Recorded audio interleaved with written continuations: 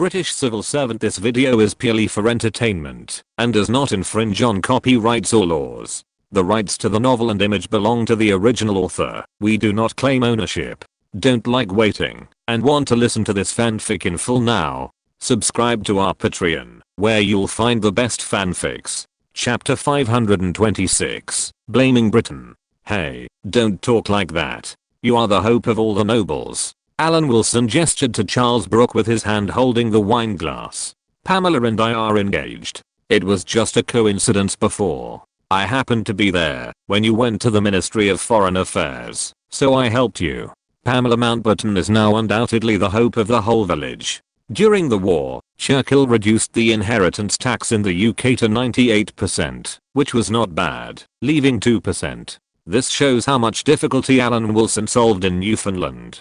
Now Pamela Mountbatten went abroad with the investment of the aristocracy. There may be some aristocrats who do not support it, but Alan Wilson did not see it. Alan Wilson represented the civil servants of Whitehall, and Pamela Mountbatten represented the British aristocracy. In front of Charles Brooke, who came from afar, they performed a standard combination of interests. Let the king who threw the kingdom of Sarawak into cash see the power of the couple. As for the next thing, that is, the throne of the kingdom of Sarawak, this matter is worth careful discussion. Pamela Mountbatten also wanted to ask her fiancé for some advice, but when they chatted privately, colleagues from Whitehall and unknown nobles always interrupted them, so they could only smile. The heir to the Earl of Cardigan. After the other party turned and left, Pamela Mountbatten introduced the identity of the noble who came to greet her for the 7th time, and Alan Wilson responded with a long yawn. It's not that there is any dissatisfaction. After all, 5 colleagues from Whitehall have come.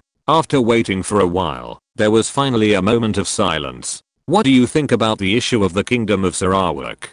Let Charles Brooke pass the throne to me. Pamela Mountbatten asked with her head tilted. What do you think? Can this be done? But I think of a custom called abdication in the East. Alan Wilson pondered for a moment and said, under the threat of high inheritance taxes, the situation of the aristocracy is actually similar to that of our civil service system. Our livelihood is in overseas territories. I believe you don't want the aristocratic bankruptcy wave after World War I to repeat. In fact, you can abandon your prejudice. As long as you are an aristocrat, even Irish people can be absorbed. Although Ireland is already a republic, just like the general situation in Europe, it recognizes the original aristocratic status. France and Germany are the same. From a class perspective, these are all trustworthy people. Speaking of this, Alan Wilson remembered that the Earl of Cardigan was the protagonist in the 21st century who couldn't afford the inheritance tax and ended up selling the family castle. Thinking of this, Alan Wilson also glanced at the heir of the Earl of Cardigan who had just gone somewhere else. The age didn't match, so it was probably that his son happened to be the generation of the Earl of Cardigan that went bankrupt. I think that, even if the contract for succession to the throne, signed with Charles Brooke is successful, it should not be announced for the time being. From history, we can find experience and set up a local company first. What do you think? Alan Wilson said this, and waited for Pamela Mountbatten to express her opinion. I'll listen to you. Pamela Mountbatten looked attached. She knew that her fiancé had always made long-term plans, and the success rate was guaranteed. It is also a tradition for Britain to set up companies to operate colonies. The East India Company is just more famous in Asia. It also includes, but is not limited to, the Massachusetts Bay Company in the United States, the Hudson Bay Company in Canada, and the Rhodes Company in Africa.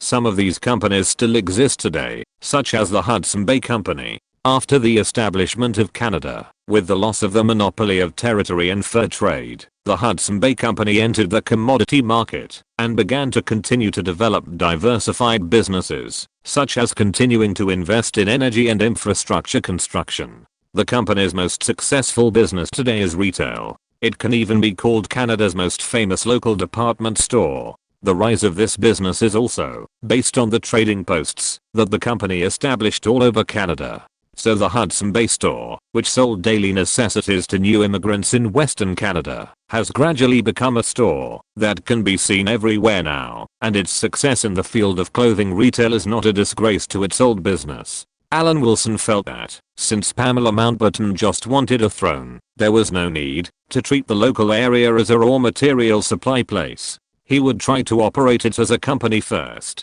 If this method doesn't work, then try the abdication in the Oriental culture and let Charles Brooke give the kingdom to Pamela Mountbatten. Anyway, the colonial policies of Britain and France are different. France can teach a group of Africans that our ancestors are the glorious Gauls. Britain's colonial policy is completely opposite, that is, to recognize various local cultures. It may be the last abdication in human history to personally handle it. Alan Wilson has no problem. Don't you have to try everything? I suddenly remembered something. I heard that Mr. Churchill's expenses were also huge after he stopped being Prime Minister. Is he wealthy? Taking 2 glasses of wine from the waiter's tray, Alan Wilson pulled Pamela Mountbatten aside to ask about the inside story. Churchill himself lived a very luxurious life. Pamela Mountbatten thought for a while and said, but his family is not that rich, and he is not the eldest son. He himself has no title, but for his achievements in World War II, he may be canonized. But I heard that he is writing a book and using the royalties for his living expenses. A lousy novelist. Alan Wilson snorted twice, with a look of disdain. Of course, he was the leader of the British Empire in the World War. He is shameless for a little royalty. I wonder if he wrote in his book that during the First World War, the Ottoman Empire was pushed to the Allies because of 2 battleships, which led to the complete encirclement of Imperial Russia and the birth of the Soviet Union. What can you do? Hearing Alan Wilson's words, Pamela Mountbatten's heart moved. Churchill set an inheritance tax of 98%, which was simply confiscating the property of the nobles. As for whether the nobles welcome the former prime minister now, that is an obvious thing. It's not that I have any solution, but what do you want to do? If you want to see the Churchill family go bankrupt, you have to sacrifice the writer class. Isn't he writing memoirs? Think of a way to get royalties. Alan Wilson lowered his voice and said, there's nothing to hesitate about. If you offend the class that kneels and punches at the same time, you will offend them. Those who control the pen will not give up at the critical moment. Churchill's career as a writer began in the 1920s, when he was the Chancellor of the Exchequer. As the Chancellor of the Exchequer, Churchill met with Richard Hopkins, then the Permanent Under-Secretary of the Treasury, and told him that he was unable to pay taxes. Is there any way to save him? In view of the fact that Churchill had worked as a journalist and published novels before, Hopkins suggested that the Excellency declare retirement as a writer. In this way, the income can be declared as royalties, and royalties are capital gains and cannot be included in personal income, so that tax can be evaded perfectly. Before the war, Churchill became Prime Minister, and major publishing houses flocked to him, bringing Churchill an income of £600,000 that year. While dealing with the raging war, he was also suing the tax department, insisting that royalties be classified as capital gains for retired writers. Dear, it seems you have a solution?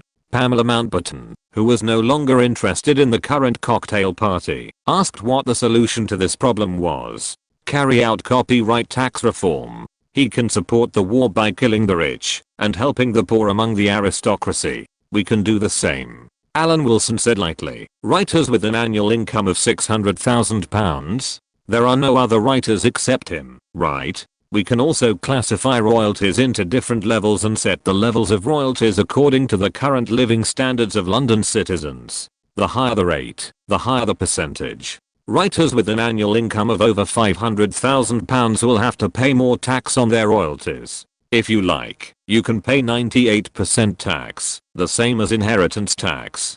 Can it be like this? Pamela Mountbatten's eyes lit up, and she couldn't help but kiss her fiancé and said, my dear, you really have a way. What method do you have to classify? This method that harms others and does not benefit yourself is not difficult. Alan Wilson stretched out his finger and put it on his lips and whispered, please keep it confidential. He still has a lot of supporters. Also, if he wins the election, this matter will not be done. First of all, we need to know how many best-selling authors there are, and how strong the backlash is. This is beyond your ability. I will go to Whitehall to inquire. While paying attention to the progress of the election, the work of the Ministry of Foreign Affairs was certainly not idle. As a professional, Alan Wilson had always firmly encouraged Hong Kong when the Far East situation was in crisis, saying that Hong Kong was not in danger of falling. Although during the Battle of Guangzhou, there was a situation where 100,000 people crossed the border in one day, and even when the locals in Hong Kong asked whether to close the border, Alan Wilson firmly called back and said that there was no need to close it, just send the people to Kalimantan. Now it has been 2 months since the Battle of Guangzhou, and the Far East crisis has been resolved. Although the election is a major event in the UK at present, Alan Wilson still sent a telegram to the Far East a few days ago to convey the meaning of Foreign Secretary Ernest Bevin. On January 6, Britain recognized the change of regime in China. Now Alan Wilson went to the Foreign Office building to meet with Foreign Secretary Ernest Bevin, disturbing the Foreign Secretary, who insisted on running for election despite poor health. The document was a criticism of Britain. There are relatively few Chinese talents in Britain, so Alan Wilson translated it directly. I'm ashamed of Britain for selling out its national soul for petty gains. One day Britain will have to pay the price of blood, sweat, and tears for these gains in the battle for freedom.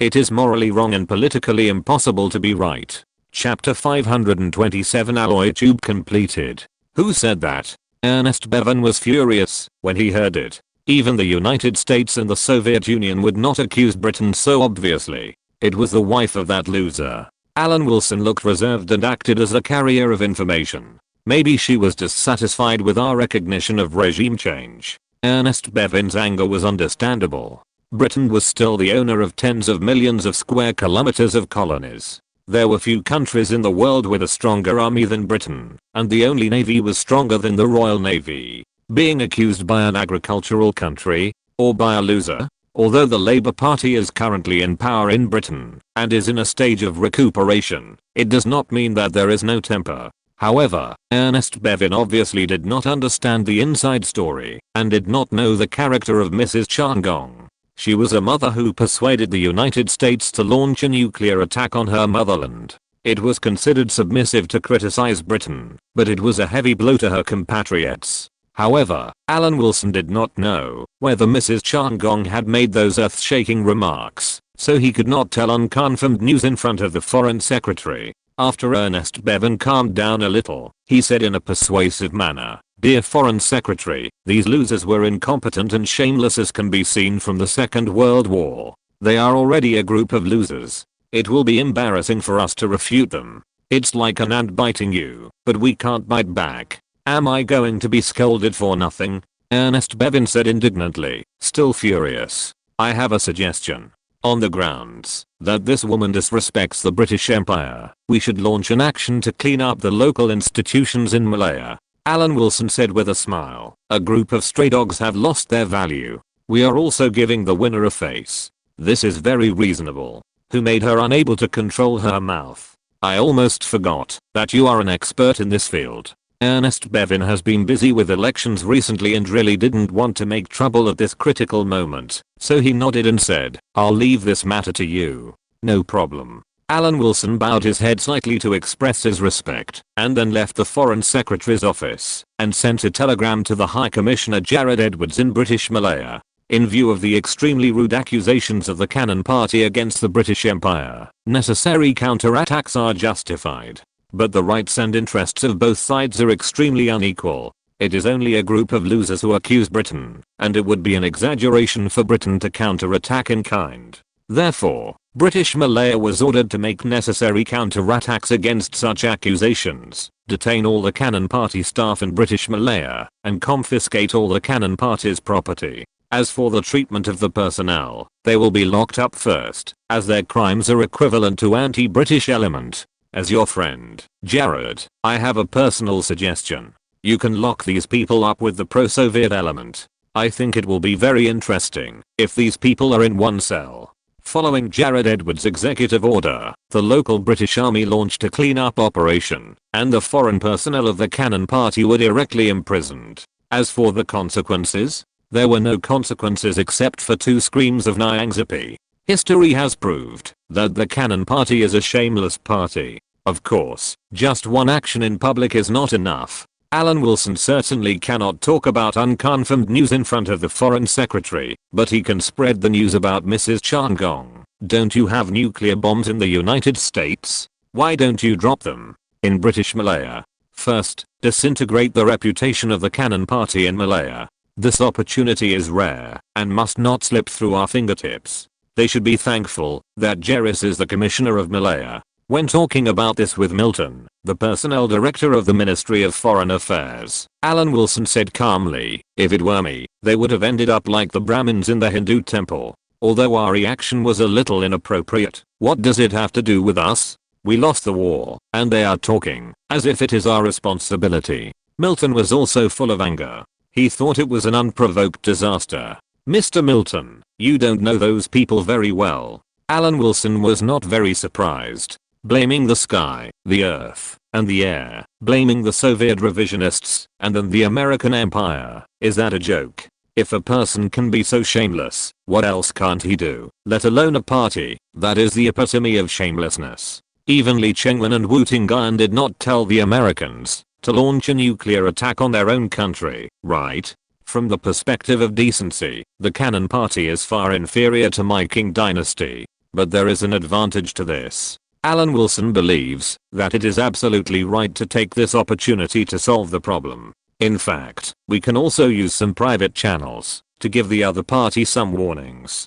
As far as I know, many people have fled to the United States. If they can't keep their mouths shut, the world is always full of surprises. I believe it is easy for Me6 to kill a few stray dogs. Alan Wilson discussed the feasibility of the plan with his colleagues. However, after a few days, Jared Edwards swept away British Malaya, and no news came back. This proved Alan Wilson's previous judgment, that when it comes to the real thing, the gun party will never surprise people. He also took the opportunity to find Audrey Hepburn for a date. Audrey Hepburn has entered the film industry, and is working hard to become an actor. At the same time, she has not given up musicals. She is already famous in the small circle, and has a solo dance on the stage. Alan Wilson was of course happy. He was happy for Audrey Hepburn's progress. When the two were together, Audrey Hepburn could also let Alan Wilson enjoy the treatment of solo dance. When he was in the United States, he talked to Katharine Hepburn, and wanted to help a young actress go to Hollywood.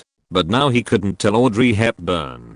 Vivien Leigh would have chosen to return to Europe after giving birth, but the director of A Streetcar Named Desire found Vivien Leigh, and Vivien Leigh also had high expectations for this movie. So Alan Wilson asked Grace to send several female assistants to the United States to take care of Vivien Leigh's life. Because he knew that Vivien Leigh's mental state began to take a sharp turn for the worse at this time. Vivien Leigh wanted to stay in the United States to shoot this movie, and she had such a good relationship with Katharine Hepburn. She didn't dare to send Audrey Hepburn to the United States for further studies at this time. In the New Year's telegram, Alan Wilson's telegram to Vivien Leigh also stated that whether a career is successful or not is not important. The most important thing is to maintain a happy mood. Vivien Leigh is now fully qualified to take the boutique route, and she doesn't have to work as hard as she did when filming Gone with the Wind. The content is not so touching, but just expresses concern for Vivien Leigh's physical and mental health, and indicates that he has hired several female assistants to take care of her daily life. Now these female assistants have arrived in the United States, and are surrounding Vivien Leigh, arranging work to reduce the mental and physical pressure on the British treasure. In a recent callback, Vivien Leigh apologized for not being able to return to Europe as scheduled, and said that the child was very healthy, and every time she saw her child, she felt strong spiritual strength. Alan Wilson was reflecting on whether he had overused the central air conditioning, but before he knew it, Audrey Hepburn had sat on his lap. He asked curiously, "What are you thinking about?" Alan Wilson came to his senses and sighed. "I always feel that the time with you goes by too fast, which is a pity. There's nothing to regret. I'm glad I don't waste your time." Reaching out to hug the man's neck, Audrey Hepburn said happily, "You looked so bad just now. I thought something happened. Audrey, can you stay with me forever?" Hugging Audrey Hepburn with his backhand, Alan Wilson said in a pleading tone, "This is my greatest wish." "What's wrong?" Audrey Hepburn shook Alan Wilson's neck in confusion, puzzled by this question that made her panic. Why did the topic suddenly become so heavy?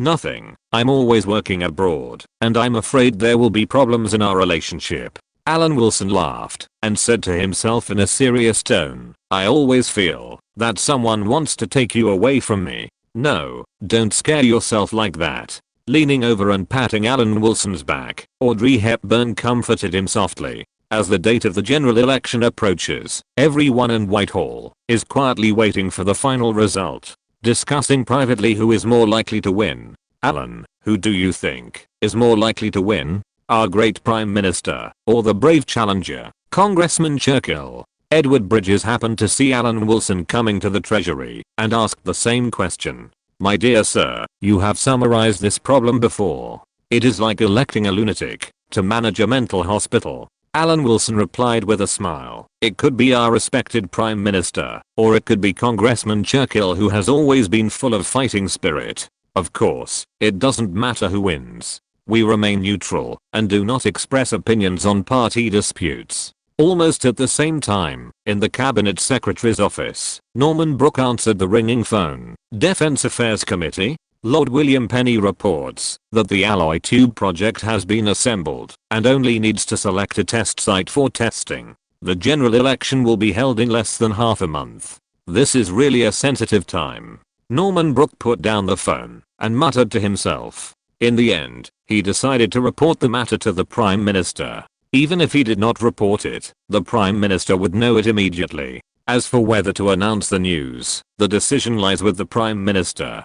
Chapter 528, Labour Party Victory. Norman Brooke was right. Attlee did know about the completion of the alloy tube project immediately. In order to restart the alloy tube project, Attlee's cabinet has invested a lot of energy and funds in the past 5 years. It is simply the biggest money-eating monster besides the nationalization movement. Today, it finally has results. Now is different from 1945. In addition to maintaining the Labour Party's election proposition in 1945, that is, the goal of the socialist community of Great Britain, there is also the goal of making Britain great again. Boosting Britain's post-war prestige and reversing the decline. It is necessary to discuss with the Labour Party cabinet ministers whether to announce this news. Attlee also listened to the opinions of his colleagues. After all, it is too close to the election date. If it is leaked, it may also cause a negative impression. Of course it is announced. I personally think that this also shows that we can not only do a good job in domestic affairs as the voters think, but also safeguard the interests of the British Empire like the Conservatives. Ernest Bevin supports the immediate announcement of the news. Anyway, it's just a formal test. We will test it immediately after this election, not to deceive the voters. As Foreign Secretary, Ernest Bevin understands the importance of nuclear weapons to Britain at present. The Attlee cabinet, which was ruled by the Labour Party, did not actively pursue a decolonization policy on the colonial issue. It can be said that there was basically no fundamental contradiction between the Labour Party and the Conservative Party on the colonial issue, and the difference lay in some differences in policy details. Not to mention the tin and rubber in British Malaya. In 1949, Britain imported about 3 times as much oil from Saudi Arabia, Iraq and Iran as it did from other regions, and these oil companies in Saudi Arabia, Iraq and Iran are basically British oil companies. The Labour Party ministers are well aware of the support these colonies and protectorates provide to the British economy and employment. The Labour Party of this era is actually a conservative, but it can be a one-country conservative. Just like Stalin's one-country communism defeated Trotsky's world revolution. The Labour Party's one-country conservatives pay more attention to domestic fairness issues than the conservatives, but their eyes are limited to the domestic situation. Most Labour Party ministers don't care about how foreign countries and colonies are doing. The Labour Party cabinet also wants to restore Britain's dignity, otherwise it would not have approved Ernest Bevin's campaign slogan for this time, "Make Britain Great Again." This slogan is already very obvious. The successful completion of the alloy tube project has boosted the spirit of the Labour cabinet. The completion of a project means that there is no need to continue to invest huge sums of money to support it. The British imperial interests are guaranteed, and expenses can be saved, which is absolutely a good thing. The news that Britain has completed the construction of nuclear weapons finally appeared in the newspapers. The Conservative Party expressed doubts about this. After all, it is impossible for the Conservative Party, which has long been an opposition party, to know about the restart of the alloy tube project. That was the restart after Attlee became Prime Minister. However, the publication of this news made one of the two major propositions of the Labour Party, the slogan of making Britain great again, more real. It brought new changes to the election situation, but the final result will only be known on the day of the general election. February is actually very important to Alan Wilson. Norman Brooke had hinted earlier that the term of office of Gerard Edward, the British High Commissioner for Malaya, has expired. Whether to continue to stay or transfer is extremely important to him, who has always wanted to work in Malaya. Objectively speaking, how big a country can grow is directly related to its geographical location, resource endowment, etc. First of all, from the geographical location, it is undeniable that the Soviet Union and the United States are rich in natural resources and mineral resources, and can carry more people. In terms of resource endowment, although many resource-scarce countries can indeed rely on purchasing, or even plundering foreign resources, to support their own development, in the final analysis, the long-term development of the country still depends on itself. As a medium-sized country, Britain's own conditions are not bad. It has coal and iron ore, not to mention the undiscovered North Sea oil. It is a very versatile country among European countries. But this depends on who you compare it with. Compared with the United States and the Soviet Union, Britain does not have many advantages. Britain has a small land area, scarce resources, and a small population. Therefore, the current vast colonies must find a way to keep part of them, otherwise there will be no fun in the future. For this purpose, Alan Wilson feels that he can make friends with anyone, as long as conditions permit. Therefore, he did not want Indonesia to stand on the side of the United States. He hoped to unite with Australia to turn Indonesia into a pro-Soviet country under heavy pressure. He was under the banner of General Mountbatten, like a gigolo, constantly clearing obstacles for Pamela Mountbatten's road to wealth, all for this purpose. He is now helping Pamela Mountbatten as much as possible, and also hopes to use the financial resources of his FNK's growth in the future to offset the route of Britain's transformation into a financial city. So far, the effect may not be great, but as long as there is time, who says that another path cannot be taken?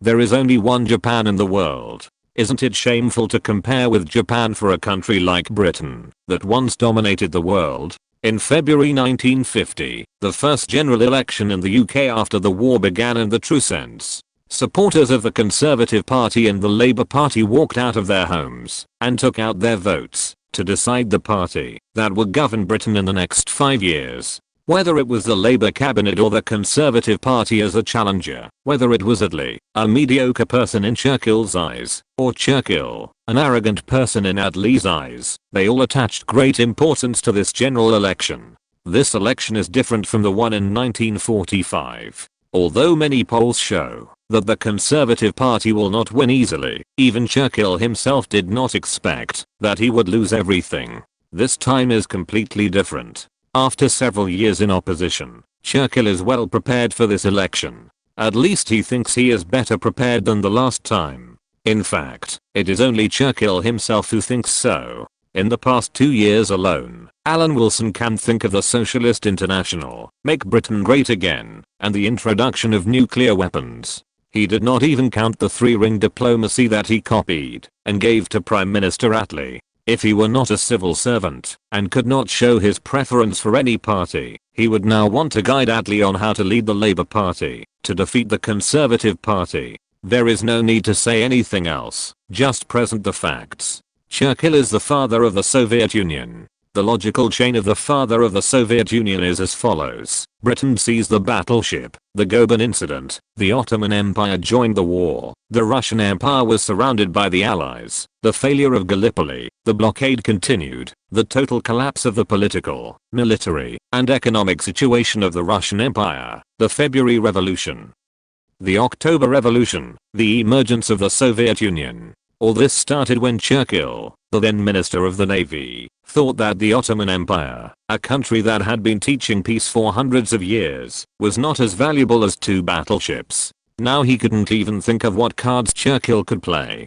On February 22nd, Alan Wilson went out to vote with his fiancée Pamela Mountbatten. After queuing for a long time at the polling station, the two of them held hands and cast their votes in support of the Labour Party. But Alan Wilson didn't notice that an acquaintance happened to see him today. Lady Margaret, the chairman of the Conservative Party at the school, happened to see this scene. On February 22nd, more than 26 million people in the entire UK walked out of their homes and joined the first general election after the war, which theoretically determined the direction of British politics in the next 5 years. Newspapers with different positions analysed who would win this election. The Labour Party and the Conservative Party each had their supporters. The UK is not large, and one day is enough to determine the result of this election. As the results of major polling stations came out, the direction of the election became more and more obvious. It was almost a replica of the 1945 election. The Labour Party was far ahead from the beginning, and was the first to reach 330 seats. The victory was already confirmed. The remaining time was just a matter of how many more seats it would win. By the next day, the entire election had come to an end. The Labour Party won a great victory, winning 388 seats, 5 seats less than the 1945 election, but it was still a hearty victory. After the election, the Labour Party proved with practical actions that the victory in 1945 was not accidental. The Labour Party once again defeated the Conservative Party and won an absolute majority in the British House of Commons. It is just unknown how much this victory will affect the UK's nuclear weapons and the effect of this news. The victory and the defeat have been determined. The British election, which has been a hot topic for more than a month, has come to an end. Alan Wilson put his arm around his fiancée's shoulders, reflecting his usual style of hitting the losers hard, and laughed at her generously. "Dear, do you think Churchill will be discouraged and quit politics? What do you think, dear?" She snuggled in Alan Wilson's arms, rubbed the man's chest, and whispered, "Judging from this man's consistent style, he always fights to the end. That makes sense." Alan Wilson nodded in understanding, and then blurted out, "Poor Eden." As a politician, Eden has been a giant in the Conservative Party since before the war. As a result, Churchill has been lingering in the position of Conservative Party leader, making it difficult for Eden, who has long been trained as a crown prince, to make further progress.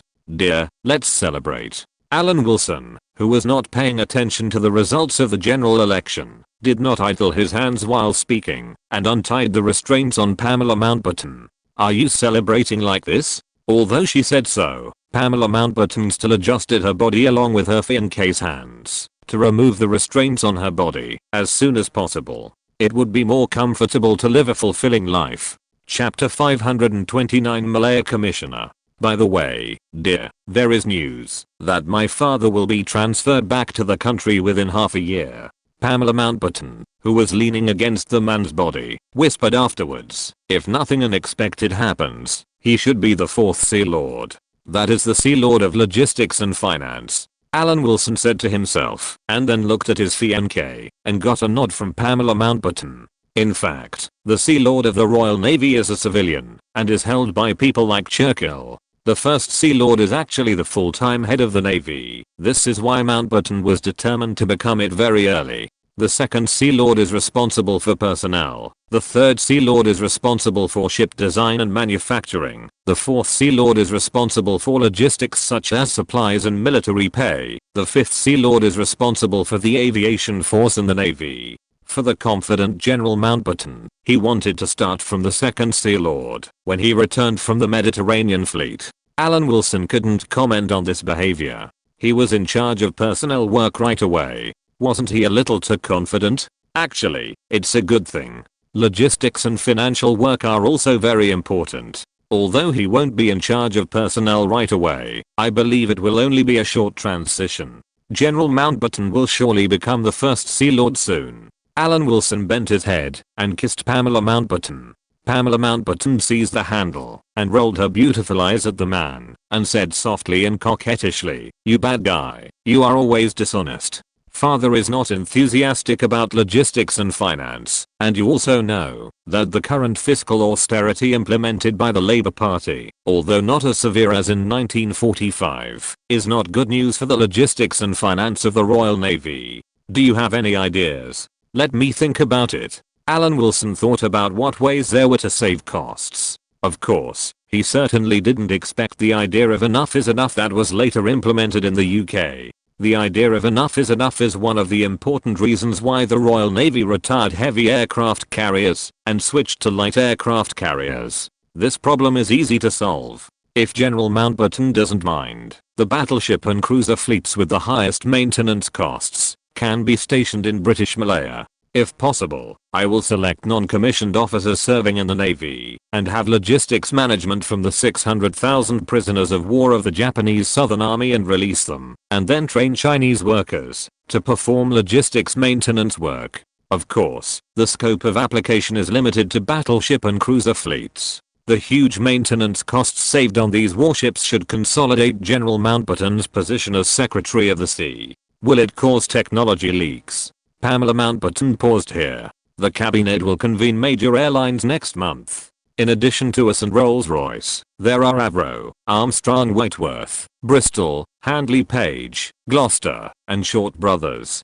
Is there such a thing? Alan Wilson pondered for a moment and said in an uncertain tone, maybe the authorities want to compete with the Americans in the field of aviation. If what I said comes true, you insist that simple and reliable are the most valuable projects. Now I will answer the question just now. In fact, judging from the trend of the Navy's discovery, battleships have been eliminated, including many cruisers in the Royal Navy. However, the most successful Air Force project at present is not any of the 3 strategic bombers, but the Canberra tactical bomber. Alan Wilson remembered that this first generation of tactical bombers after the war was extremely reliable and stable, and served until the 21st century. As for the Navy, the current Royal Navy still has a battleship and cruiser formation with 5 King George V class battleships as a core. In the long run, these will be eliminated sooner or later. In terms of logistics expenses, battleships are also a gold-eating monster, which makes General Mountbatten at a loss.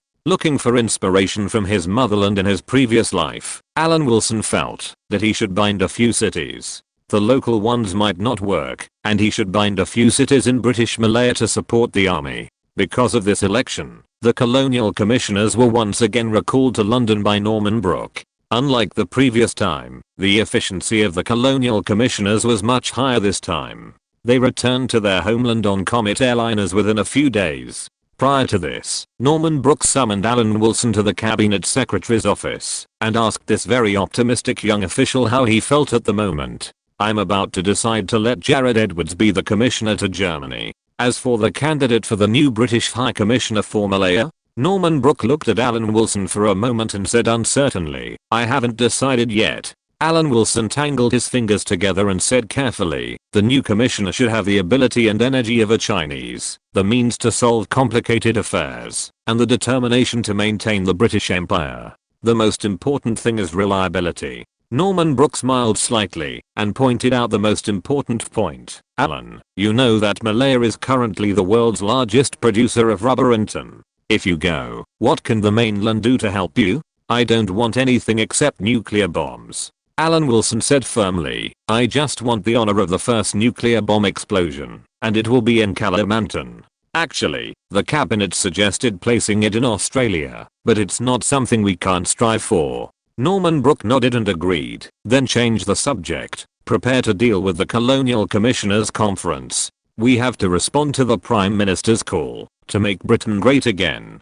Britain had reasons to go all out. At the end of the war, Britain's total economic output was second only to that of the United States among Western countries, and its economic situation was the best among European countries. Last year, Britain's imports and exports accounted for about 14% and 12% of the world's total trade, and Britain's foreign trade accounted for 18% of its total economic output, which was higher than the average level of Western countries. Its export volume was nearly half of that of the United States, and its shipbuilding industry was far ahead of the United States. The United States relied on the Liberty ships to lead Britain for a short period of time just after the war.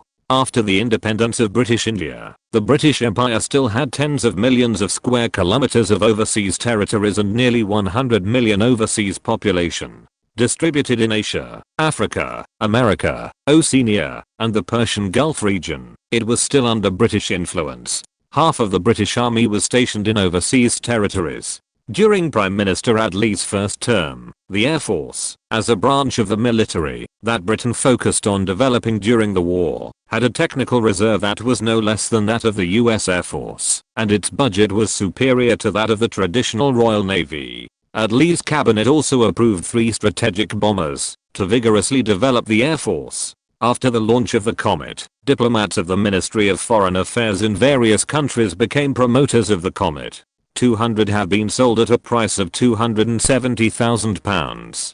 Pamela Mountbatten will also participate in the Cabinet's Air Force development plan this time. The Malta aircraft carrier, which is of the same level as the Midway-class aircraft carrier, has not been cut and is being rushed to work in the shipyard. Although the Royal Navy's strength cannot be compared with that of the United States, it has not been left too far behind. There is a gap in scale, not in technology. At the Whitehall Overseas Territories Conference in March, Norman Brooke first asked whether the skeleton nationalized enterprises of the colonies had been established. The answer is obvious. The major colonial commissioner simply regarded this enterprise as their own assets, which of course reflected unprecedented efficiency. The British colonies in Africa have all established nationalized enterprises according to local resources. At present, the situation in Africa is generally stable. After all, European countries all have colonies in Africa, and other countries are also our cover. As for another key area, it is not so optimistic. Norman Brooke said indifferently, although there is assistance from the Netherlands, Portugal and France, the Asian direction is not stable. In addition to creating benefits for the British Empire, the next stage of work for overseas territories is to support the development of Malaya. Malaya's location is extremely important. We can help France hold up the war in Vietnam, suppress Indonesia to the south, and form an alliance with Australia. This is not only Malaya's own business, but also the work of the colonies you manage. Since the previous plan has come to a conclusion, this will be your job for some time to come. Norman Brooke emphasized at this point, of course I don't know the specific situation of the colonies, but this is related to where the Whitehall believes that your colleagues are reliable. In theory, we all hope to succeed, but in reality, failure is not allowed.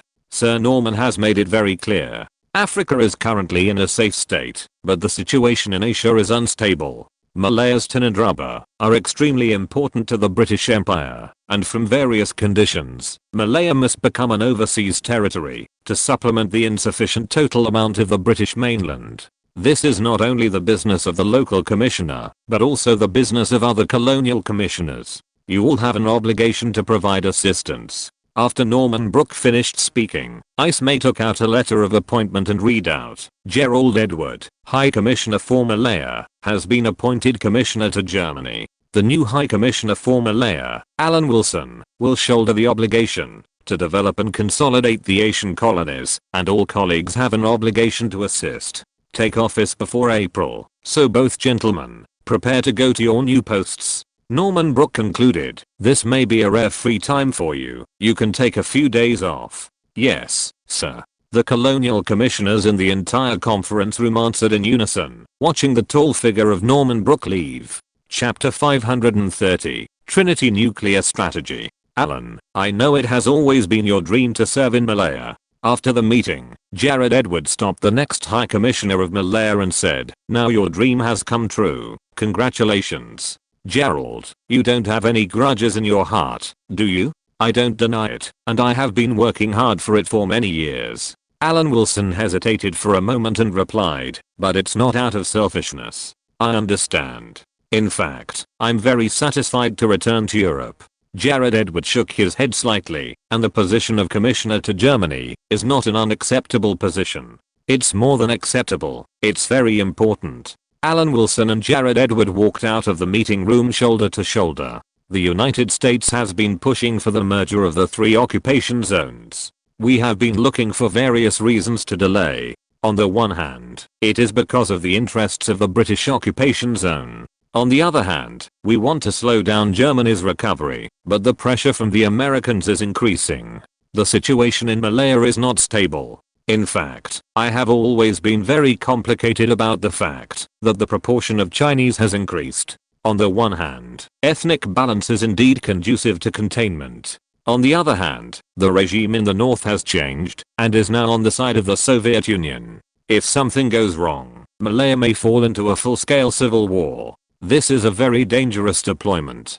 Jared Edward also said that the problem in Malaya is not that simple. If it cannot be saved, then a full-scale civil war is not unacceptable. I wonder if both sides of the civil war want nuclear bombs? As long as they dare to throw them at each other, I'm willing to help them steal. Alan Wilson showed his white teeth. I'm afraid they don't dare. Regarding the development plan for Malaya, Alan Wilson did not reveal that he had been practicing magic for many years and had already reached a certain level. He immediately began to extend a 5-year plan for British Malaya around Prime Minister Adley's Great British Socialist Community. First of all, the clamping policy on the Chinese in the tin mining industry must be eliminated. The current goal is to promote exports. Whoever can increase exports will be his friend as the Malayan commissioner. He doesn't care whether the other party is British or Chinese. This plan also involves the Hong Kong part. You should know that the largest foreign-funded group in China is not the United States, but the United Kingdom. Of course, if Mr. Chang persists for a few more years, American capital may surpass British enterprises, but didn't Mr. Chang kneel down? The current value of £250 million of assets in China still makes Britain the first in foreign investment. The important position of Hong Kong is naturally self-evident. What does £250 million of assets mean? Last year, the total amount of oil imported by the United Kingdom in the Persian Gulf was £80 million.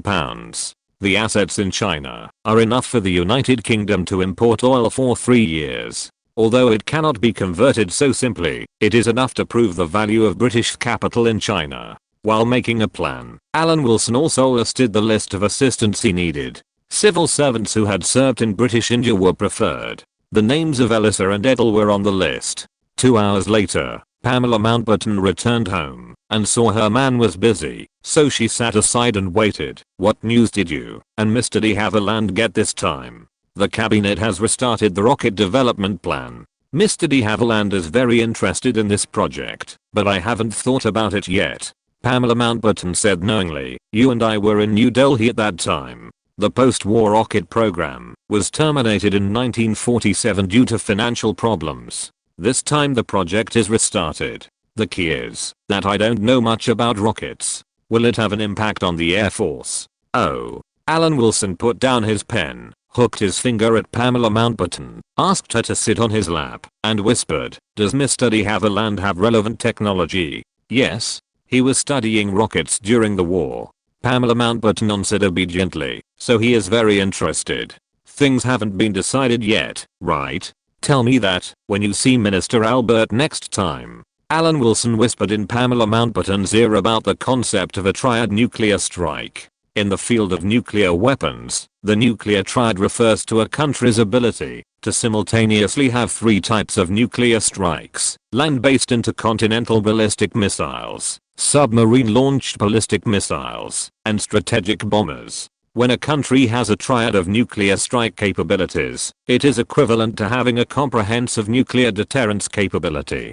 Because it has the ability to counterattack after the first strike, no country can destroy the other side's nuclear strike capability at one time without being retaliated by the other side. Although Britain has traditionally relied on the Royal Navy to maintain its status, it is currently vigorously developing its air force, and even the basic operations of the British Empire have appeared, launching backward equipment with the latest technology. In fact, this is not entirely correct, but the behavior of serving 3 types of strategic bombers at the same time does not seem like something that old imperialism can do. From the fact that 3 types of strategic bombers are in service at the same time, it can be seen that the current Britain is actually very anxious. After the end of World War II, in order to maintain the face of the British Empire, Britain accelerated the development of nuclear weapons on the one hand, and developed strategic bombers on the other hand. Among them, the UK has even produced 3 strategic bombers, namely Warrior, Victor and Vulcan, collectively known as the 3V strategic bombers.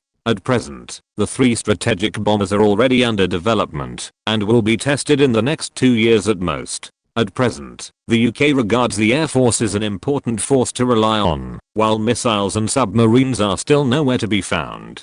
Remember, this is a life-saving thing. If you can convince the Minister of Defense, don't expect to make money with this thing. After giving instructions, Alan Wilson hugged his fiancée's body and said, "If aviation and rockets are grasped, we will find ways from other fields in the future. But I believe this concept should attract the attention of the Minister of Defense. Pamela Mountbatten does not have a shipbuilding industry because the current shipbuilding industry is very prosperous, and the military enterprises that the UK has dealt with before do not have a shipbuilding industry. Rockets don't need launch bases, but there are none in the country. If you ask me this, how do I explain it?"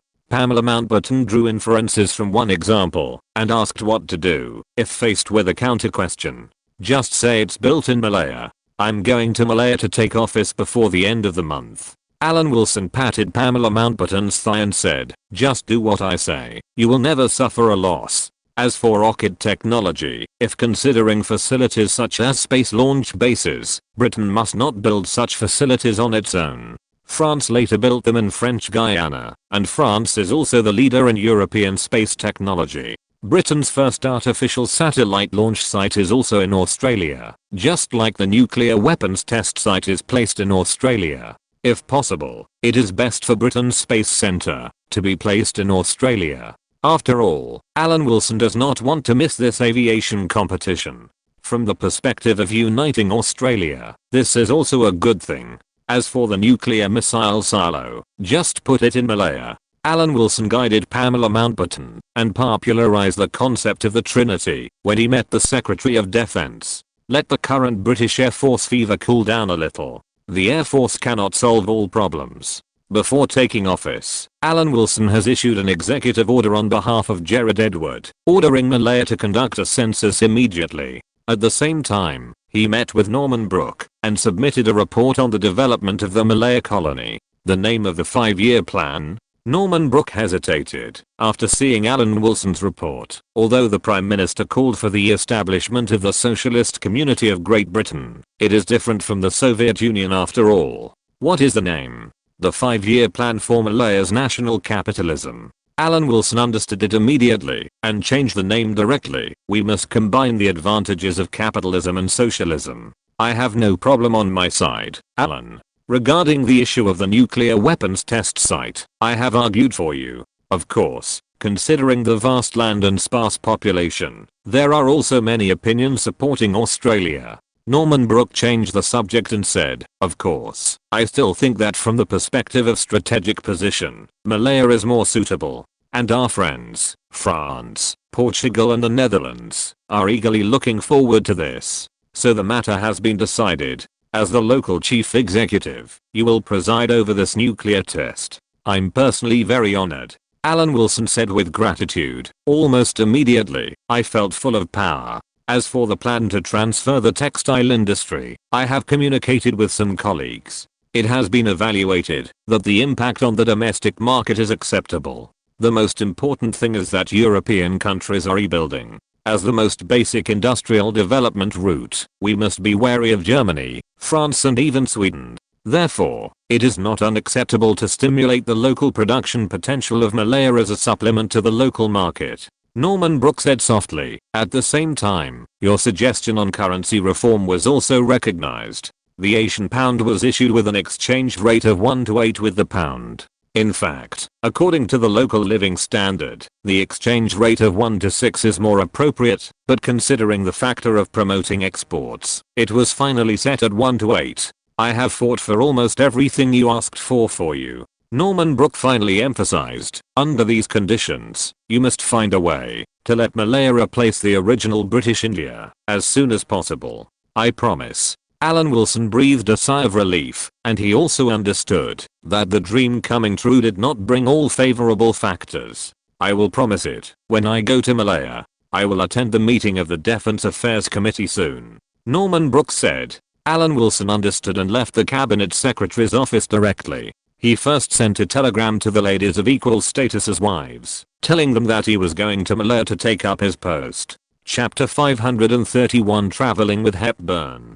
After sending telegrams to Bonn, Paris and Los Angeles, Alan Wilson considered that this year was 1950, so he wrote a report on the situation in the Far East as the last written report before taking office that did not involve Malaya. In fact, this is not entirely correct, as some of the content is related to Malaya. If a war breaks out, Britain will definitely stand on the side of the United States, and no one can stop it. At most, it will be the same as in history, sending tens of thousands of people to deal with it perfunctorily, and it is unrealistic to completely abandon the United States and not cooperate. In the report on the situation in the Far East, Alan Wilson analyzed the possibility of a war breaking out in the Far East from the current national strength and historical habits of China, as well as the countermeasures for various situations that may arise. As for the Far East, which is currently undergoing a transformation into a Soviet system, we can infer from the Soviet Union's performance in the early days of the Russian Civil War. What is certain is that the military force far exceeds that of the remnant of the artillery party trapped on an isolated island. In terms of interests in the Far East, Britain and the United States have different interests. Once something unexpected happens in the United States, it is likely to react. Because the United States has just stepped onto the center of the world stage, it urgently needs to demonstrate leadership.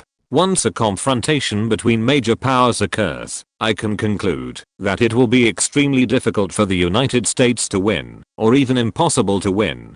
From the perspective of Britain, of course, it is necessary to avoid being involved. If it is really unavoidable, it is necessary to consider whether the scale of the war will intensify the situation in Europe. The British Empire is rampant in the world, but has made little progress in the Far East. The reason is that the Qing dynasty was a very powerful dynasty. It has strong control, and is even more difficult to deal with than France, which is also a centralized power in Europe. We have been waiting for decades, but have never found an opportunity to start. Europe has long been worried that once the huge population in the East is fully armed, it will be an unimaginably difficult opponent that the United States cannot deal with. Alan, you are still so cautious. If you think the situation in the Far East is dangerous, why did you keep introducing Chinese people? Isn't that putting the threat into the territory of the British Empire? Norman Brooke looked at the report submitted by Alan Wilson, which can be described as very alarmist, and asked directly, "Dear sir, can we find the answer from the history of the founding of the Soviet Union?" Alan Wilson said calmly, "It is a well-known fact that the area of the Russian Empire is larger than that of the Soviet Union. The country established by the revolutionaries is not a passionate and careless country. Otherwise, the Soviet Union should not be led by Stalin, but by Trotsky, who wanted to promote the world revolution. Malaya is still far away from the mainland, and is outside the radiation of the mainland. Then how likely is your report to become a reality?" Norman Brooke frowned. 50%. There are two answers, right and wrong, to any question. Alan Wilson said this, and then changed the subject. But as long as a war breaks out in Korea or Vietnam, it can be confirmed that it is 100%. I guess the United States will not give up, and of course the same is true for the United States opponents. I don't care what happens to them, but I hope that Britain will not be affected. And once the war breaks out, I will do my best to prove to the people of Malaya that Britain is not the United States, and the two countries are different in the final analysis. Okay, I'll keep this report here for now. Norman Brooke nodded. He didn't really believe the authenticity of the report, but the person sitting in front of him was an Oriental expert, so he decided to put the report away first. Maybe he could use it in the future. If the war breaks out, I guess the whole Whitehall will think that no one knows the East better than me. Alan Wilson walked out of the cabinet office and said to himself, for a certain country, this is a war to establish a country, and for him, it is a war to establish his personality. Alan Wilson didn't know much about the two major ethnic groups in Malaya, one of which was the Peace Church, but this was not a big problem. He could learn more slowly. In his eyes, there was no essential difference between the Peace Church and the Chinese. If there was really a difference, the Peace Church was beaten more badly by Europe. The move to introduce Chinese in recent years was also sacrificing the interests of the Peace Church. So what? Just do it. After setting the time for his appointment, Alan Wilson notified many colleagues who had been in British India and began to prepare to complete his next job, trying to make a breakthrough with Hepburn. It's no secret that he wanted to get this dream lover in the eyes of countless men in the East and the West. Now Audrey Hepburn has not yet become famous, and he may have this as his goal. Alan Wilson was ready to use the last bit of time in London to plan what to do, and then he returned home. Pamela Mountbatten was of course there, and there was also a problem child of the British royal family, Princess Margaret. "You're back."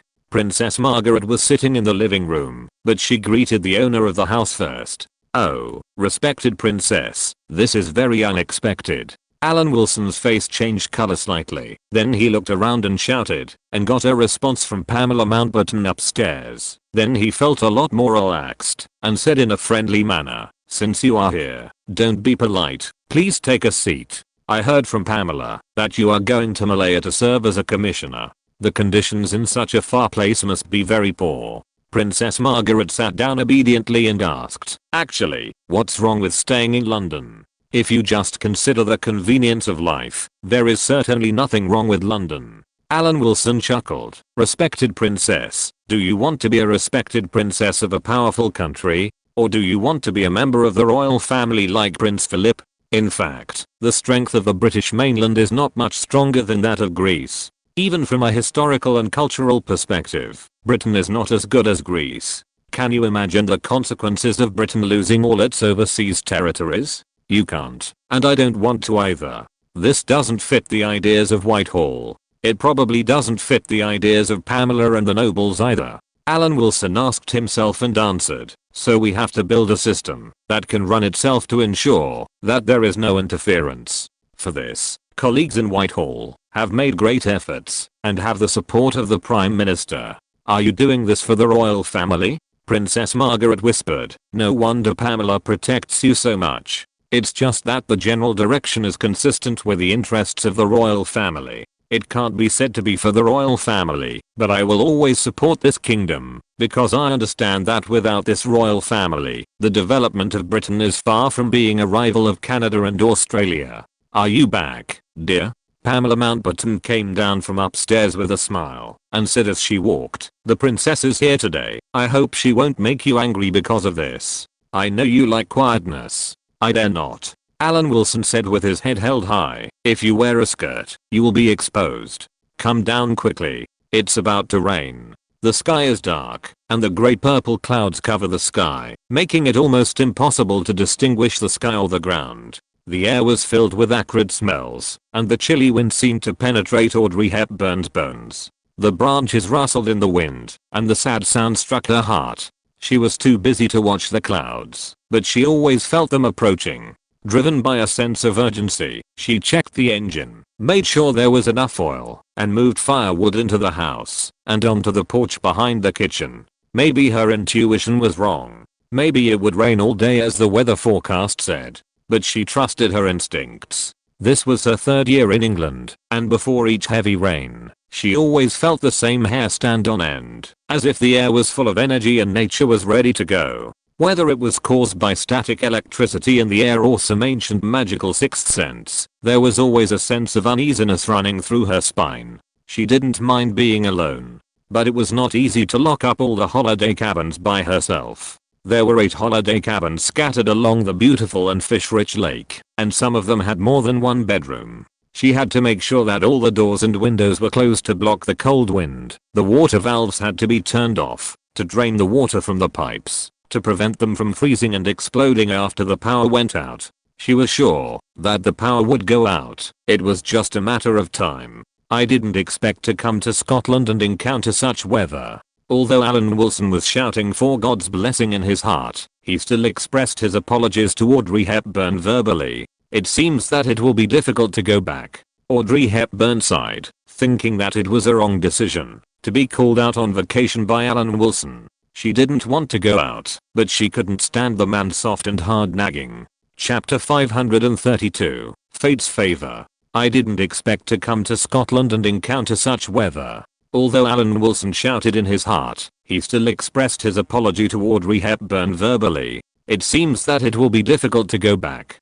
Audrey Hepburn sighed, thinking that it was a wrong decision to be called out by Alan Wilson for a vacation. She didn't want to come out at first, but she couldn't stand the man's soft and hard grinding. "Audrey, don't be impatient." Alan Wilson comforted him. He cherished the last bit of time in his home country. Audrey Hepburn also knew that the man who took her out for a trip was about to go to Malaya to take up a post, so she agreed to come out reluctantly. The bad weather in Scotland cannot be attributed to the other party. Alan Wilson turned on the lights and lit the fire in the fireplace. After making sure that the wood had burned, he turned on all the lights in the room. Although there was a violent storm outside and large drops of water fell on the glass, the room was not affected. There was still a warm atmosphere. The expected trip was definitely ruined. It was too early to go to bed now. Audrey Hepburn felt that she should do something, but she didn't know what to do. She walked around bored, and the sharp sound of the wind tortured her nerves.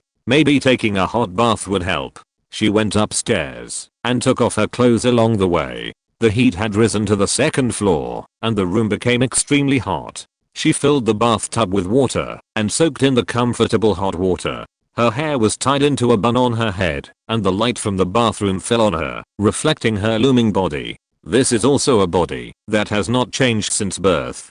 For a long time, until the water temperature subsided, this heavy rain still did not pass. Audrey Hepburn went downstairs and was filled with wood in the fireplace, making the whole room warm without the previous cold feeling. Just wearing a relaxed home outfit, she watched Alan Wilson busying around, using the reserves in this Scottish country house to prepare food for 2 people. The conditions are a bit shabby, which is beyond my expectations.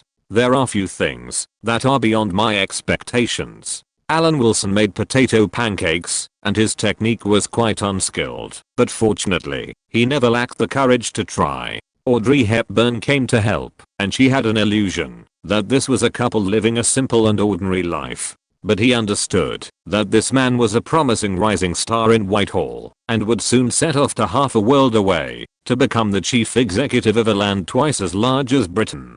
Tens of millions of people would decide what kind of future they could have under the fingertips of this man. "Have a cup of cocoa first, it will be ready in a while." Patting the woman's shoulder, Alan Wilson did not have time to feel the elasticity of her body under her pajamas, and asked the woman to wait aside. "Yeah." For no reason, Audrey Hepburn sat aside as the man meant, watching the man busy. "We just went halfway around the world. I heard that the locals are all foreigners. They are all human beings. There is no need to distinguish between foreigners and non-foreigners. In fact, most people have some xenophobic ideas in their hearts, but most people don't say it." Alan Wilson continued to make food while saying, "Don't think that people in the colonies must be afraid of the British. They are afraid of Britain, not the British. Do we have to maintain overseas colonies? I always feel that this is not right." Audrey Hepburn spoke cautiously. "It's just a feeling. I don't mean anything else. It's right to be wrong, but we have to maintain it, because there is no better way at the moment. And I personally will not regard the local area as a colony. I will manage it in the same way as I treat my native land." Alan Wilson turned around and filled some wood and continued, "Good and evil are the Anglican Church's business, and all I can do is to provide a stable environment and prevent the recurrence of what happened in British India. By the way, you may not know that the movement to save the saint in British India was initiated by me." This surprised Audrey Hepburn. Although she lived in the Netherlands for a long time, she also stayed in the UK for more than 2 years. In the last period of British India, in order to prepare the locals for the abandonment of British India, the public opinion reported for a long time on the bad habits and ignorance of the entire British India. Naturally, the British media must focus on the deeds of conscience in the last 2 years, among which the whole subcontinent united to fight drought and the action of liberating Hindu saints occupied a lot of space. Audrey Hepburn knew all these. As a woman, she naturally sympathized with the tragic experience of the Hindu saint. Thinking of this, she said, "So you were the one who carried out this action. It's correct to say that you are the leader.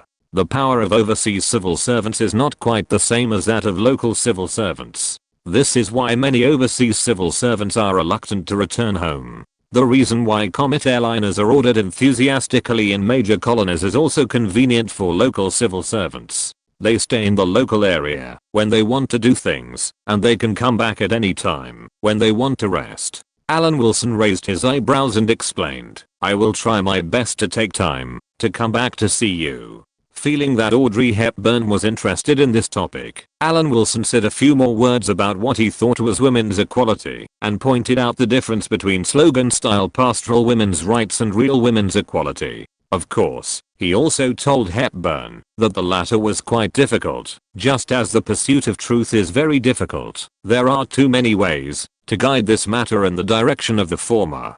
The food was ready, and under the care of the heavy rain, the two of them took an on-mainstream trip. It's like being in the Arctic. Audrey Hepburn lamented the unpredictability of nature. If it were any other time, facing other people, senior politician Alan Wilson would definitely take the opportunity to popularize the situation in the Arctic, and then ask a question in return. Where is it like the Arctic? But facing such an environment and such people, he didn't respond. He just lamented the vastness of the world, as well as the culture and customs of different places, but in the end, this will become a memory engraved in the bones. Sooner or later, all ethnic groups and people will actively or passively enter modern society. The British Empire and some European countries are very lucky. They came in actively. Passive entry must pay a certain price. The emergence of colonies is also a concrete manifestation of these costs. Alan Wilson is not handsome, but he has a certain conceited charm. He can interrupt any topic and bring others a continuous sense of novelty. Now Audrey Hepburn is feeling it. As the two of them toasted over red wine, Audrey Hepburn talked about her current goals and aspirations. Alan Wilson said that he believed her goals would be achieved. "Maybe you will be more famous than Elizabeth Taylor. I can't compare with her." Audrey Hepburn smiled shyly. Her face was particularly attractive under the influence of red wine. Elizabeth Taylor was a child star. She had already acted in movies at the age of 9 and signed a contract with MGM at the age of 10. Her current status in the British entertainment industry is certainly not comparable to Vivien Leigh, who has a big British treasure, but she is definitely a leader among young actors. Audrey Hepburn, who had just entered the entertainment industry, also knew the name of this leader among young actors. "I can't compare with her." "I don't think so," Alan Wilson said, while packing up his things. "Maybe you are more popular than her. You only know how to compliment me." Audrey Hepburn smiled shyly and joined the post-meal cleanup. In the dark, the two people in the room cleaned up everything, and Alan Wilson went upstairs to take a hot bath. Finally, in a complicated mood, Audrey Hepburn nodded to the request to sleep in one bedroom for one night. Although the trip was ruined by the heavy rain, the two were still looking forward to the arrangements after the rain stopped. They chatted with great interest, talking about their childhood and listening to Audrey Hepburn talk about how to deal with the Germans in the past. When Audrey Hepburn asked Alan Wilson about his life in the East, he answered that the Japanese army swept across Southeast Asia at that time and started his civil service career after arriving in India. I don't know when. Audrey Hepburn's body was embedded in Alan Wilson's arms, and the latter curiously explored the ballflower that killed both the East and the West. At first, Hepburn avoided this behavior and whispered to remind herself that she had never experienced it. In the end, the door was still inevitably opened. Perhaps this time the heavy rain was the best assist. She enjoyed Alan Wilson's deep and long kiss. The lights went out at some point, and the two explored in the darkness. The temperature in the bedroom was gradually rising. A sudden female voice broke the silence in the darkness. "There, you can't kiss." The quilt surged, and Alan Wilson's head came out of the quilt. When they looked at each other, they could only see each other's vague outlines. With the woman's screams, the bedroom that night was like the heavy rain outside without a break. It's hard to explain what this feeling is. Anyway, Alan Wilson rarely feels so energetic.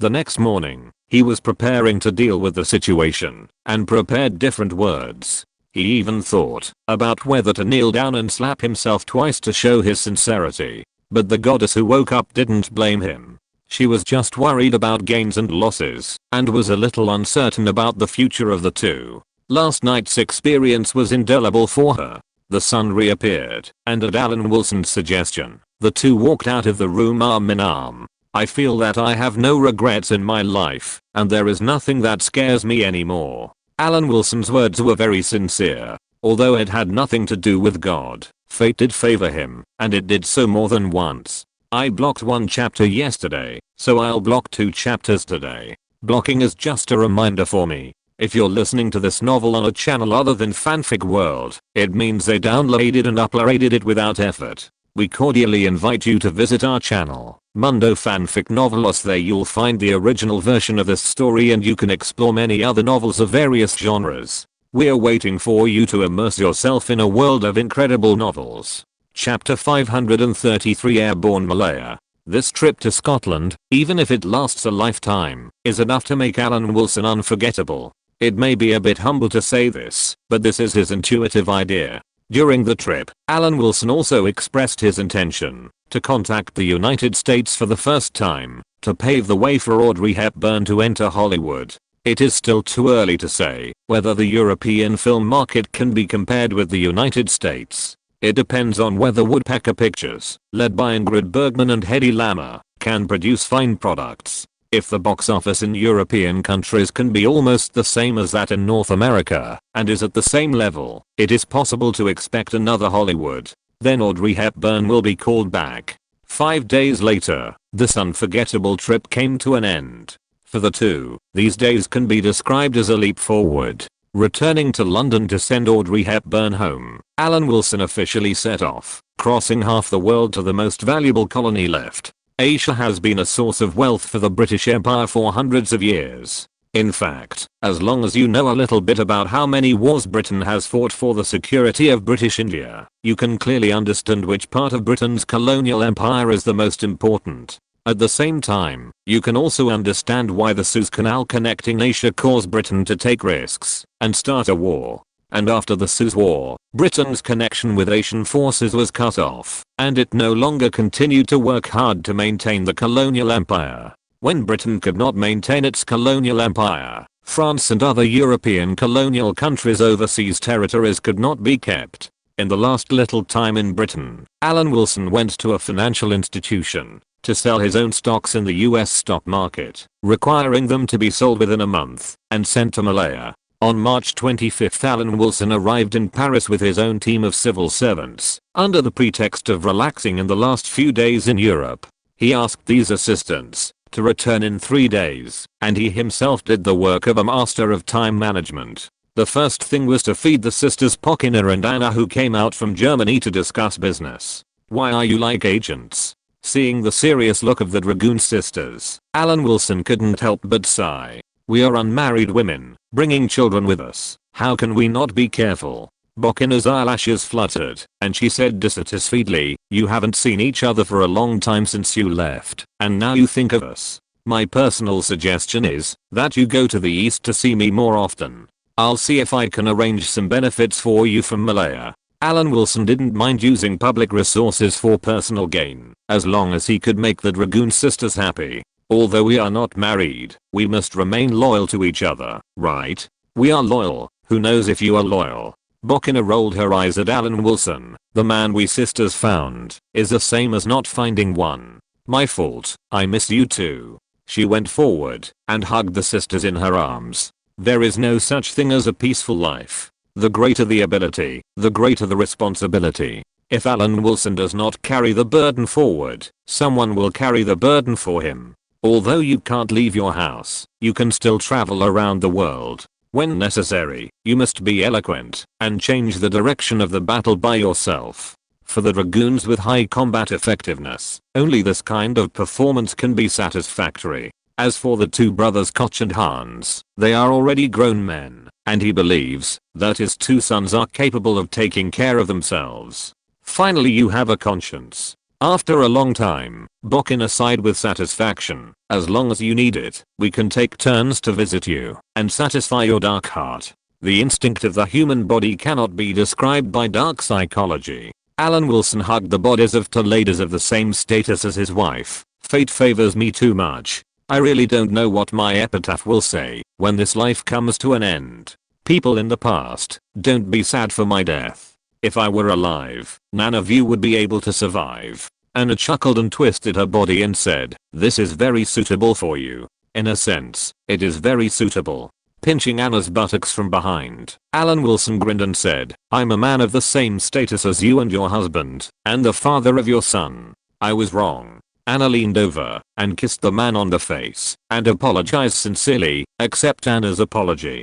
The day before departure, Alan Wilson left time for Ingrid Bergman, but the latter did not cooperate. However, after gradual progress, she finally re-recognized Alan Wilson's status as her husband. "I don't know what happened. Why did I agree to you?" Ingrid Bergman was quite annoyed about the change in her position. She asked aggressively, "What do you want to do? Hedy is like this now. Are you very proud? Vivian and Hedy both have your children. If there is anything not to be proud of, it's that you don't have it yet." Alan Wilson frowned for a long time and said solemnly, "Ingrid, our future children will definitely be very beautiful." Ingrid Bergman turned her head away, feeling that she was talking to a cow. "It's useless to inspire your morality. Most men will react this way. If they deny it, they are lying. I don't need it, so I'm an honest person." He took Ingrid Bergman's arm and pulled her back into his arms. "Recently I've been thinking that fate is so partial to me. I should play a huge role in the development of mankind." Listening to this man's bragging, Ingrid Bergman was completely convinced and changed the subject directly. "The two of us have been in contact with the Chaplin family. I heard that he is interested in selling shares in United Artists. What do you think?" "Of course it's an acquisition. Just contact Vivian about this. She stayed in the United States because of a script. She said she would come back after finishing the filming." Alan Wilson sighed. "I really hope to see her sooner." A hand directly grabbed Alan Wilson's ear, and Ingrid Bergman pulled it unhappily. "You are hugging me now. You are all the most important people in my heart. Every time I think of you, my heart will break." Alan Wilson lowered his head along Ingrid Bergman's hand and kissed the red lips of the Nordic goddess. The King Dynasty lore also has something worth learning from. Under the pressure of time pressure, Alan Wilson finally found the luxury apartment where Hedy Lamarr lived. Hedy Lamarr, who has the same goddess temperament, is still so beautiful.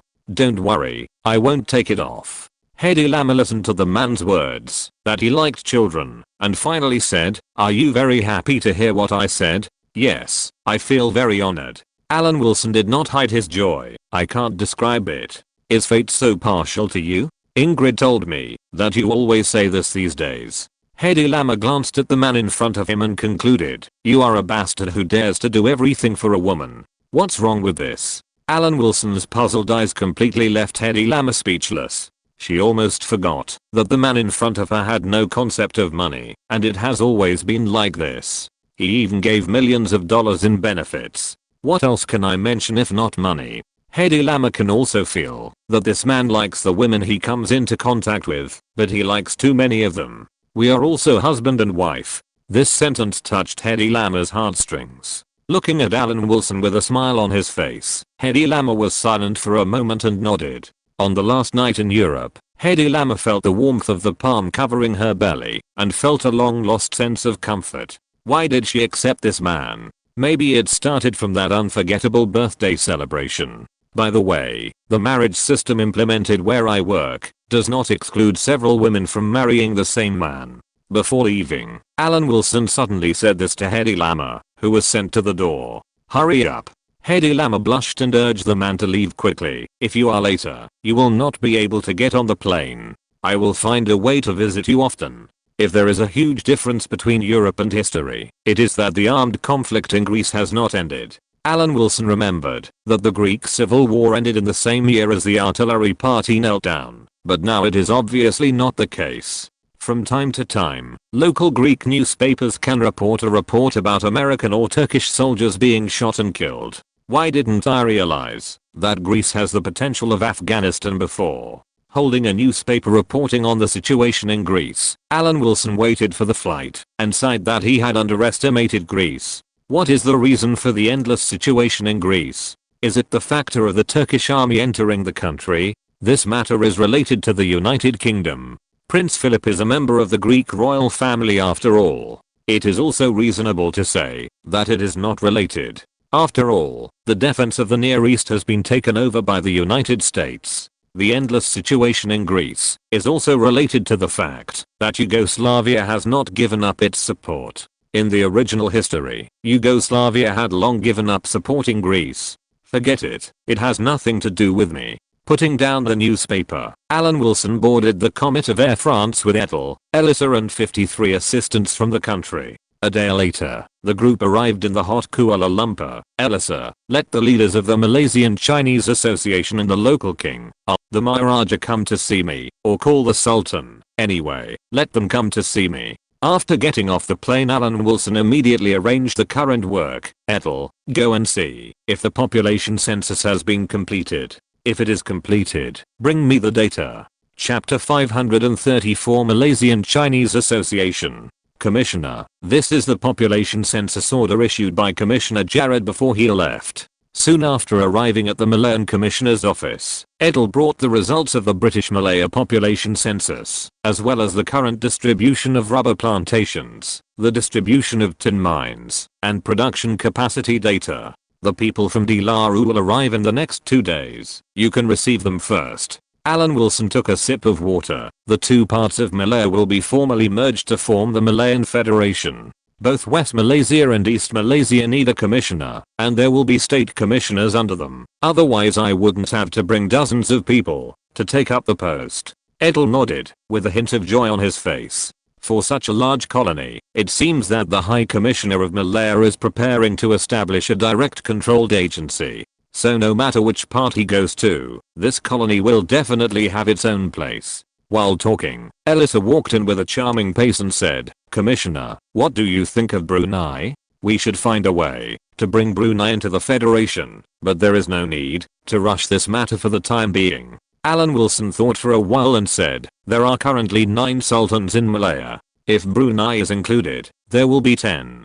What if it is a 50-50 situation? These are all things to consider. We can't just establish one when we come, right? In fact, the King of Sarawak has returned, and Alan Wilson has not included it for the time being. We can't always consider problems according to the most smooth predictions. After all, we have to consider them from multiple angles. Call our people to the conference room to prepare for the meeting. Alan Wilson put down the statistics and immediately called the subordinates who followed him to Malaya to a meeting. There should probably be a charter. We are not here for tourism. Whitehall has high hopes for our work. Of course, there are also favorable conditions. The anti-British forces can be said to be gradually decreasing. With the influx of a large number of Chinese into Malaya, the anti-British forces in the short term have indeed decreased a lot. This requires taking into account different perceptions. The Malays believe that this is their land, and of course they have a rebellious mentality towards British colonial rule.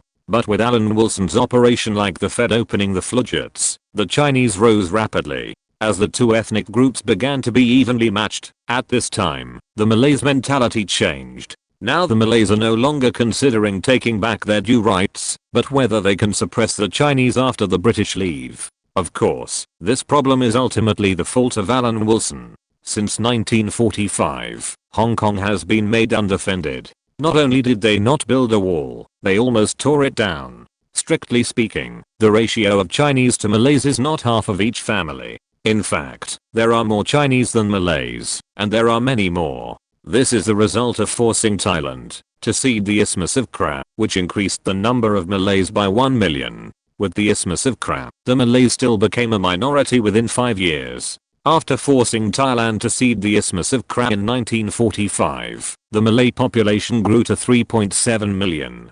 The Chinese population exceeded 1.9 million. The Malays certainly did not expect that at that time. That was the peak of the Malays. The situation in the next 4 years would take a sharp turn for the worse. Currently, the Chinese population in British Malaya, which covers an area of nearly 500,000 square kilometers in the east and west, is 5.9 million, while the Malay population is 3.7 million. The Chinese have surpassed the Malay population by 2.2 million. But this is not a very important matter. In the next meeting, Alan Wilson reminded his subordinates on both the left and right sides, don't forget the population of Dutch Kalimantan.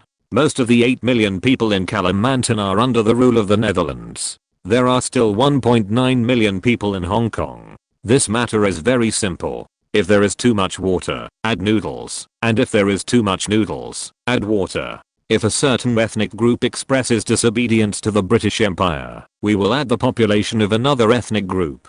Vietnam is still at war, and we can also talk to the French and introduce the population of South Vietnam as Chinese. We will never let one ethnic group dominate. When talking about the population issue, Alan Wilson officially entered the working state. After me, 2 regional commissioners will be set up in East Malaysia and West Malaysia, and state commissioners will be set up in each state, and an economic development agency will be established. Do you want to take a look at my other appointment? Deputy Secretary General of the Overseas Asset Management Committee? No one answered. Alan Wilson said leisurely, the Secretariat has made a schedule for the next week. I will meet with Chinese leaders, sultans from various places, local managers of British-funded enterprises, and the British troops stationed there. Elisa, please help contact the garrison. There is something in the mainland that involves the military. It can be considered as your trouble before you become the commissioner for West Malaysia. Understood. Elisa closed the document in front of her and agreed happily. In fact, maybe it will be easier to talk to Pamela. Alan Wilson gave Elisa a warning with his eyes, and then said helplessly, if you talk, she will help to inquire.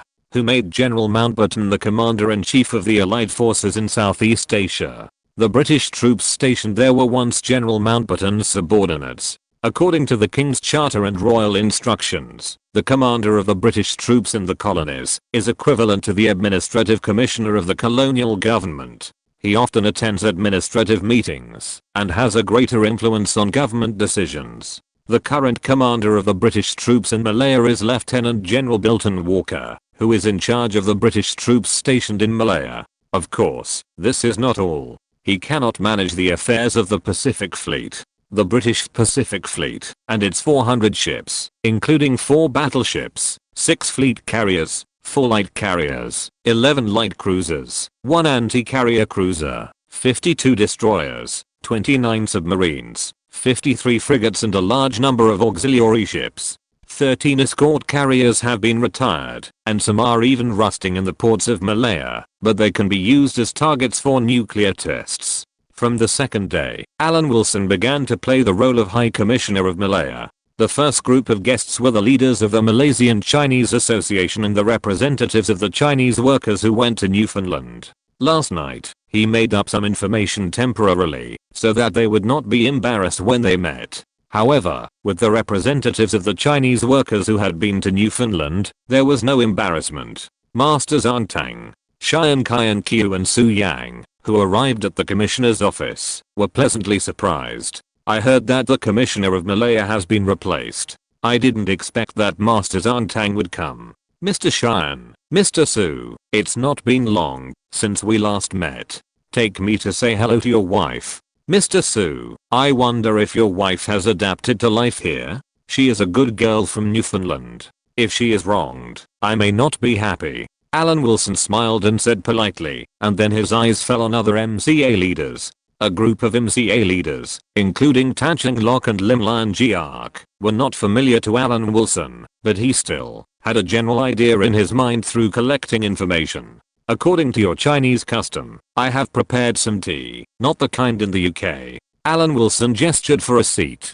As the largest organization of the Chinese community today, I have reason to meet you after taking office. Although I can do nothing, I have to meet the Indian Congress. 2 years ago, the Malayan Indian Congress was established to represent all Indians, but the various ethnic and religious organizations in Indian society have kept Indian society divided. This is nothing. Vietnam also has a Canon party, and even the colors of the blue sky, white sun and red ground are similar, and the style is similar to the Vietnamese national flag later, except that the color of the 5-pointed star in the middle is different. In fact, we are not particularly unfamiliar. Maybe you don't believe it, but we have met each other a long time ago. If you don't believe it, you can take out the history textbooks taught to Chinese children and turn them over to see who wrote this set of textbooks. Alan Wilson swept his indifferent eyes across the faces of these Chinese leaders. AI Zhang Tang is me.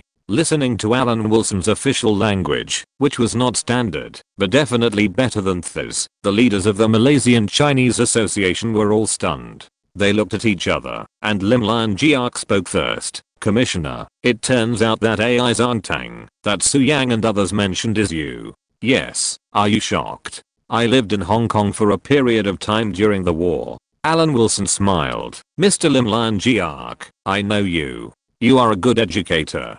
From the perspective of you Chinese, you are worthy of admiration. But this is a British colony after all. Without our approval, you can't do anything. From August to October 1945, when the independence movement was at its worst, did you hear that the colonial government had discussed driving all the Chinese back? Do you think your march and protest can change anything? It was me who convinced the British Indian civil servants in New Delhi, and then persuaded General Mountbatten to stop this discussion. Alan Wilson changed the subject and said, to be frank, it was also my suggestion, to bring in the Chinese, to dilute the Malays' independence movement. At least so far, the effect is quite good. Half of the ethnic groups have become much more obedient. What is the purpose of the commissioner doing this? Tan Cheng Lock sat upright and asked, Lord Zhang will not do such a thing in vain. Isn't he afraid of causing bigger problems? Whoever dares to be independent will die. What do you mean by bigger problems? Alan Wilson leaned forward and said in a relaxed tone, I can stand on the side of the Chinese, or I can go the other way. It depends on who is more dangerous. When the day comes, when it is really untenable, it's not like I haven't participated in the partition of India and Pakistan. As for how many people you kill each other, it depends on your mood. The temperature in the whole room seemed to drop by several degrees. No one answered, and no one knew what they were thinking. If old school Chinese can't communicate, I would rather communicate with people like Mr. Shan and Mr. Su. At least we still have a common language. Alan Wilson's fingers tapped the table rhythmically, as if tapping on someone's heart. Chapter 535 Sudan's Joint Protest. In a nutshell, you can talk about anything. If the Chinese want Chinese education, that's fine. I can even help you. In fact, I treated you well in the history textbooks. I think Mr. Lim Lian Jiak should be able to see this. After all, Mr. Lin is a cultured person. I even included the remarks of a British researcher of biology in the textbooks, that is, the 4 great civilizations. Isn't that enough to express my sincerity? The British researcher of biology mentioned by Alan Wilson is named Joseph Needham, the proposer of the 4 great inventions of ancient China. As for the historical level of this gentleman, he is a biology enthusiast. His level is probably about the same as that of the scholar who found out that Hungarians are descendants of the Huns. Every subject has its position. In order to promote national self-esteem, it is also possible to add similar content to the Chinese textbooks. Although this is not fair, Alan Wilson also made up for it in the world history textbooks after Chinese history. For example, when mentioning geometry, he emphasized that the lead includes, but is not limited to all known civilizations, hundreds to thousands of years. Lim Lian Jiak is an educator. He graduated from the Department of Literature, History, and Geography of the Normal Department of Jinnah School with a record of grades, and was retained to serve in his alma mater. In 1927, due to the turbulent times, the school was closed, and he went to Southeast Asia, teaching in Ayatollah, Perak and Jimberfu, Java, Indonesia. When the Pacific War broke out, he joined the Selangor Medical Auxiliary Team to assist in the war. After the war, he presided over the restoration of the Chung HWA Confucian School and invested all the money from selling pigs in the construction of Chung HWA Confucian School. He had never heard of the 4 major civilizations, because Joseph Needham's theory of the 4 major civilizations had only appeared for less than 7 years. It was limited to word of mouth and naturally had not appeared in any textbooks. Regarding education, Lim Lian Jiak also raised a few questions, but he was an educator of Chung HWA Confucianism, and Alan Wilson studied materialistic history in his previous life, so their views were not all similar. Finally, Alan Wilson brought the topic back. My position is very simple. I can talk about anything. I can talk about culture and business, because I'm going to promote exports. In the past 5 years, the population of Malaya has grown rapidly. It has nearly 10 million people. I believe that the population will increase rapidly in the future. Malaya can afford greater development. The locals have high hopes for this. As long as you Chinese and Malays don't cause us trouble, the improvement of life is foreseeable. It can even be said that British Malaya can reach the status of pre-war Japan, or the level of Spain in Europe. In front of these representatives of the Malaysian Chinese Association and Chinese workers, Alan Wilson also expressed his sincerity and said that restrictions on business would be opened, such as the development of tin mining and rubber industries, allowing Chinese and British companies to compete directly. In fact, many people in the Malaysian Chinese Association are businessmen. After hearing Alan Wilson's promise, they showed joy. Commissioner, I wonder if Mr. Liang Ugeo can be released. He is also an educator respected by many people. At this time, Lim Lian Jiak mentioned his friends in the education field and wanted Alan Wilson to pardon him. Liang Ugeo. Upon hearing the name, Alan Wilson returned to his desk and took out a document from the drawer. He answered without any apology, "This man was shot a month ago." The charge was that he was anti-British. Lim Lian Jiak was shocked and said hurriedly, "Commissioner, you are not mistaken. He advocated English education, and you can even say that he was the leader of the English education faction. Are you mistaken? No, he is a member of the Cannon Party." Alan Wilson glanced at Lim Lian Jiak and answered calmly, "In January, Madam Chang launched a fierce attack on the British Empire. He was arrested by the previous commissioner and was shot before I took office. A person who followed the Cannon Party and pointed fingers at the policies of the British Empire is definitely an anti-British element. He is also Chen Bijan's cousin, so he was shot. For some time to come, Malaya will be my place of work. I hope everyone understands what isn't shareable. I'm afraid that you will not have the opportunity to regret. In addition, a large firework will be shipped from the mainland. I will invite you to watch it when the time comes.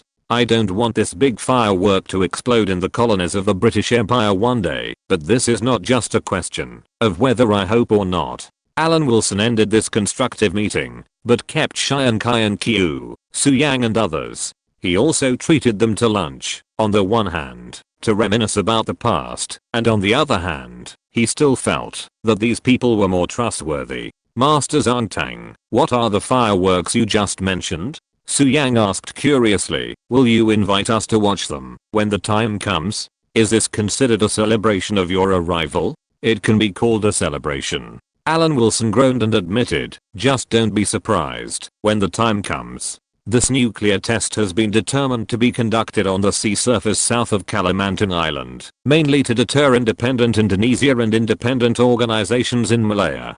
Get ready. Maybe you will be able to catch up with those people soon. After all, the Chinese ethnic group has changed now. The number of Chinese who came to Malaya with you has exceeded the number of Chinese before. As long as you don't become independent, there will be no restrictions on you in any business field, and you can even get support. The British Empire is now ruled by the Labour Party, which is also socialist. I have already made plans for economic development, and I will need your help at that time. As I said, everything will be easy if we don't become independent." When Chiang Kai-shek, Su Yang and other Chinese workers left, Alan Wilson sent them off symbolically, but he didn't leave the office. As the chief executive of a colonial government, Alan Wilson had to understand his situation. Although he brought a bulletproof vest, he still hoped not to use it.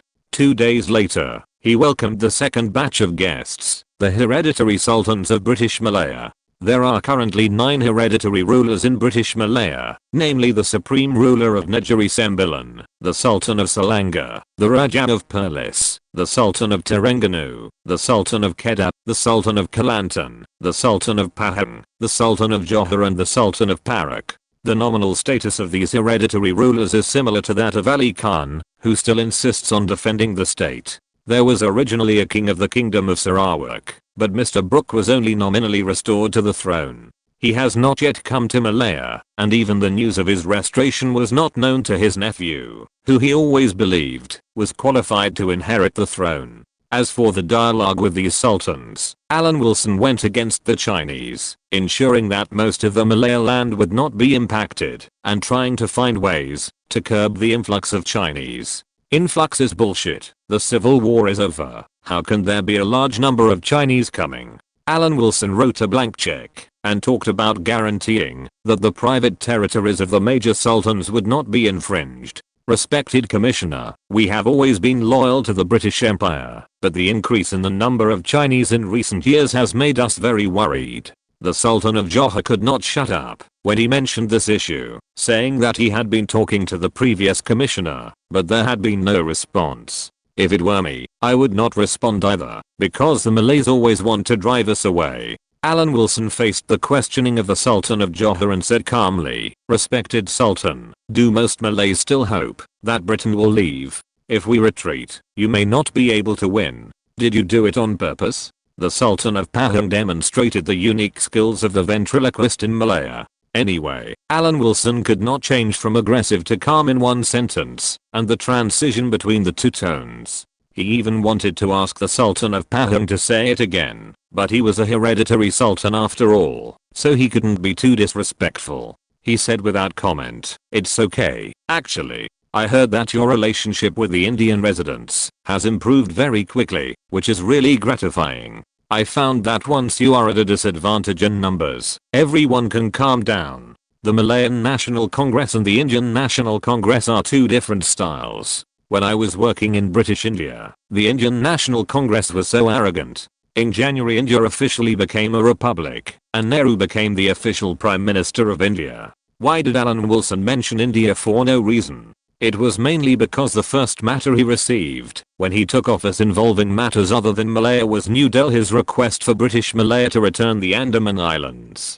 Alan Wilson spent so much energy on this archipelago that he even cut off the supply to the island to provoke a mutiny. In the end, it had to be returned to the Indians. Since they were all here today, Alan Wilson requested the 9 sultans in front of him to send a reply letter in their names, making it clear that the Andaman Islands were an integral part of the British Empire and were now under the administration of British Malaya, and at the same time expressing India's indignation at Hyderabad's ambitions in his personal name. Alan Wilson felt that his request was not excessive, and in fact it was not excessive, and these hereditary rulers all did as he was told. The first time he had managed the representatives of the backward classes was so smooth, which made him, the newly appointed High Commissioner of Malaya, very pleased. There were countless times for this kind of thing after the first time. Then wait until the nuclear test is successful, and then they will send a telegram together to pledge allegiance to London and guarantee that they will not be independent.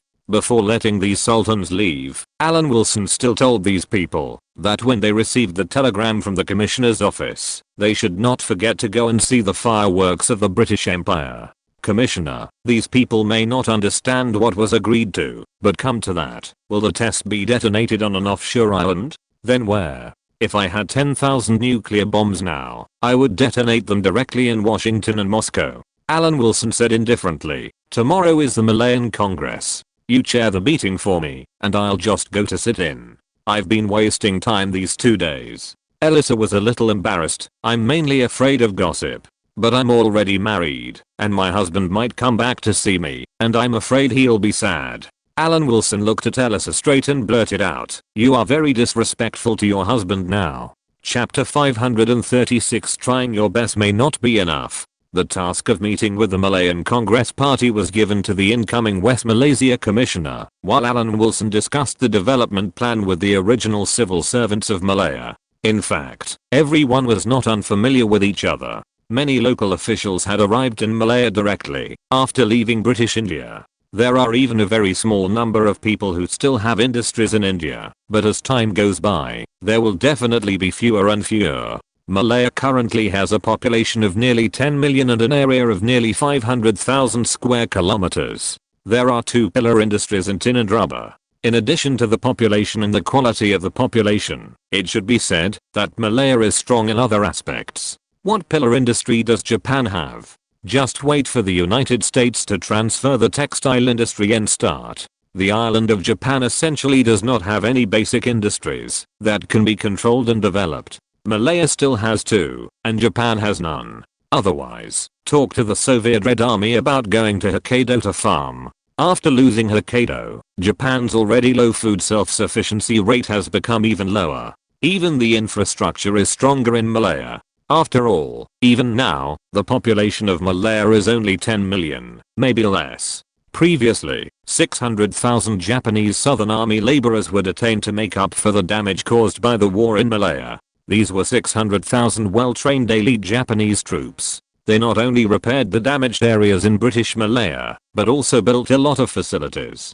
The airport where Alan Wilson landed this time can be said to be one of the best in Asia. Military bases, ports, roads, and bridges have all been renovated to a certain extent. I dare not say that they are much better than those in Japan, but they are definitely not bad. The population difference between the two sides is 10 times. If there were 6 million soldiers in Japan who continued to carry out free construction, it is estimated that they would have recovered from the strategic bombing of the United States long ago, and the United States would not have invested more than $1 billion to help Japan recover. The tin mining industry and the rubber industry are not industries that rely on talents, so it is easier to get started. Then the result of the meeting is actually very easy to come by. Expand the export of tin mining and rubber industries, and do everything possible. The war has ended for 5 years, and the reconstruction of Europe is accelerating. Alan Wilson said to these familiar yet unfamiliar officials, with a population of 10 million, Malaya has no population pressure. The rubber plantations need to be expanded, and tin mining needs to be increased. In 5 years, the population of Malaya has increased from 4 million to 10 million, an increase of 2.5 times. These extra people must be put to work. They can't just farm. Malaya will be carrying out currency reform soon. I don't have anything special to remind you. The entire British Malaya will implement one tax rate. It's not that you won't have the opportunity to improve your life, but you must meet local supply and local construction before it will be your turn. Do you understand? Understand, Commissioner. The voices responded to Alan Wilson in unison. Okay, then let's discuss the establishment of the Tin Development Committee and the Rubber Export Committee. Alan Wilson nodded with satisfaction. The two committees are affiliated with the Overseas Assets Committee in London. They are to cooperate with other colonies and are an important part of the role of the imperial servants. I'm currently in charge and the monthly industrial reports are handed over to me. I hope to triple the tin exports in 1 year. Alan Wilson reminded the civil servants present of the importance of this matter. After all, this is not a small issue. There are nearly 20 colonial commissioners who work together to support the development of Malaya. No one is an internationalist, and the development of Malaya must give feedback. I'm afraid that exports will double in 1 year. A small questioning sounded from the conference room. I'm afraid of what? I'm afraid of something that makes money? In principle, of course we hope for a long-term flow, but what time is it now? Even if it is destructive mining, we must get the goods first. Alan Wilson said indifferently, that's it. After the meeting, the Malayan Commission issued regulations on promoting imports and exports, and carried out a special campaign to concentrate on rectifying charges involving enterprises in Malaya. A catalogless management system shall be implemented for administrative and institutional charges at import and export links established in accordance with the law, and business service charges set by colonial governments or guided prices. Those not included in the list shall be investigated and dealt with as illegal charges. The supervision of the implementation of the cancellation of charging items shall be strengthened, and a long-term mechanism for loosening and reducing the burden of foreign trade enterprises shall be formed to prevent the rebound of illegal charges. All states and departments should further raise their awareness, pay more attention to foreign trade work, strengthen the leadership of commissioners, take the overall situation into consideration, and enhance the initiative, pertinence, and effectiveness of their work. All regions should take the initiative in light of the actual situation, and take multiple measures to promote the stable growth and transformation and upgrading of foreign trade in their regions. One thing must be made clear, dear colleagues, take out some of your abundant private lifetime. At the end of the year, I will adjust the positions according to the data. The last one, I may arrange for that colleague to go to Christmas Island for mining. Alan Wilson stood up and said, the meeting is adjourned now. The air routes of the Malayan colony will be doubled within 5 years. I believe it will not be inconvenient for you to report on your work. When Alyssa came, the meeting had ended. She came to talk about the meeting with the Malayan Congress Party. brought Indian immigrants to express their loyalty and enthusiasm. So easy to talk to after being marginalized? Didn't you ask them if they want to go to India? I can send them back. Alan Wilson laughed indifferently twice. What do they think about Nehru's request for the Andaman Islands? They are willing to send a telegram to show that the Andaman Islands have been an inseparable part of Malaya since ancient times. Alice covered her mouth and laughed secretly. Then I will inspect the tin mining work on your behalf. Be careful, this is a colony after all. Alan Wilson nodded, then pulled out a bulletproof vest from the office and said, don't think it's heavy. Although the security has improved a lot compared to the Jared period. But it's better to be careful. Thank you, my boss. Alice took the bulletproof vest directly and said with a smile, it's really a heavy protection, very sincere. After a few days of adjusting the work he had just done in Malaya, Alan Wilson asked Lim Lian Jiak to come again and directly stated his purpose. The Chinese community must be literate immediately. Rubber and mining are not long-term solutions. The basic quality of Japanese citizens is far superior to that of the Chinese. Although it is useless now, and Japanese women come to Malaya to sell themselves, once the processing industry starts, this advantage will be revealed. Although Malaya has better basic conditions than the Japanese, it is sparsely populated compared to Japan alone, and there will not be too much pressure on life, but basic natural resources cannot be used for a lifetime. This is not Australia. I want the next generation of Chinese to be literate and become qualified industrial workers. In the stunned eyes of Lim Lian Jiak, Alan Wilson took out the simplified Chinese character catalog. Mr. Lin, can you do this well? If you can't do this well, we in the UK may question your reliability. Simplification is one of the main trends in the development of Chinese characters. The guiding ideology of simplification is convention and steady progress. The principle of simplification is to follow the customs and keep it simple. The main content of simplification is to simplify the number of words and reduce the number of strokes. The main problems with traditional Chinese characters are complexity and disorder. Complexity refers to the numerous strokes, and disorder refers to the numerous variants. These two problems have brought inconvenience to the learning and application of Chinese characters. The solution is to simplify and organize this. Of course I have no problem. Lim Lian Jiak looked at the densely packed simplified character catalog and exclaimed, I didn't expect that Lord Zhangtang is so familiar with our characters. Would you call him Zhangtang if you are not familiar with him? Alan Wilson listened to Lim Lian Jiak's answer and said with satisfaction, very good, you are really reliable. Of course, I don't know the specific situation, but I hope that even adults should understand daily characters. As for the children who grow up, they need to communicate without barriers, and the scope of promotion is the entire West Malaysia. Why is it the West Malaysia? Because East Malaysia wants to promote English education and create a gap between the east and west parts of British Malaya. I will try my best. Lim Lian Jiak took the simplified character catalogue. He now felt that the new commissioner was a good person. Promoting Chinese education was something he had always insisted on. Try your best. That may not be enough. Alan Wilson looked at the other person deeply. It must be done. The plan for Malaya's development must be supported by a reliable ethnic group. Hard work alone is not enough. It also requires necessary training to carry out the next stage of work. There is one thing I must explain in advance. The mainland sent me here to ensure the stability and development of Malaya, and I have made up my mind that I cannot do it. I have two ideas. If colonial rule cannot be maintained, all Chinese will be repatriated. The other way is to divide and rule. Division with Malaysia as the center of power. Once the division begins, the Chinese will inevitably suffer because you have your own country. This is Malaya land. The Chinese were only introduced to maintain colonial rule. Like many Indians in colonies, they really think this is their own place after living there for a long time. Malays are not so forgetful. Of course, before these two methods, I have to do some other work. As we all know, Malaya is a coastal colony and many cities are coastal cities. The British Empire currently has many battleships, which are very suitable for replicating the glorious deeds of shelling Jakarta. The battleships that bombarded Jakarta were also made in Britain. Mr. Allen, you should know that colonial rule is unpopular and should not be continued. Lim Lian Jiak said cautiously. Well said. So all Chinese must be repatriated before leaving. The Chinese are also part of colonial rule. Alan Wilson smiled and said, it's not me who thinks so, it's the Malays who think so. There are 2 updates tonight, and I can't update 3 updates at the same time.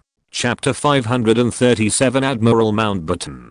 This. Lim Lian Jiak hesitated, before mustering up the courage to say, the colonial government represented by the commissioner has also contributed to this. Yes, but it is not a decisive role. This is the land of the Malays. The Chinese and Indians are latecomers we introduced. Of course you can deny it, and take out a so-called record from hundreds of years ago to prove that the Chinese had been in Malaya a long time ago. But what can that prove? Alan Wilson laughed unscrupulously. The Boers in South Africa also said that they arrived in South Africa earlier than the blacks. Such remarks can only fool yourself, but it is ridiculous to spread them everywhere. It damages the overall image of the Chinese. If similar statements are true, the Indians will have something to say. The Chala Kingdom ruled Malacca. Did you Chinese rule it? If you don't understand something, go back and read the history textbook I compiled. In the part of world history, when it comes to navigation, let alone compared with Europe, they are far inferior to the Arabs, or even the Indians.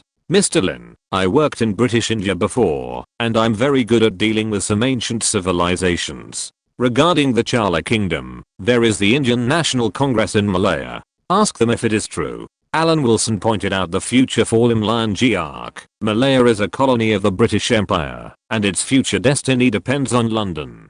Commissioner, it is a telegram from New Delhi. We have translated it. It was sent by your fiancée, Ms. Mountbatten. The matter about the umbrella company has been settled, and she will come over soon. The secretary outside the door pushed the door and said with the telegram, thank you, but don't read it out in such a public occasion in the future. I will read it myself. Alan Wilson said in a reminder tone, this is my private matter after all. It is not good in this occasion.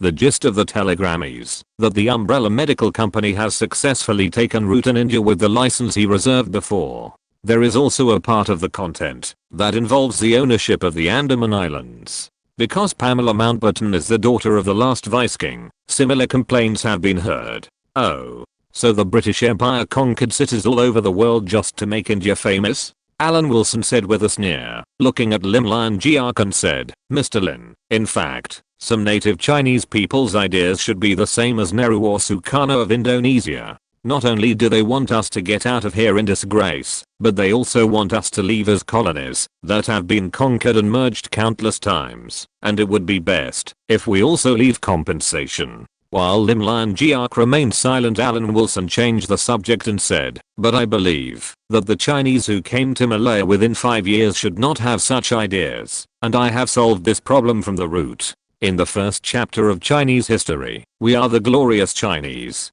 The Chinese, like the British, are outsiders. One day we can't stand on our own feet, and we will take you away at the same time. In fact, I can completely not talk to you, let your union stand aside, and directly find agents from the Chinese immigrants within 5 years. It's not like I don't know them. When the Chinese workers went to Newfoundland before, I was the local chief executive. Although it was not good to say it out loud, Alan Wilson thought it was better to make it clear for the sake of clarifying each other's bottom line. He could abandon the Malaysian-Chinese Association at any time and support a force that could help the British Empire stabilize Malaya. New immigrants don't think much. Just a few years ago, they couldn't even eat. They are more reliable than these old Chinese who have already taken root. Moreover, he has come into contact with tens of thousands of Chinese workers. I dare not say that they complement each other, but they have a pleasant cooperation. Moreover, Newfoundland still needs Chinese workers in the past 2 years. After all, the per capita level of Newfoundland has exceeded that of the British mainland, completely getting rid of the debt problem, and the living standard in Malaya is only 1/6 of that in the British mainland. It is still attractive to work in Newfoundland. Going there once and coming back will add another 10,000 basic bases. All ethnic groups in British Malaya add up to only 10 million people. 10,000 supporters that can be won over is not a small number, and it is 10,000 per year. In this case, the value of the Malaysian-Chinese Association is actually not great. He just saw that the organization had some positive effects before, so he did not take a tough attitude. If the existence of an organization has more negative effects than positive effects, or if the positive effects are not enough, then it should be eradicated. At the Kuala Lumpur airport, the military plane carrying Pamela Mountbatten landed. The Queen of Sarawak finally arrived in loyal Kuala Lumpur. Alan Wilson, who took the time to wait, also received a gift. Is it a bit for an overseas commissioner to drive a Rolls-Royce? Looking at the Rolls-Royce Silver Soul sedan that was sent from afar, Alan Wilson said hesitantly, "This is a custom-made bulletproof car. Isn't it because this place is always infiltrated by Indonesia?" Pamela Mountbatten's face was grim, and she started to scold Alan Wilson. "Do you know how much my father liked Rolls-Royce back then? He was so happy when he drove it for the first time. It's hard not to be excited just by this car logo. But dear, of course I'm happy." Alan Wilson remembered that he had a car of the same model as the head of state in Germany, and it would be nice to drive it here. In fact, the problem of being infiltrated by Indonesia has also been alleviated a lot. East Malaysia is more likely to be infiltrated by Indonesia because there are armed forces loyal to Indonesia in Kalimantan after the division of the Dutch East Indies. However, as many Chinese settlements have appeared in the key infiltration areas of East Malaysia, this situation is also easing. Alan Wilson believes that as the Dutch crackdown increases, the situation in Kalimantan will definitely stabilize. Knowing that Alan Wilson's driving skills are mediocre, Pamela Mountbatten drove the Rolls-Royce Silver Soul out of the airport directly and followed Alan Wilson's instructions to arrive at the commissioner's office. Lieutenant General Walker is still in the office. "I know your plane is about to arrive, so I left the commander here to go to the airport." Alan Wilson nagging, saying that this might be disrespectful to the garrison commander. "Uncle Bilton, I met him at the wartime military meeting." Pamela Mountbatten said, "Let me apologize for you. By the way, my father has left the Mediterranean fleet and returned to the mainland. He has been appointed the 4th Sea Lord, but he is very troubled now." The two of them chatted while they arrived at the office. After a while, Lieutenant Admiral Bilton Walker came in. Pamela Mountbatten stood up first and asked obediently, "Alan went to the airport to pick me up. He didn't mean to leave. I'm very sorry." "It's nothing, young man," Bilton Walker said with tolerance. "I just heard about the transfer. Congratulations to General Mountbatten on getting one step closer to his goal of becoming the 1st Sea Lord. Will the general stay in the mainland in the future?" Alan Wilson poured a glass of water and handed it to Lieutenant Admiral Bilton and asked, "No, the process cannot be changed. If everything goes well, General Mountbatten is still one step away." Lieutenant General Bilton thought for a while. If the affairs under the jurisdiction of the 4th Sea Lord are in order and widely recognized by his colleagues, General Mountbatten will probably be a fleet commander, the commander of the Mediterranean Fleet, or the commander of the Pacific Fleet. Then he will be the 1st Sea Lord and lead the Royal Navy. Father is now worried about logistics and financial issues.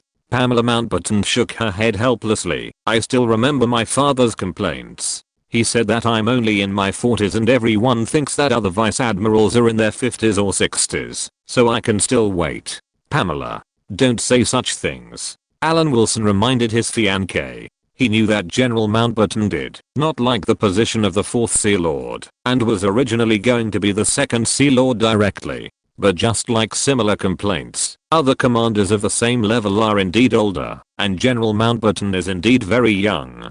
It is indeed inappropriate for him to directly override others and be the second in command of the Navy. "If there is any problem, just say it and see if I can solve it," Alan Wilson said. "Logistics is a big problem. My father said the gap is not small." Pamela Mountbatten repeated General Mountbatten's own complaints. After taking office at the Admiralty, Mountbatten was shocked by the poor logistics. 150,000 naval reservists should be able to come at any time, but all the warehouses of the Navy only have uniforms and equipment for 40,000 people. There is no military reserve, and there is no plan to make any military reserve. There is not even enough minesweeping equipment to equip the existing minesweepers. Military uniforms, tableau, tents, towels. These things are so simple. If the general places an order as a sea minister, I can quickly order them to be manufactured, but minesweeping equipment can only be found in China. Alan Wilson pondered for a moment. Many things are simple. It's nothing more than a cost issue. It won't cost much to manufacture and ship them in Malaya. Just treat it as a training. Dear, can you solve it? Pamela Mountbatten hugged her fiancé's arm, causing Vice Admiral Bilton to cough, reminding young people that, although they are not incomprehensible, they should also pay attention to the occasion. No problem. Alan Wilson continued the topic he had discussed with the garrison commander. Before I took office, the ship carrying nuclear weapons had already left the port. After all, it was dangerous goods, and was not transported by air. I estimate that it will arrive in the next few days. 2 days ago, because of India's claim to sovereignty over the Andaman Islands, I even thought about placing the nuclear test site on the Andaman Islands.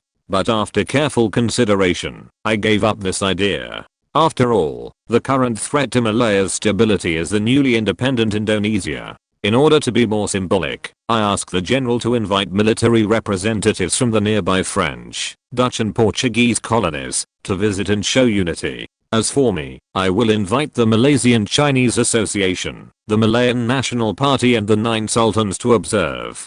To deter them. Recommended book Return to the Ming Dynasty. To be a benevolent king I, Emperor Wanli, the most benevolent king in history. I have finished speaking. Who is in favor, and who is against? Chapter 538 Queen Pamela. Lieutenant General Bilton nodded, thinking that this was very thoughtful from the perspective of maintaining the unity of European countries. As for inviting the leaders of the major forces in Malaya, it was from the perspective of deterrence, which could be said to kill 2 birds with 1 stone. Currently, there are French in South Vietnam, Dutch in Kalimantan, and Portuguese in Timor around Malaya. Moreover, the significance of this nuclear bomb has a huge inspiring effect on the current European colonial countries, not to mention the Australians who have always paid close attention to the local situation. Therefore, Alan Wilson was determined to conduct the first British nuclear test in British Malaya, and conduct nuclear tests at sea. As for the Egyptian desert, if there is time, a more powerful nuclear fusion test can be carried out in Egypt in the future. As the commander of the garrison in British Malaya, Lieutenant General Bilton is a high-ranking official. If it weren't for General Mountbatten's reputation, Alan Wilson would not have been so easy to speak out in front of the other party. After the man left the office and returned to the headquarters, Alan Wilson expressed his gratitude to Pamela Mountbatten. He used his bone-setting skills to help his fiancée relieve her fatigue, and he was not idle either. If you hadn't arrived, I wouldn't have the courage to say that in front of a lieutenant general. It's nothing. In fact, many soldiers are reasonable people. Pamela Mountbatten lay down and let the man touch her. Reasonable? Alan Wilson thought. It still depends on who is right. Pamela Mountbatten asked at this time. My dear, it's been a few days since we got here. Do you have any clues? When I first got here, I threatened all the forces. I used reason to make them understand that it would be beneficial for the British Empire to keep them. If we leave, war will inevitably break out in Malaya. In fact, since we were in India, we have been planning to create the conditions for the outbreak of war. Alan Wilson paused and continued. The Chinese community alone is now divided into 3 parts: Straits Chinese, traditional Chinese and new immigrants. The Straits Chinese are very loyal to the British Empire. If their numbers are sufficient, they are actually the most suitable to be relied upon. But the Straits Chinese are not the majority in the original Chinese community. The traditional Chinese community has many problems. They are very persistent on some issues, but they are not resolute. If something goes wrong at a critical moment, it is difficult to rely on them. The largest number is the new immigrants, and this is the part 1 I'm focusing on. The Straits Chinese are the group of Chinese near Singapore. Their main thinking is that they are subjects of the British Empire and are not willing to let the British leave. However, the Straits Chinese have feelings for the land under their feet, and they know in their hearts that once the British leave, the Chinese will be excluded. In fact, the traditional Chinese do not have much affection for the land under their feet, and they never consider themselves Malayans. This is exactly the mentality he hopes to see, but the traditional Chinese group is not enthusiastic about fighting for power, at least not as enthusiastic as the Straits Chinese. The traditional Chinese are the majority, and the Straits Chinese are the minority. The thinking of the two groups is very different. Alan Wilson hopes that the two groups will be integrated, and eventually both will have to give up, recultivate the newly migrated Chinese. He hopes that the Chinese, who make up half of the population of Malaya, will be as loyal to the British Empire as the Straits Chinese, while maintaining the guest mentality of the traditional Chinese, so that it will be easier to establish a cooperative relationship. We are all outsiders, and there is no need to pretend to be a loving family. Just talk about cooperation directly. Mountbatten was confused by the word straight, tradition and new immigrants. He asked in confusion, divide into 3 parts? What's so strange about that? The Irish were ruled for hundreds of years, but they are independent, right? Alan Wilson chuckled and said, actually, I do admire the Chinese, or the Chinese. They know how to deal with the rebels, as long as they can reach them. I can't imagine that the Irish can maintain their Catholic traditions after being ruled for hundreds of years next to China. Compared with the Chinese, we British are still too kind. What should we do next? It seems like something is missing. Pamela Mountbatten knew her fiancé very well. He was good at making friends with others, and even better at creating hidden dangers. That's right, so I decided to admit my mistake to the Malays, formally recognize the identity of the Malays as indigenous people, and at the same time, fix the identity of Indians and Chinese as outsiders. Alan Wilson said with a smile, as for education, the Chinese in West Malaysia adopt Chinese education, the Malays adopt Malay education, and all the Chinese and Malays in East Malaysia adopt English education. The Straits region also adopts English education, because the population of West Malaysia is much larger than that of East Malaysia, which is conducive to balance. If the day comes when we can no longer stand, we will directly divide Malaya, and East and West Malaysia and the Straits settlements must be separated. I haven't thought about the ownership of the Isthmus of Crow yet. You think too far. Pamela Mountbatten's mouth curled up slightly, and she stood up and kissed her fiancé. You use this to test the commissioner? Which commissioner can't stand such a test? Alan Wilson went further and expressed his contempt for this test. Stick out your tongue. After a long while, Alan Wilson let go of his blushing fiancé and asked Pamela Mountbatten about her recent schedule. Of course, he got a knowledgeable answer.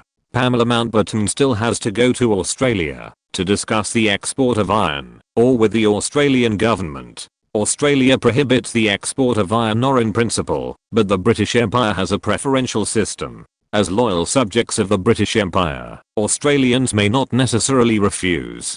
Dear, Australia is very worth cultivating. I hope you, and the nobles behind you, can understand this. Have you heard of the plate drift hypothesis? Alan Wilson took the teacup and saw his fiancée shaking her head. So he went further and said, based on the analysis of Australia's soil, the history of this isolated continent should be far longer than other continents, and even the loss of nutrients in the surface soil is extremely serious. But everything has its pros and cons. The long-term wind has led to poor agricultural conditions, but it can be a benefit to the mining industry. The value of Australia is not just an iron mine, there should be other minerals. And the quality of any mineral is very high. Even if it is just the Australian iron ore, it can make the whole of Australia eat forever. The actual reserves of Australian iron ore are more than 20 billion tons. It is very rare for iron ore of the same quality to exceed 1 billion tons, let alone 20 billion tons of reserves. Without mentioning anything else, the Mysore iron ore is an absolute rich mine, and the reserves are definitely less than 1 billion tons. The reserves of 20 billion tons are only calculated for the reserves of 70% quality. There is no statistics for iron ore of 30% quality. In addition to bauxite and iron ore, Australia also has abundant reserves of mineral resources such as bituminous coal, lignite, lead, nickel, silver, gold, zinc, uranium, natural gas, and oil. It is worthy of being a country sitting on a mine car, and there is a ceiling for resource-rich countries. These are waiting for Pamela Mountbatten to discover, and Alan Wilson has to encourage his fiancé's behavior. It is not a strange field for the British. Without mentioning anything else, the guano in Nauru is currently mined by the United Kingdom, Australia and New Zealand, and has been mined for decades. From this perspective, Alan Wilson deserves the reward of a Rolls-Royce Silver Soul. Because of the arrival of the commissioner's wife, the desire of the British High Commissioner of Malaya, who had nowhere to go, finally subsided a little. As the recognized leader of the British aristocracy, Pamela Mountbatten also asked her fiancé if he needed her help. What kind of help did Malaya need? Not yet, but it may be needed soon. I would be very grateful if Australia's ban on iron ore exports could be lifted. Although there is no need for a large-scale steel industry to attract employment at present, Malaya must also build a steel plant of appropriate size. Pamela Mountbatten nodded and said, I understand. I will raise this matter with the Australian government under the framework of the imperial preference system. I don't have to think too much about exporting Malaya's iron ore. At that time, I will widely publicize your contribution to Malaya. By the way, when will Brooke give up the throne to you? Alan Wilson frowned and said, he won't regret it, will he? Although for you, £500,000 is not such a painful number. You can't let people deceive you in vain. My dear, Mr. Brooke and I have been to the Colonial Office. With the witness of your colleagues, Mr. Brooke has reasonably given up the throne of the Kingdom of Sarawak to me.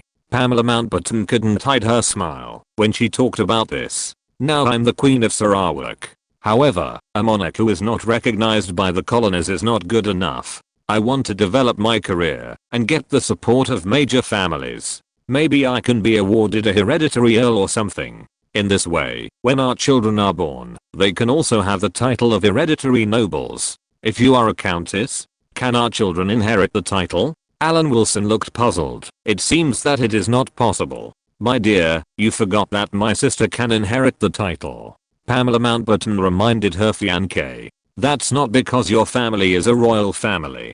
Just ignore what I said. Alan Wilson bowed his head decisively. Rules are completely divided into different categories. His Majesty the King has specially opened a back door so that Pamela Mountbatten's sister can inherit the title. Who said that there can't be another back door in the future? That's good to know.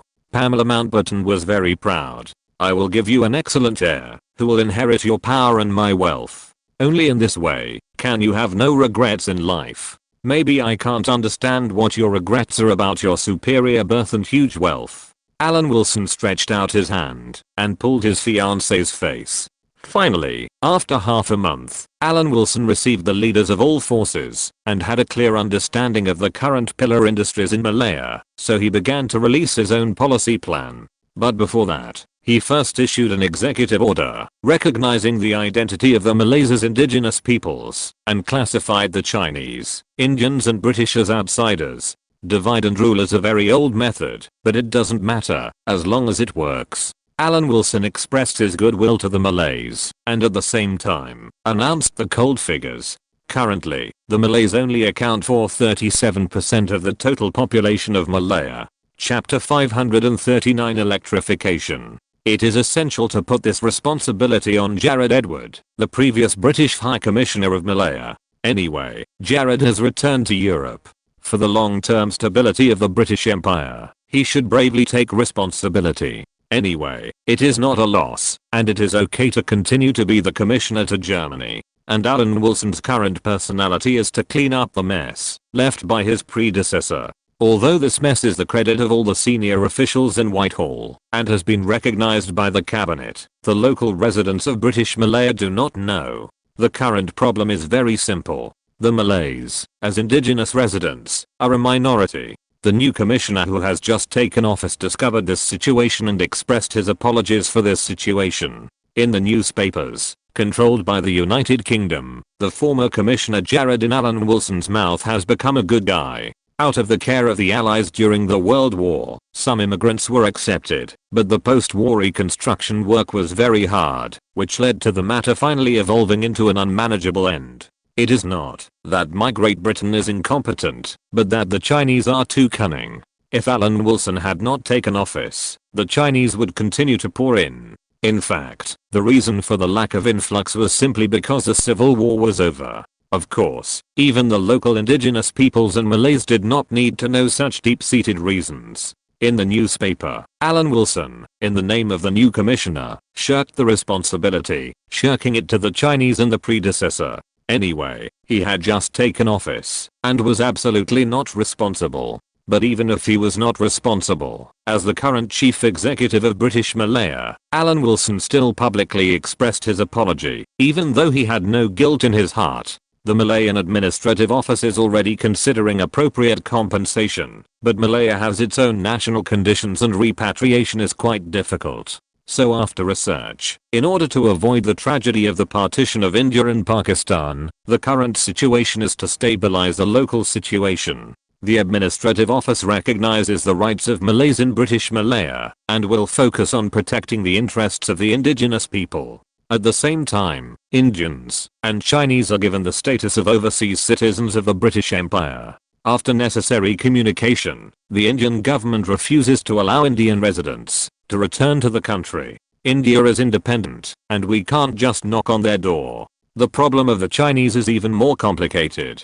In the public appeal on the second day, the problem of the Chinese was mainly mentioned. The business sector was opened up to allow the Chinese to operate freely. The Chinese and Indians in British Malaya would be regarded as overseas citizens. It was stated in a persuasive tone that, although the Chinese and Indians had an advantage in numbers, the interests of the Malays must be respected. The Administrative Office will not sit idly by and watch outsiders become the masters. I hope that the Malaysian Chinese Association and the Malayan MIG can understand this. Especially for the Indian residents. It is now 1950, India has become independent, and India and the British Empire are no longer in a suzerain relationship. The special care that was once the apple of the British Empire's eye will be terminated. At this point, although the Malays are indigenous people, it has become a minority. Alan Wilson only issued a bland apology for this outcome as a consolation. As for the Malay open letter published in the newspaper, it is more of a reminder to the Malays that you are a minority.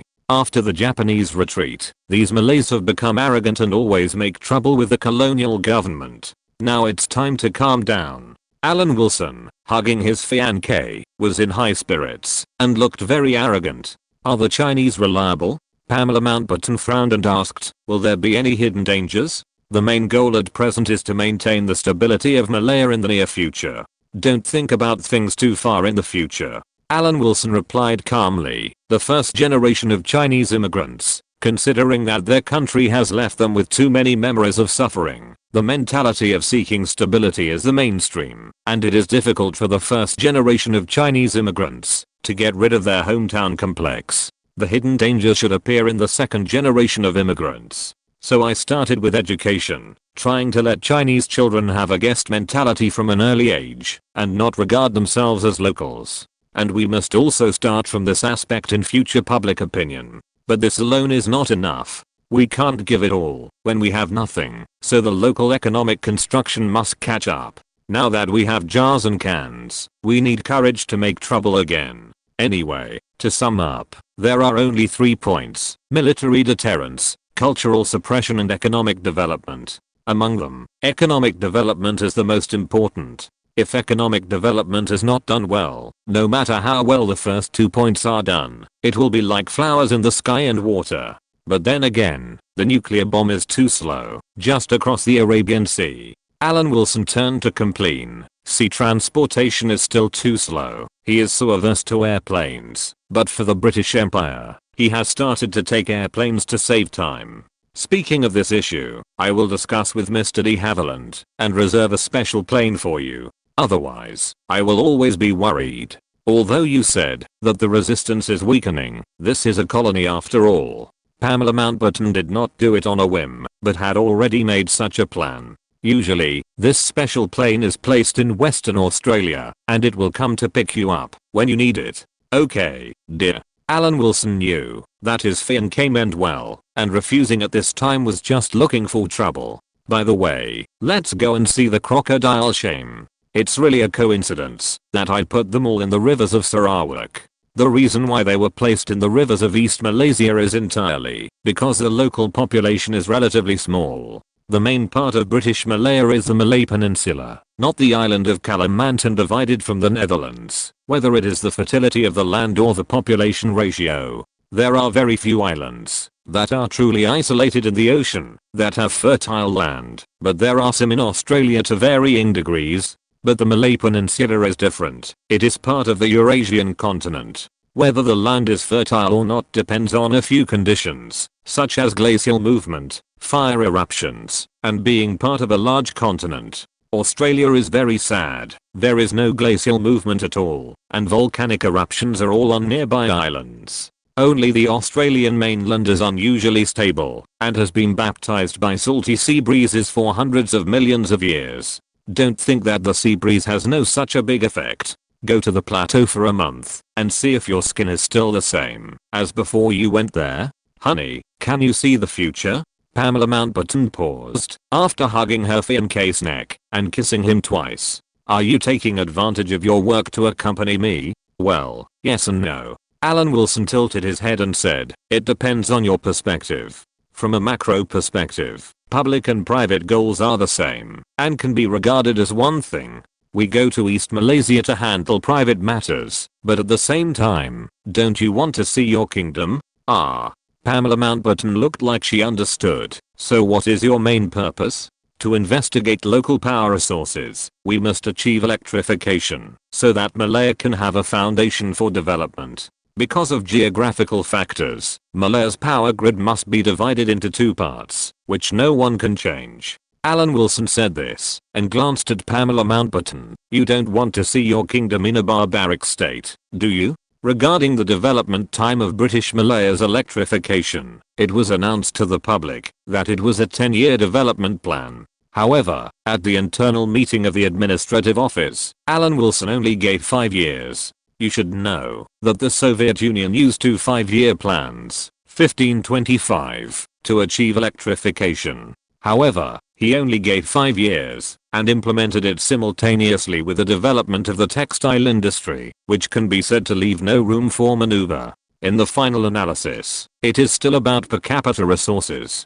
The Soviet Union is vast and rich in resources, but the Soviet Union in 1920 was worse than Malaya in 1950. This is of course also due to the 600,000 prisoners of war detained by British Malaya. At least 3 power plants in West Malaysia were built by these prisoners of war. The British Malayan administration only needs to come up with a plan. The former Commissioner Jared Edward did not do nothing, but now the British Empire needs him to take the blame, and he has already returned to Europe and doesn't care, so the responsibility for the influx of Chinese is pushed on him. Of course, the electrification of British Malaya now only covers 25% of the population. If it weren't for the fact that the population of Malaya increased by 2.5 times in just 5 years, Jared Edward could even be said to have completed most of the electrification, which is not weaker than post-war Japan. But the population is no longer 4 million, it has indeed become 10 million, so the remaining 75% will depend on Alan Wilson to complete.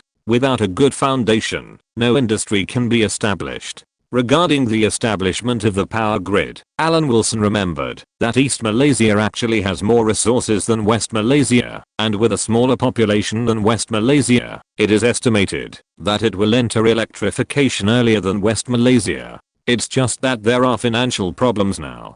He can't touch the rubber and tin mining income that is handed over to London. So at the beginning, he must pay for it himself, but he didn't plan to ask Pamela Mountbatten for it. It is said that the financial company affiliated with Newfoundland should help him sell his shares in the US stock market, except for steel stocks. It happened that before the nuclear bomb and the money arrived, he accompanied his fiancée to East Malaysia. The Beiji dolphin and the Yangtze alligator were placed in a tributary of the Balan River, and there was an interception net at the intersection of the mainstream. Of course, before this, he had specifically inquired whether there were Malayan crocodiles in this river. Otherwise, it would become food for local crocodiles, after being put in with great difficulty. This is not acceptable. After announcing the electrification inspection, he accompanied his fiancée and Princess Margaret, who appeared unexpectedly. The princess seems to have a good relationship with you recently. The princess of the British Empire always runs away.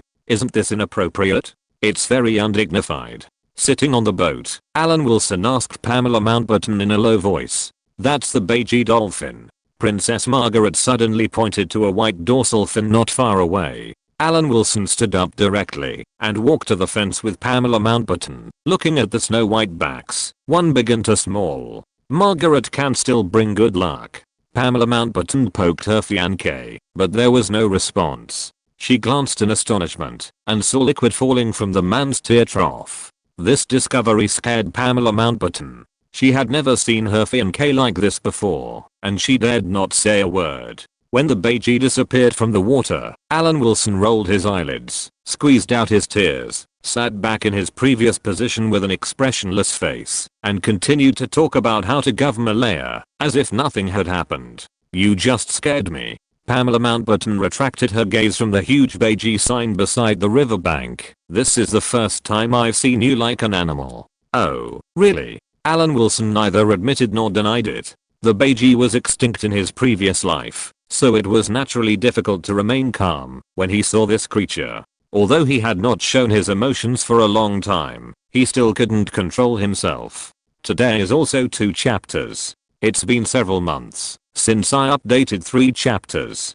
I really want to rest in the past 2 days. If you're listening to this novel on a channel other than Fanfic World, it means they downloaded and uploaded it without effort. We cordially invite you to visit our channel, Mundo Fanfic Novelos. There you'll find the original version of this story and you can explore many other novels of various genres. We're waiting for you to immerse yourself in a world of incredible novels.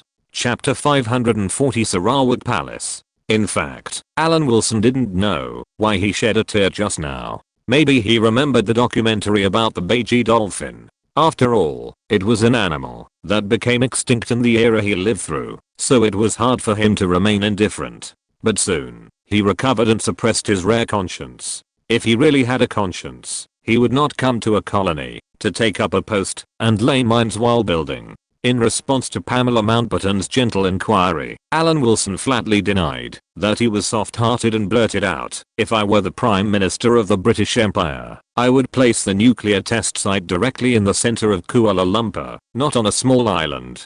Do you know whether I have morals or not? You are kidding again." Pamela Mountbatten instinctively thought that this was an angry remark, and then she met her fiancé's extremely serious eyes and swallowed involuntarily. "Don't talk like that, it's scary. So I'm just telling you that in public, I still have to show gentlemanly manners, appease the Malays and the Chinese, shift the responsibility and act like a gentleman." Alan Wilson laughed and said with a look of despair, "Who made the United States and the Soviet Union here now? What can I do? Britain is an island country with a population of 50 million. If it doesn't show sincerity, how can it possibly keep such a large vested interest? Should it give up independence? Dear, tell me yourself, did you receive the same treatment when you went to India this time as when you went to British India before? We all know in our hearts that as a colonizer, our country is not thanked for the good things it does, but will be remembered forever for the bad things it does. Was there a country called India before we went to South Asia? Why did the Dutch give the entire East Indies to Indonesia? What are the consequences of allowing these colonies to become independent? They blame us for territorial disputes with their neighbors. We were colonies at that time, so there was nothing wrong with opening up colonies. They didn't thank us after independence, but now they blame us for territorial disputes. Why don't you be so generous and give the disputed land to your neighbors? Many colonies have no colonial history, so of course they act as if nothing has happened. Pamela Mountbatten comforted her gently, and we are indeed a colonial empire. There is nothing we can do about it. So we should learn more from Eastern countries when we come into contact with them and kill all the rebels. Then we wouldn't have to face today's predicament, occupying Ireland for 800 years and still not being able to resolve a problem of faith. After Baba's chatter, Alan Wilson felt much better, and life had to go on. It must be said that Princess Margaret was really lucky. In a depression, the princess, holding a telescope, saw the Chinese alligator again, and said in surprise, "I have seen many crocodiles, all of which are scary, but the eyes of this crocodile are so interesting and cute." Following Princess Margaret's finger, Alan Wilson, who also had a telescope around his neck, also saw the crocodile shame that was enjoying the cool air. The most obvious sign was the pair of cute eyes. It was very different from its fellow crocodiles. "Margaret, this is dangerous. Don't attract the attention of the crocodile." Pamela Mountbatten's education led several Mi-5 agents to persuade Her Royal Highness not to get too close to the fence. That's not the case. This crocodile can't grow to a size that can kill people. If it uses all its strength, it should be able to defeat a medium-sized dog. Alan Wilson was not worried, but of course he had no say. Some people say that it can't even beat a goose. I just don't know which one is stronger, the Yanks alligator or the caiman. The shame of crocodiles. Can we have a drink and talk about heroes? The saltwater crocodile is a name without substance and is not a hero, and the Nile crocodile is mediocre and not worth mentioning. Today, the heroes of the world are only the caiman and the Yanks alligator. The saltwater crocodile is brutal. I heard that the crocodile skin of the saltwater crocodile is very popular. Alan Wilson said with a thought, I believe our French friends will like it. The French are good at selling very ordinary things at high prices. For the sake of maintaining the balance of the earth, since he has saved an animal, such as the Beiji dolphin, he has to clean up some animals. The saltwater crocodile, as the most brutal of all crocodiles, is widely distributed in Southeast Asia. First of all, it is not a rare animal. Secondly, because of its brutal temperament, it poses a great threat to the survival of the residents of Malaya. Then in the kingdom of the Fiancé, some cleaning should be carried out. You said that there is a very dangerous crocodile in Sarawak. Pamela Mountbatten didn't know anything about the so-called territory in name. It's not just your territory, it's widespread throughout Southeast Asia. Alan Wilson nodded and said, in many rivers, residents dare not wash clothes by the river. Although I don't have data, I have heard many people in Malaya mention that many people die every year in the mouth of this ferocious crocodile. The so-called crocodile's tears, this very well-known proverb, refers to the state of the saltwater crocodile after predation. Alan Wilson is not worried about the extinction of the saltwater crocodile, because as long as an animal exists in Australia, the possibility of this animal becoming a disaster is far greater than the possibility of extinction. Saltwater crocodiles exist in Australia, on the northern coastline near Southeast Asia. If it threatens the safety of local people, it's not impossible to clean it up. Pamela Mountbatten was naturally unwilling to hear that saltwater crocodiles always hurt people's lives.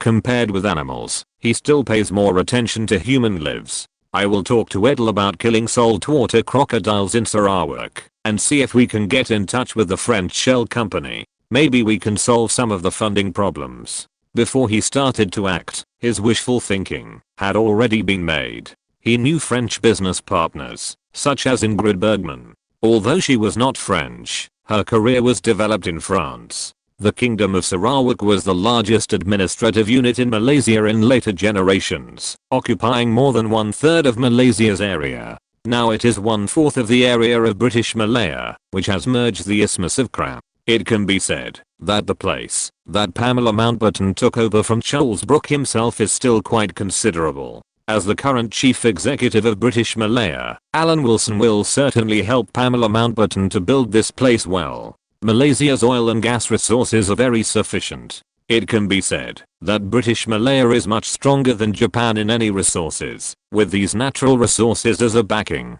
In the future competition, even if British Malaya really cannot compete with Japanese office workers because of the gap in national strength between Britain and the United States, it can also have resources to reduce a lot of survival pressure. After getting off the boat, Alan Wilson was still planning for his fiancée's territory. The development of East Malaysia is much more backward than that of West Malaysia, but the small population is also an advantage. The population needs to be centrally managed, and urban settlements should be established. When Commissioner Jared was here, Sarawak had many Chinese settlements. When the time comes, a hydropower station will be built to support the electricity demand. The rest can be discussed slowly. Moreover, Sarawak is so close to Brunei, there is no reason why there are oil resources near Brunei and Sarawak does not. As long as the exploration team in Libya becomes famous, Alan Wilson will hand over the oil and gas exploration of British Malaya to his fiancée's company. The High Commissioner of British Malaya and the Queen of the Kingdom of Sarawak. Two people serve British Malaya. Is this blessing small? After landing, the group went to Kuching, the capital of Sarawak. Alan Wilson liked this name very much. Although it was a transliteration, it was harmless. In the palace of the Kingdom of Sarawak, he brought two ladies to meet Ethel, who came to East Malaysia as a regional commissioner. Dear Princess, Ms. Mountbatten, hello. Ethel maintained a proper distance and expressed respect to Princess Margaret, an important member of the royal family. Hello. For a moment, Princess Margaret felt that the glorious era had returned. After all, in the man's mouth, she, the princess, was not an important member of the royal family. Ethel, the saltwater crocodiles in Sarawak pose a major threat to human life. They should be hunted to a certain extent. Alan Wilson was not very polite. Crocodile skin is a good material for making handbags. I'll see if I can contact Europe to find a market. On the one hand, it can solve the hidden dangers of the locals, and on the other hand, it can generate a certain amount of income. It can be said to kill two birds with one stone. It was only 3 hours since the last time he found his conscience. As the British Malaya Commissioner, he was dazzled by the beautiful vision of the luxury market. Therefore, conscience is something unpredictable, so it is more practical to talk about money. Of course there is no problem, Commissioner. We do hear rumors of crocodiles attacking people. Ethel nodded and said, if we can keep the number of crocodiles within a certain range, the difficulty of development will be much smaller. If we can negotiate a good purchase price, that would be great. Alan Wilson nodded in approval. This matter involves the future of Sarawak, and of course he cannot leave it to others. He must contact the president of the French Woodpecker Company in person to see if he can get President Ingrid to come in person at an appropriate time. In the Sarawak Royal Palace, Pamela Mountbatten was very interested in visiting the assets under her name. Although she did not plan to sit down here, Pamela Mountbatten was only interested in this identity, but it was okay to come and stay occasionally. I want to register a Sarawak Development Company. Pamela Mountbatten was very satisfied and hugged Alan Wilson's arm. Alan Wilson understood and said to the East Malaysia Commissioner Ethel, please help me with this matter. Pamela will not stay here for long, and she will go to Australia next week. No problem. Ethel agreed immediately, expressing his determination to work for his boss. It is said that the relationship established in British India is convenient to use, and it can still complement each other in a new colony. Then Ethel left the palace and went to the East Malaysia Commissioner's office. The rest is private time, at least that's what Alan Wilson thought, but Princess Margaret's sneaky visit dispelled his initial idea. Hearing the man's remarks about wanting to straighten his bones on the grounds of not adapting to the climate, Alan Wilson lowered his voice and reminded, you are a princess. You should pay attention to your image. I'm not adapting to the climate anyway. You helped me with a massage. Princess Margaret pursed her lips and looked up at the man. I can't ask Pamela to help me, can I? Okay. Alan Wilson agreed and then immediately returned. No, I won't be able to explain if Pamela sees us.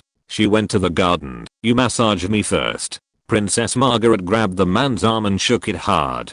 Chapter 541 Local Orders. Be honest. He patted Princess Margaret on the shoulder, and the latter lay down obediently. Alan Wilson, who had been playing with her, did not have any evil thoughts, but was a little impatient with serving the princess. Although Princess Margaret was very beautiful, it was a trouble for him. He definitely did not treat her like those actresses. The consequences of not taking her seriously were obvious. As a contemporary princess, I believe there are many noble children who like you in their hearts. By the way, you are also 20 years old. In dealing with a princess who did not play by the rules, he decided to try not to offend her and give her appropriate life guidance. The role model is ready, and the current Crown Princess Elizabeth is a good person to emulate. In fact, when Crown Princess Elizabeth ascended the throne, the skeleton of the British Empire was still there. In order to celebrate the Queen's ascension to the throne, the United Kingdom also joined the Commonwealth Navy to put together the 1953 British Empire Fleet Review, which included 9 aircraft carriers.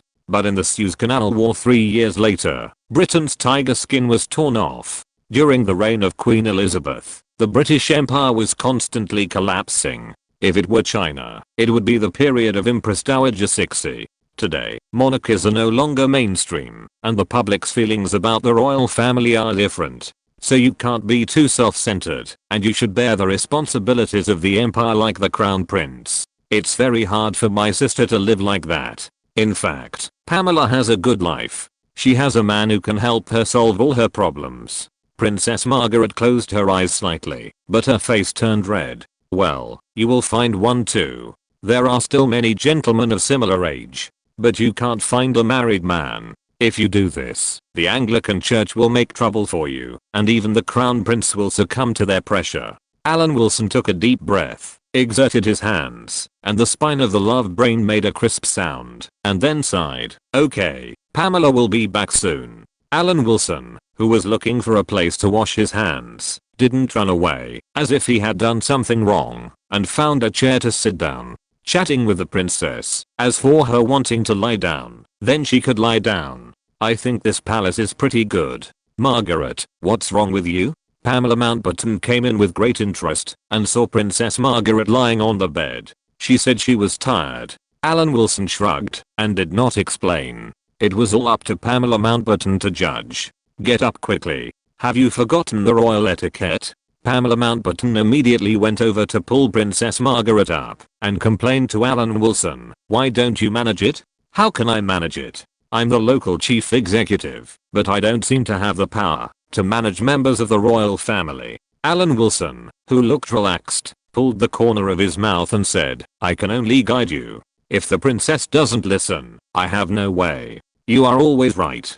Pamela Mountbatten took a step back first and turned to talk about her views on Sarawak. As Alan Wilson guessed, Pamela Mountbatten just regarded this place as a place for a British winter vacation. Even if she got the throne of the Kingdom of Sarawak, she would not come here to live permanently. But it doesn't mean that she doesn't care about this place. After all, it is a nominal territory, and necessary construction is of course necessary. And she expressed her firm support for electrification. If her fiancé needs it, she is willing to solve part of the funding problem. Alan Wilson laughed out loud after hearing this. I seem to feel that you have a little responsibility as a ruler.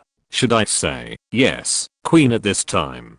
Don't laugh at me all the time. I don't understand these things. I just want a noble title and a vain woman. Pamela Mountbatten was a little embarrassed, and there was a hint of anger in her tone. She reached out and scratched Alan Wilson's itch. Hey. Princess Margaret sighed slightly when watching this scene, and the advice just now was thrown out of the window. Pamela, stay here for a few more days. 2 days later, Princess Margaret was at the Kuala Lumpur airport and hinted at the curious suggestion that this place is good and you can go around. Stop it. Australia has better facilities. Alan doesn't have time to accompany us around. Pamela Mountbatten grabbed Princess Margaret's hand and walked towards the boarding channel without looking back. He is now planning the development of Malaya. He took time to receive us. I can't be too willful. Alan Wilson did not come to see us off this time. He was making an electrification plan for Malaya. He even wondered whether to follow Japan's example and isolate 2 sets of standards. At that time, the Osaka area bought products from General Electric of the United States when purchasing electrical equipment. The products manufactured according to the American standard were all 60 Hz, while the Tokyo area bought products from General Electric of Germany. The products manufactured according to the German standard were all 50 Hz. After development, these areas radiated to the surrounding areas and naturally formed 2 power grids with different frequencies. But after a little thought, I felt that it was completely unnecessary. Not only did it cost more, but it was also unnecessary. The 2 parts of British Malaya were originally separated by the sea, so there was no need to study such useless details. Just copy the European standards. When the electrification plan was being formulated, Boris, who had traveled halfway across the world, finally arrived at the administrative office. Accompanying him were some financial personnel and security personnel from Newfoundland. Alan Wilson immediately entertained these Newfoundland guests. Boris directed the security personnel to bring up the boxes filled with pounds, panting and saying, Commissioner Allen, these funds are from us selling all your stocks except steel stocks, and then we went to London to exchange them for pounds, and then personally escorted them here. A total of £5 million. Thank you very much for your help this time. Alan Wilson did not shy away and opened it directly in front of these Newfoundland people. Looking at this banknote that could buy 10 Sarawak, he sighed. It's really hard work. It sounds like it's not an easy journey. This money is naturally his own, and now he has to invest it in the construction of British Malaya to see where the investment is not enough, so that it can be made up at the critical moment. Seeing these pounds, he couldn't help but sigh. After working in British India for 2 years, he only had this little money left besides the gold. He came to his senses and continued, "In fact, there is no need to say anything else. You are managing the funds of many colonial accounts. This is also good and more reassuring." Boris nodded and talked about the changes in Newfoundland in the past 2 years.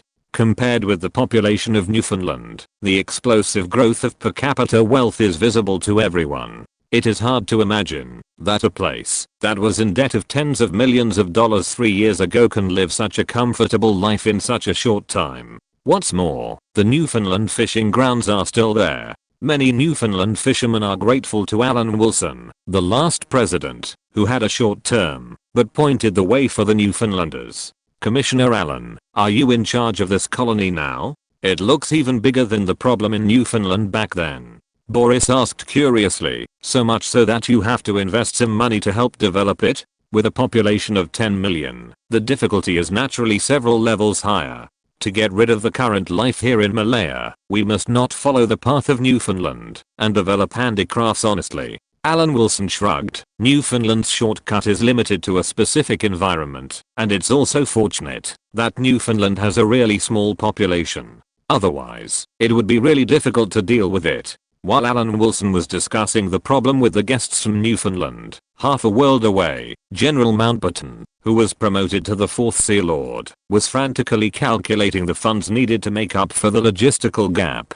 It was his arrival that made the position of the 4th Sea Lord more important than ever before. His huge work enthusiasm and energy burst out, and new ideas and new initiatives continued to emerge. Mountbatten, who was tenaciously moving towards the 1st Sea Lord, first took the power to allocate weapons and ammunition to each fleet from the 3rd Sea Lord. Secondly, he obtained the power to formulate all administrative plans for the Royal Navy. Mountbatten was also ready to do his extra work, not only because he liked to have pressure, but also because he hoped that the entire Royal Navy, the military machine that he poured his deep affection into, could operate according to his intentions, so that others would think that he was the only indispensable person in the Navy. For a person like Mountbatten, it didn't really matter which Sea Lord he was. It all depended on what he wanted to do. If possible, he could do the job of the 1st Sea Lord.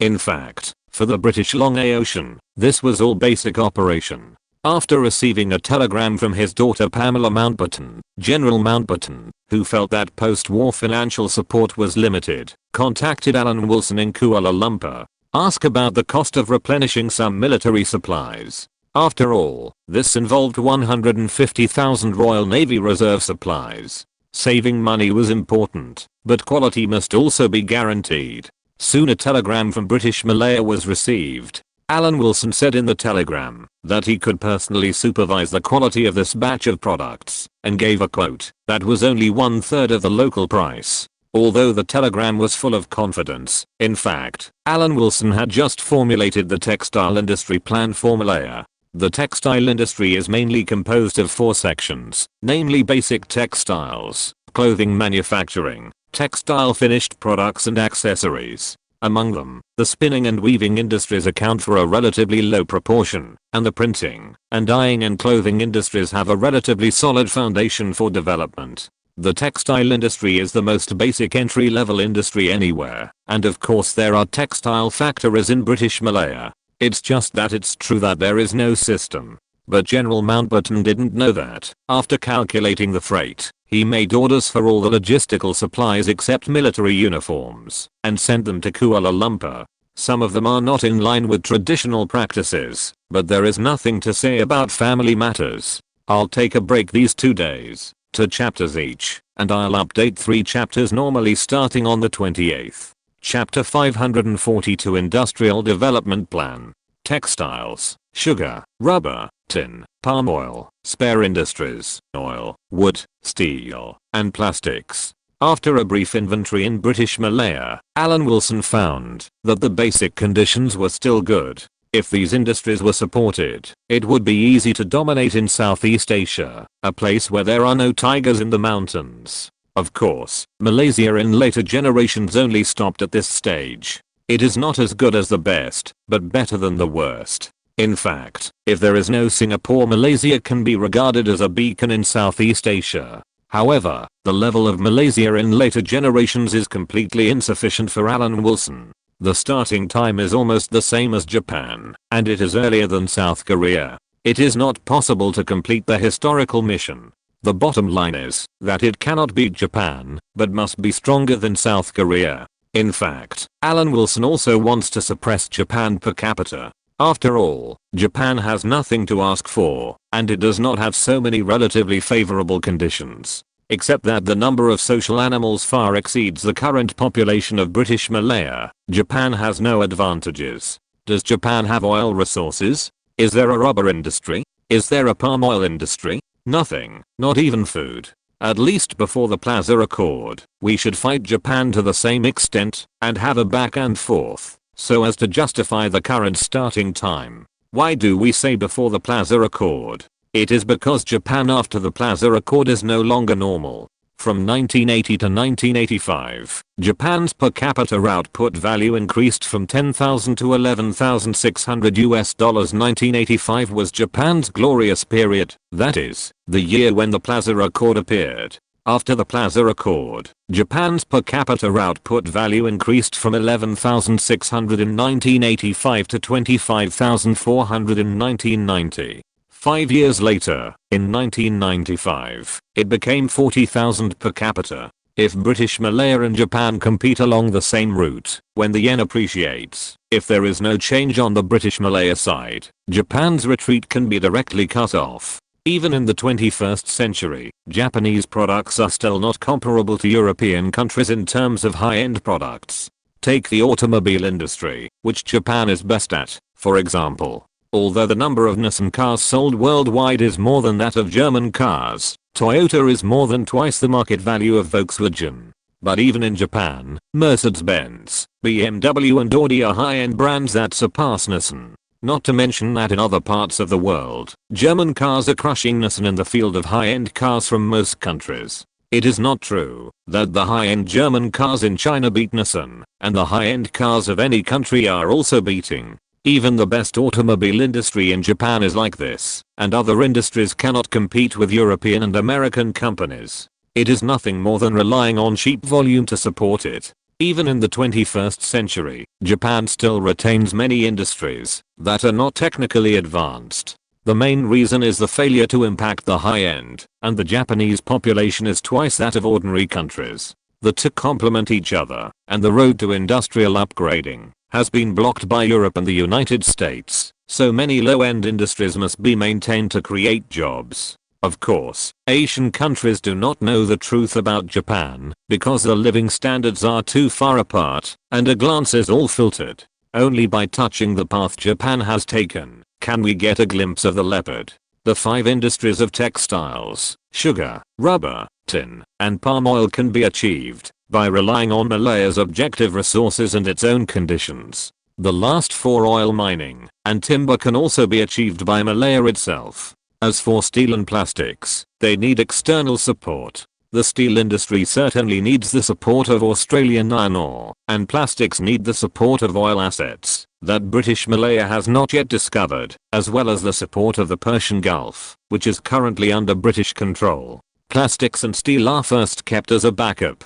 Finally, 1 month after arriving in Kuala Lumpur, Alan Wilson officially took out the development plans of the 7 industries of textiles, sugar, rubber, tin, palm oil, oil exploration and timber mining, as well as the electrification plan, and made a report to London for approval. After sending the telegram, Alan Wilson went to the textile factory in British Malaya to discuss the completion of the Royal Navy's order. In London, Mountbatten was still meddling in the affairs of the entire Royal Navy as the 4th Sea Lord. Of course, most of the time, Mountbatten was still concerned about his own business, that is, logistics and financial expenses. The Royal Navy is not having an easy time. Military funding focuses on the construction of the Air Force. Although there have been discussions about the Trinity recently, and General Mountbatten has expressed support, many projects of the Air Force are under development. It is impossible to cut off funding and cut projects at this time.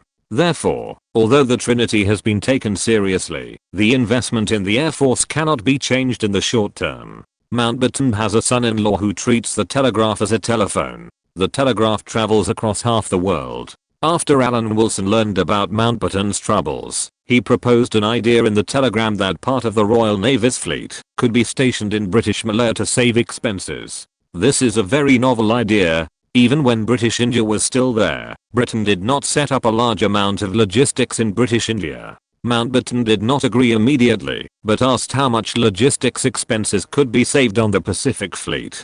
I need to investigate the Japanese prisoners of war and see how many of them have done logistics work for the combined fleet. After this reply, Alan Wilson sent a telegram 3 days later. The first half of the content was that he was urging local factories to complete the Navy's orders, and the second half was to investigate the Southern Army and see how many prisoners of war had done logistics work for the combined fleet. Alan Wilson really took this matter very seriously. Although the Japanese Southern Army was the army, this elite force could not have flown to Southeast Asia to fight. The Southern Army certainly had departments related to the Japanese Navy, and these departments also supported the combined fleet in the ocean.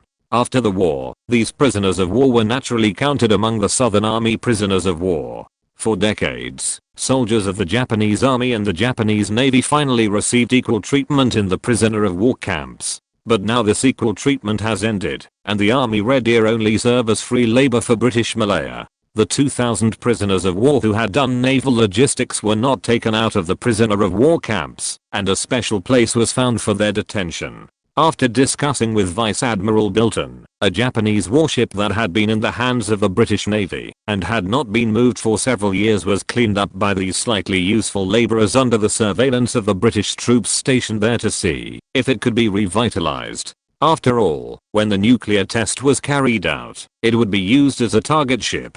Instead of calling a tugboat, it would be better to let these skilled prisoners of war tinker with it, which would save the tugboat fee. In the end, the warship was able to move, and the value of these prisoners of war who understood logistics was greatly increased. They were treated as human beings again by the British High Commissioner of Malaya, but they should not be able to return to Japan. Even if the United States spoke up at that time, these prisoners of war would not be among the group of prisoners of war to be repatriated. At the end of the telegram, Mountbatten also received a bill to calculate how much expenses could be saved if the auxiliary warships of the Pacific Fleet were handed over to these prisoners of war who did not have to pay military expenses. Of course, they were all auxiliary warships, such as minesweepers and air defense destroyers. The logistics of another part of the large warships still had to be carried out by the Royal Navy itself.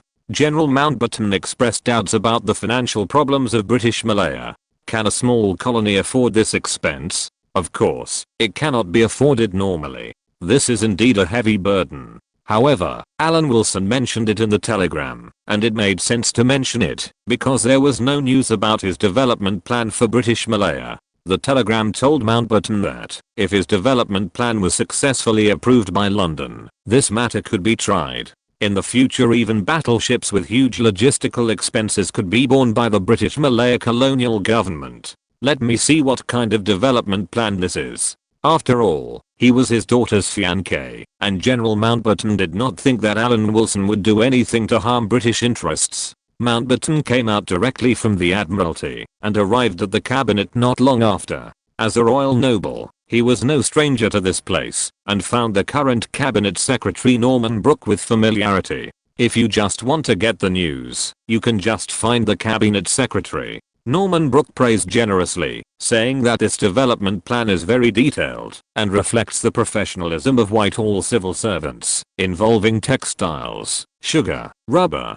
tin, palm oil, oil exploration and timber mining. Most importantly, there is no money asked from London. I believe that even the Prime Minister should be very satisfied, but if General Mountbatten can express support and play a key role, I think the results that everyone will see will appear immediately. After listening to Norman Brooke's words, General Mountbatten said clearly, "Norman, you civil servants never have good ideas.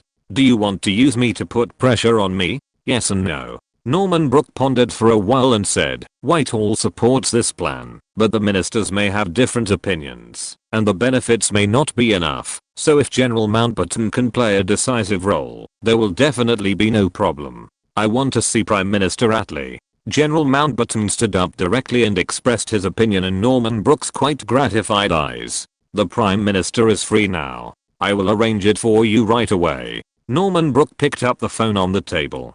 Dixon, what is the Prime Minister doing? Arrange a meeting right away. Our respected Sea Lord General Mountbatten is here. Okay, that's it. After hanging up the phone, Norman Brooke said leisurely, just as I thought, the Prime Minister has time now. Whether Attlee has time or not depends entirely on your call. General Mountbatten laughed and pointed out the tricks in Whitehall's work scope, which could not be hidden from him. Chapter 543, Attracting Investment. It is normal that the Industrial Development Plan has caused controversy.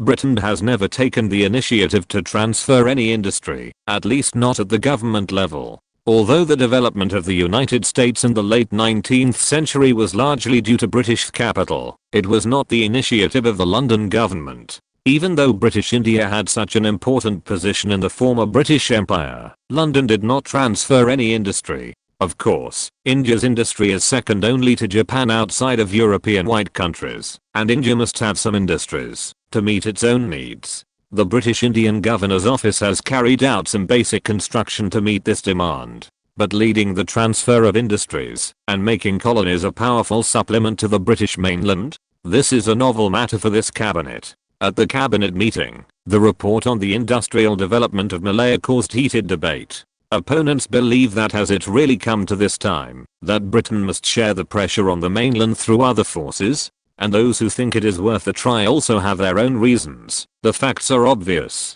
Local citizens cannot always do worthless jobs. As the report says, we cannot compete with the United States and the Soviet Union by selling clothes. Some jobs are bound to be eliminated with the progress of the times. Do we still expect the water delivery workers in the Middle Ages to still be active in the streets and alleys of London today? Mountbatten arrived at the cabinet under such circumstances. He did not think there was anything wrong with this. He had an ace named George VI. Although he would not use it generally, he could bring out the king at any time to achieve his own goals in anything. The king does not interfere in government affairs at ordinary times, which does not mean that the king is just a decoration. He also has influence in the military, even for the army. Although the UK does not have the title of the Royal Army, there are countless troops with the prefix of Royal in the army. The army is also loyal to the king like the Navy and Air Force, not to any government. Louis, I didn't expect you to come here. How is your work at the Admiralty? I heard that you, the new Sea Lord, have shown extraordinary energy. Seeing Mountbatten coming to him, Prime Minister Attlee showed great tolerance. Like Churchill, Attlee had known Mountbatten for a long time, and of course he understood the important position of Mountbatten and the royal family. At the same time, he also knew that Mountbatten's dream was to become the first Sea Lord, and he was also happy to see it happen. In supporting Mountbatten to be the first Sea Lord, there was no essential difference between Attlee and Churchill. Oh, respected Prime Minister, it's a pleasure to meet you. I certainly have my purpose this time. General Mountbatten skillfully expressed his intention in the tone of a civil servant who had heard nothing. I heard that the cabinet is discussing the overseas construction plan fiercely. Of course, as a soldier, I don't know the situation, but I think the opinion of the Privy Councillor is very reasonable. Some industries are sunset industries according to a new saying, and the value of retaining them is not great. Louis, do you think so too? Prime Minister Attlee was shocked when he heard it, as if he underestimated the last Governor-General of India. Even he, the Prime Minister, only recently clarified the definition of sunset industries. The key is that this term always appears in the telegrams of British Malaya. Of course, the textile industry is a basic industry that can be developed in any country and is the easiest to break through. Mountbatten said with a smug look according to the content of the telegrams he had long communicated with Alan Wilson. After expressing his understanding of the economy, Mountbatten changed the subject and said, of course, what I care most about is the construction of the Royal Navy. General Mountbatten's dream is to be the first Sea Lord, not the Commissioner of British Malaya. He can just pretend to be mysterious by using the term sunset industry. The key lies in optimizing the use of the Royal Navy. Logistics and expenditure are in his duties as the fourth Sea Lord. General Mountbatten was convinced by an argument in Alan Wilson's telegram that once the overseas territories of the British Empire could not be preserved, the role of the Royal Navy would naturally become smaller and smaller, especially for important colonies like British Malaya, which can supervise the Strait of Malacca. Once they become independent, the status of the Royal Navy will become increasingly insignificant. This is a historical development trend. With the disintegration of the empire and the growth of the navies of the Commonwealth countries, traditional overseas opponents such as Japan, the United States, Italy, and even the Soviet Union have either become allies or their threats have decreased, so there is no need for overseas defense. Maintaining a huge global empire was the most critical motivation for the expansion of the Royal Navy in the 19th century, and this motivation no longer exists. The large number of warships that maintained commuting and trade routes naturally lost their function and would sooner or later completely withdraw from the stage of history. In turn, the need to protect the British mainland has also shrunk dramatically. Even the navy that has been reduced to today is still similar in size to the French Navy. France, the traditional first threat to the British Isles, has no longer been a threat since the 20th century. And other traditional European threats have also become allies against the Soviet Union. If Argentina had not suddenly wanted to compete with Britain, Britain would have regarded the already reduced Royal Navy as even more insignificant. It was the Falklands War that made Britain put a sudden brake on the continuous reduction of the Royal Navy. General Mountbatten naturally did not know about the war decades later, but he wanted to be the Sea Lord, and at the same time, did not want to see the Royal Navy, that he pursued all his life, become insignificant when he was the Sea Lord. So he had to use his special status in the UK to make British Malaya very important, so that the Royal Navy would have to continue to develop. As for Alan Wilson's statement that the Malayan colony could be used to bear part of the logistical expenses, that was just by the way.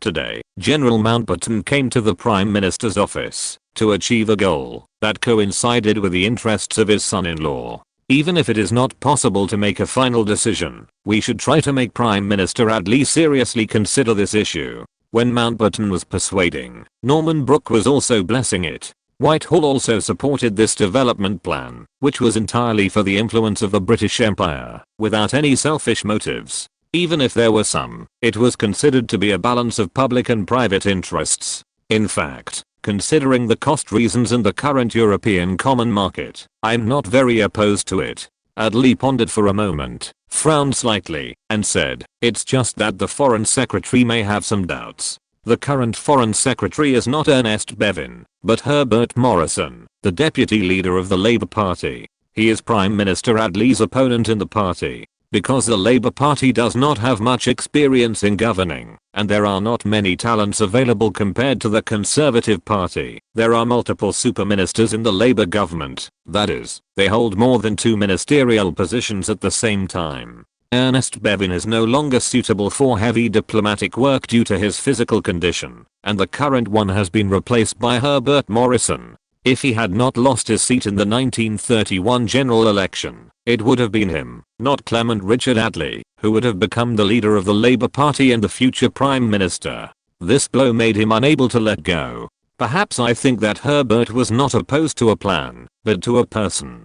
General Mountbatten heard this and looked clear, but immediately took back his words. "Of course I'm not aware of party affairs, nor do I know the specific situation, but as many people in Whitehall say, the most important thing for serving the empire is reliability. Reliability." Prime Minister Attlee pondered for a moment and nodded. "This is a trait that politicians also think is important. Alan Wilson's report is as rich as before, and it takes up a lot of space, explaining the important position of British Malaya. Even before it was issued, he revised it once, removing all the words of industrial transfer and replacing them with more harmless industrial support. It means that in the current context of the recovery of European countries, once these countries that originally had a foundation recover, the first to be hit will be the textile industry with the lowest threshold. Supporting the textile industry in British Malaya, within the framework of the imperial preferential system, is equivalent to having a reliable external force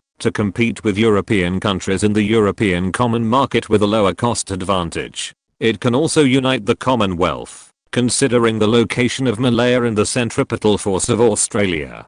Grasping the Commonwealth in one hand and the European common market in the other. Wouldn't it be beautiful to fly with both wings? Attlee saw this telegram that supported more than transferred, and he also approved of this paragraph. After General Mountbatten left the Prime Minister's office, Prime Minister Attlee had already made a decision in his heart. In British Malaya, Alan Wilson was leading Boris and other Newfoundland guests to visit rubber plantations and tin mining areas. The main purpose was to persuade Newfoundland to invest. Although he had patted his chest and promised that London would ask for £1, Newfoundland was not London, and he had to ask for it. Returning to the High Commissioner's office, Alan Wilson said as he walked, "I'm not saying that it's wrong to keep the funds, but since Newfoundland has sufficient funds, it should have relevant investment concepts." Although the current life must have been very satisfactory to the citizens of Newfoundland, who would complain about having too much money, Commissioner Allen, this time we are also very eye-opening.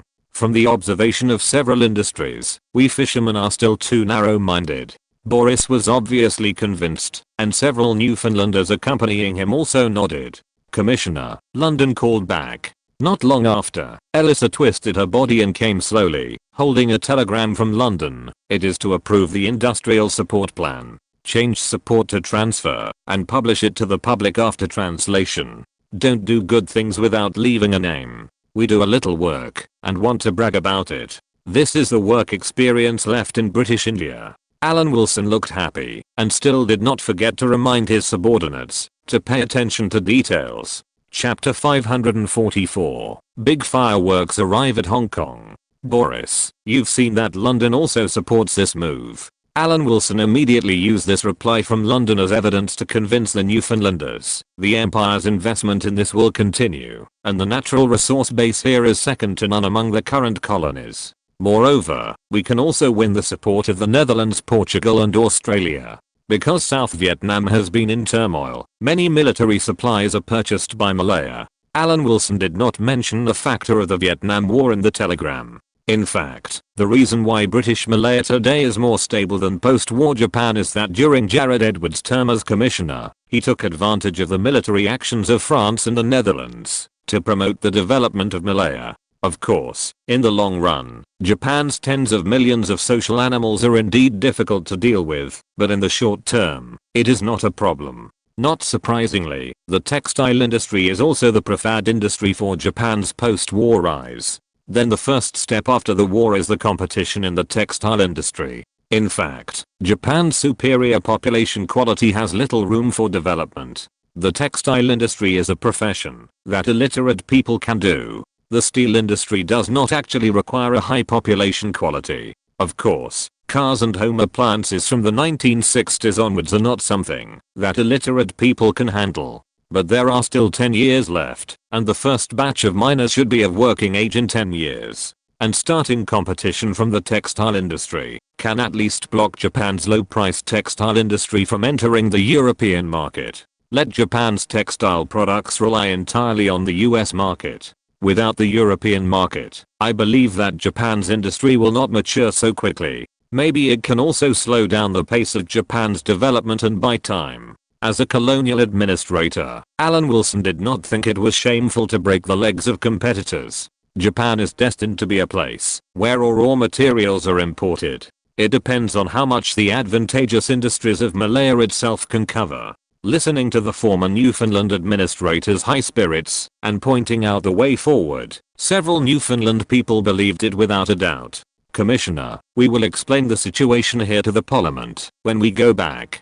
Boris patted his chest and promised, we can't guarantee that the Parliament will use the money of the Newfoundland Foundation for investment, but I believe that it is still possible to take out a part. The current Newfoundland Foundation is the part of the funds of the Commonwealth Lottery that belongs to the public property of Newfoundland. As for the other part, it belongs to Pamela Mountbatten's own investment. The Commonwealth Lottery is currently widely sold in North America, and of course it is also sold in the UK. It has become a major source of income for Newfoundland. Seeing that after his governance, a group of honest Newfoundland fishermen have degenerated into what they are today, Alan Wilson has mixed feelings. So it is normal to attract investment from the Newfoundland Public Foundation. Without him, the chief executive who brought earth-shaking changes to Newfoundland, could the Newfoundlanders who were still heavily in debt in 1947 look at the United States and Canada on an equal footing in just 3 years? When Boris and others returned to Newfoundland with Alan Wilson's expectations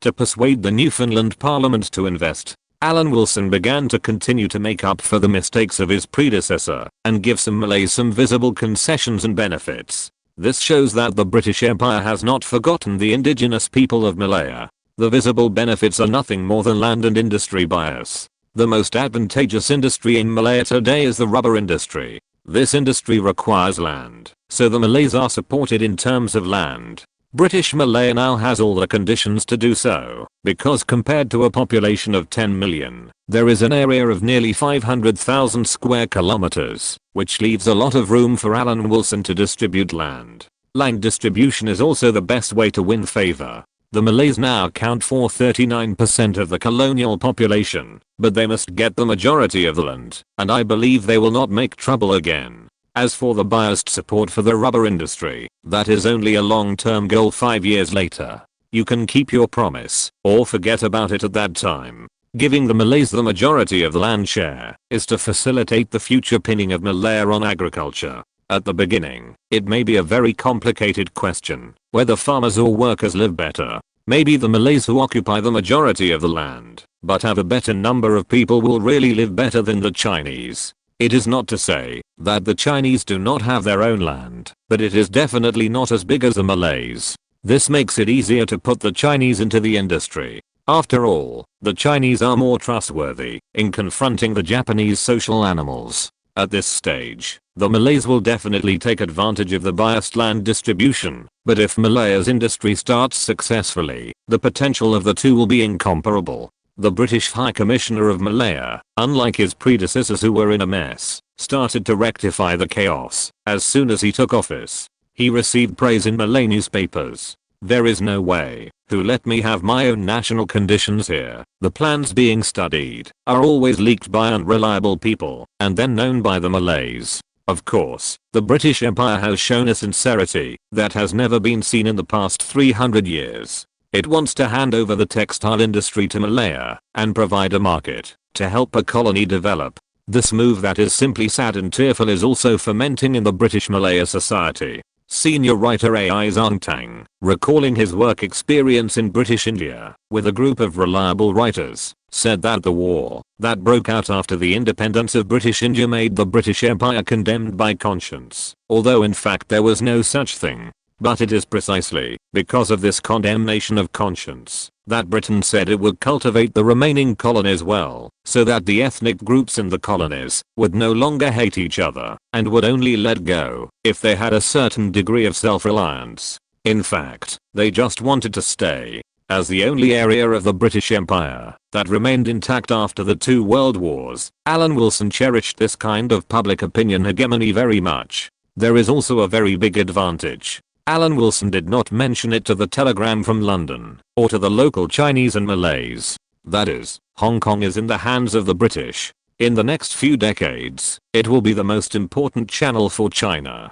to communicate with the outside world. Other countries cannot enter, but Britain can. If this favorable condition is used well, there will be another trump card to deal with Japan and South Korea. While Alan Wilson continued to lead colonial officials to relive the glorious era of British India and disturb their vision with dazzling, half-true and half-false news, Ingrid Bergman, president of Woodpecker Pictures, arrived in Kuala Lumpur, which kept calling for him. Alan Wilson, who is good at macro-manipulation, immediately handed over the work of public opinion guidance and land allocation to Elisa and went to welcome the Nordic goddess with a fiery heart. Why are there others? After picking up the guests from the airport, Alan Wilson asked in a low voice what the couple who came with her did. They are the marketing managers of Louis Vuitton. I finally got them to come with me, Ingrid Bergman whispered. So they are distinguished guests. Alan Wilson understood immediately. Although the IQ tax companies on the earth have their own fields. There is no doubt that Louis Vuitton is much more famous than other similar companies.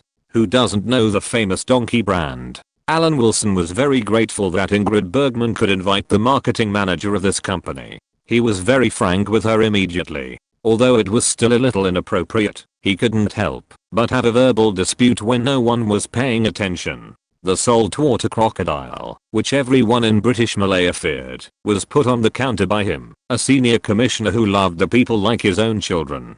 Through Ingrid Bergman, Alan Wilson also knew that Louis Vuitton's business status was very normal. This was also normal. The World War had just ended for 5 years, and the French franc had collapsed several times in the past few years. Luxury goods are naturally not easy to sell. If I were you, if you have a certain amount of liquidity, you can consider buying shares in Louis Vuitton. Alan Wilson said, holding a glass of red wine, looking at Ingrid Bergman who was about to take a shower. Luxury goods are not easy to sell now. Ingrid Bergman, whose nuclear bomb figure was slowly showing off in front of others, was stunned, and the burden on her chest was jumping, which made Alan Wilson swallow a mouthful of saliva. He poured the wine directly into his throat, and finally regained a little dignity as the chief executive of 500,000 square kilometers. The climate here is too hot. Ingrid Bergman walked to the bathroom door, turned around and smiled. Want to join us? What dignity of the High Commissioner of Malaya?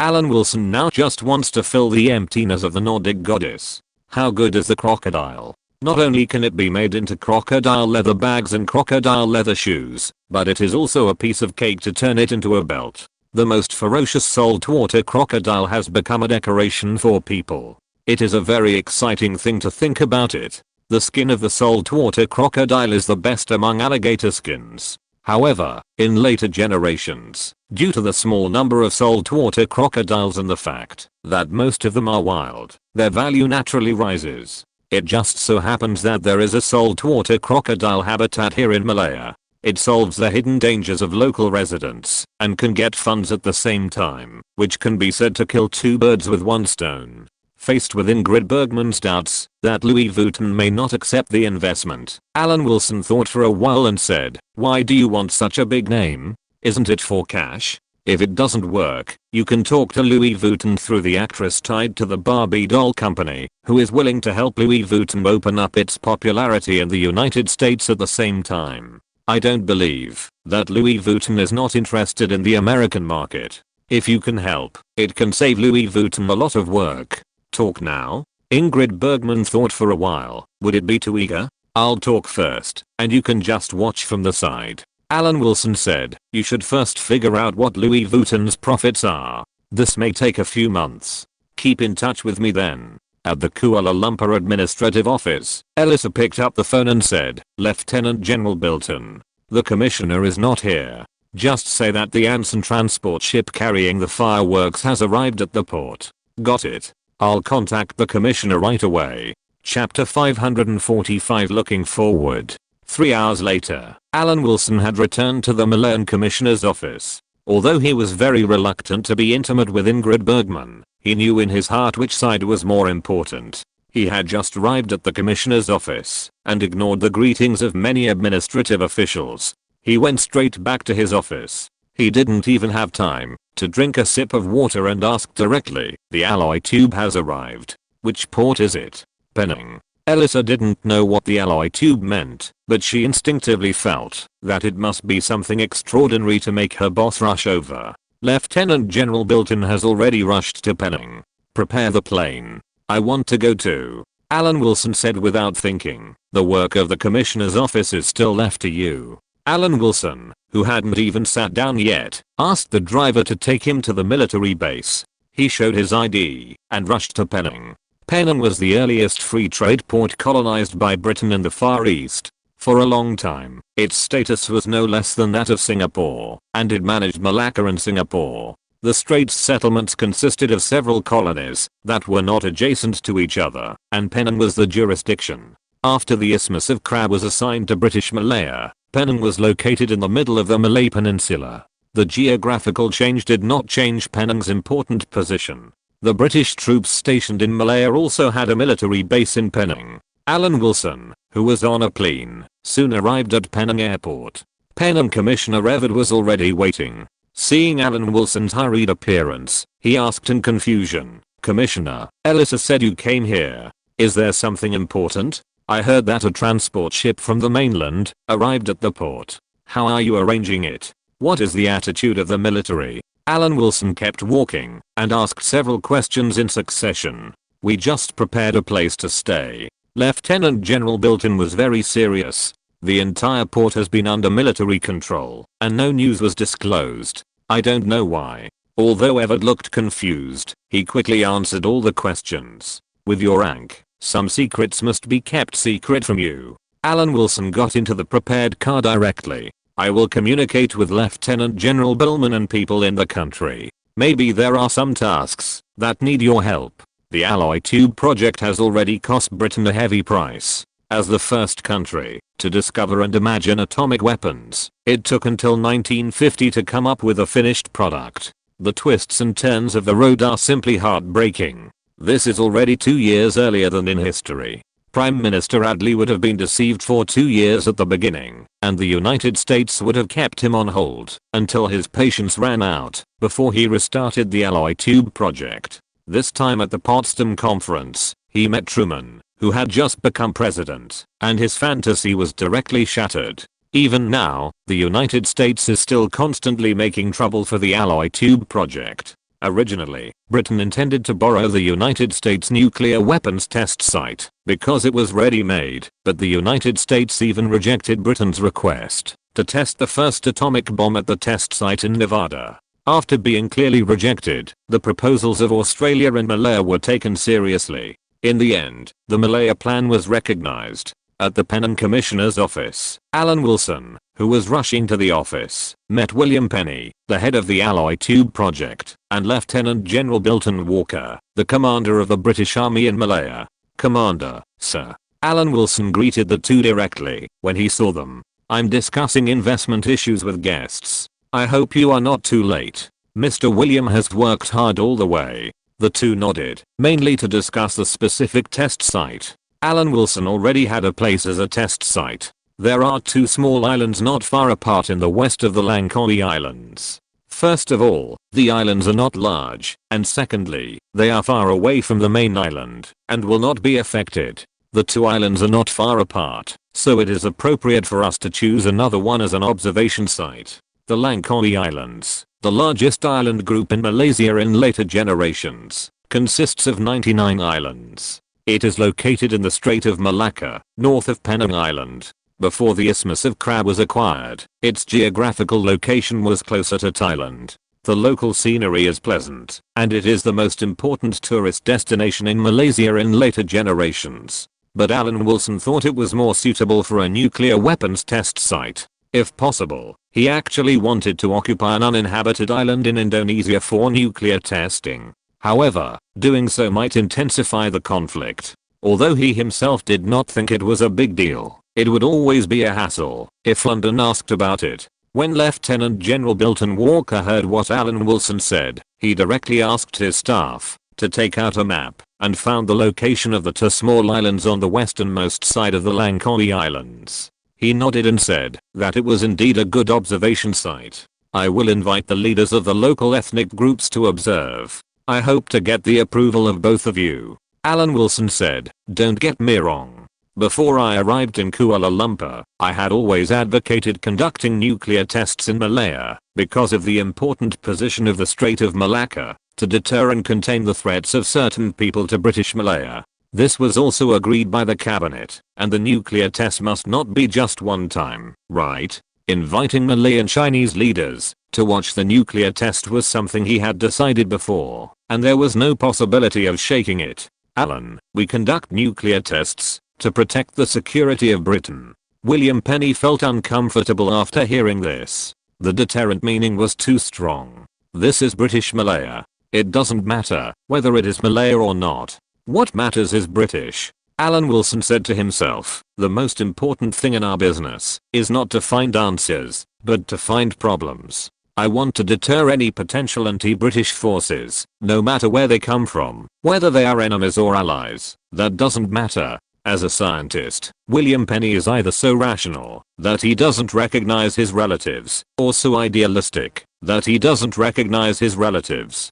Now it seems that William Penny can't be completely the latter, but he has some of the latter. In Alan Wilson's eyes, this is just the beginning. He even wants to learn from France and wreak havoc when withdrawing from the colonies. If he can't stand in Malaya one day, he wants to raze it to the ground. Although he is not the same kind of person as William Penny, Alan Wilson still concealed his evil heart and did not reveal in front of a scientist the regret that nuclear weapons have only been used into actual combats. After deciding the experimental site, Vice Admiral Bilton Walker was concerned about whether the ethnic leaders from Malaya would come. If they still want to live, they should come. Alan Wilson said with a smile, "I have already communicated with these people when I took office, and I will invite them again in a short time. If they agreed at that time, but now regret it, I will doubt whether they are reliable. The current question is how long it will take to prepare. I suggest that we should have good news as soon as possible,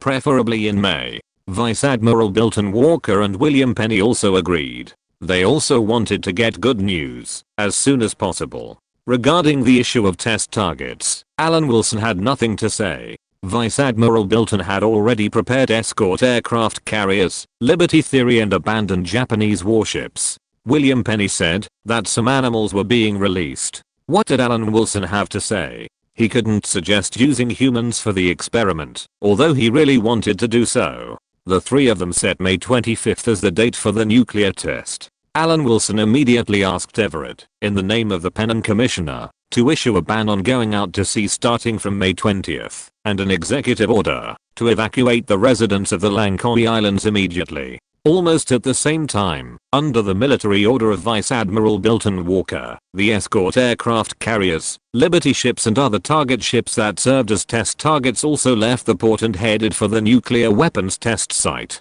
Anyway, Alan Wilson felt that the location of the test site was very good.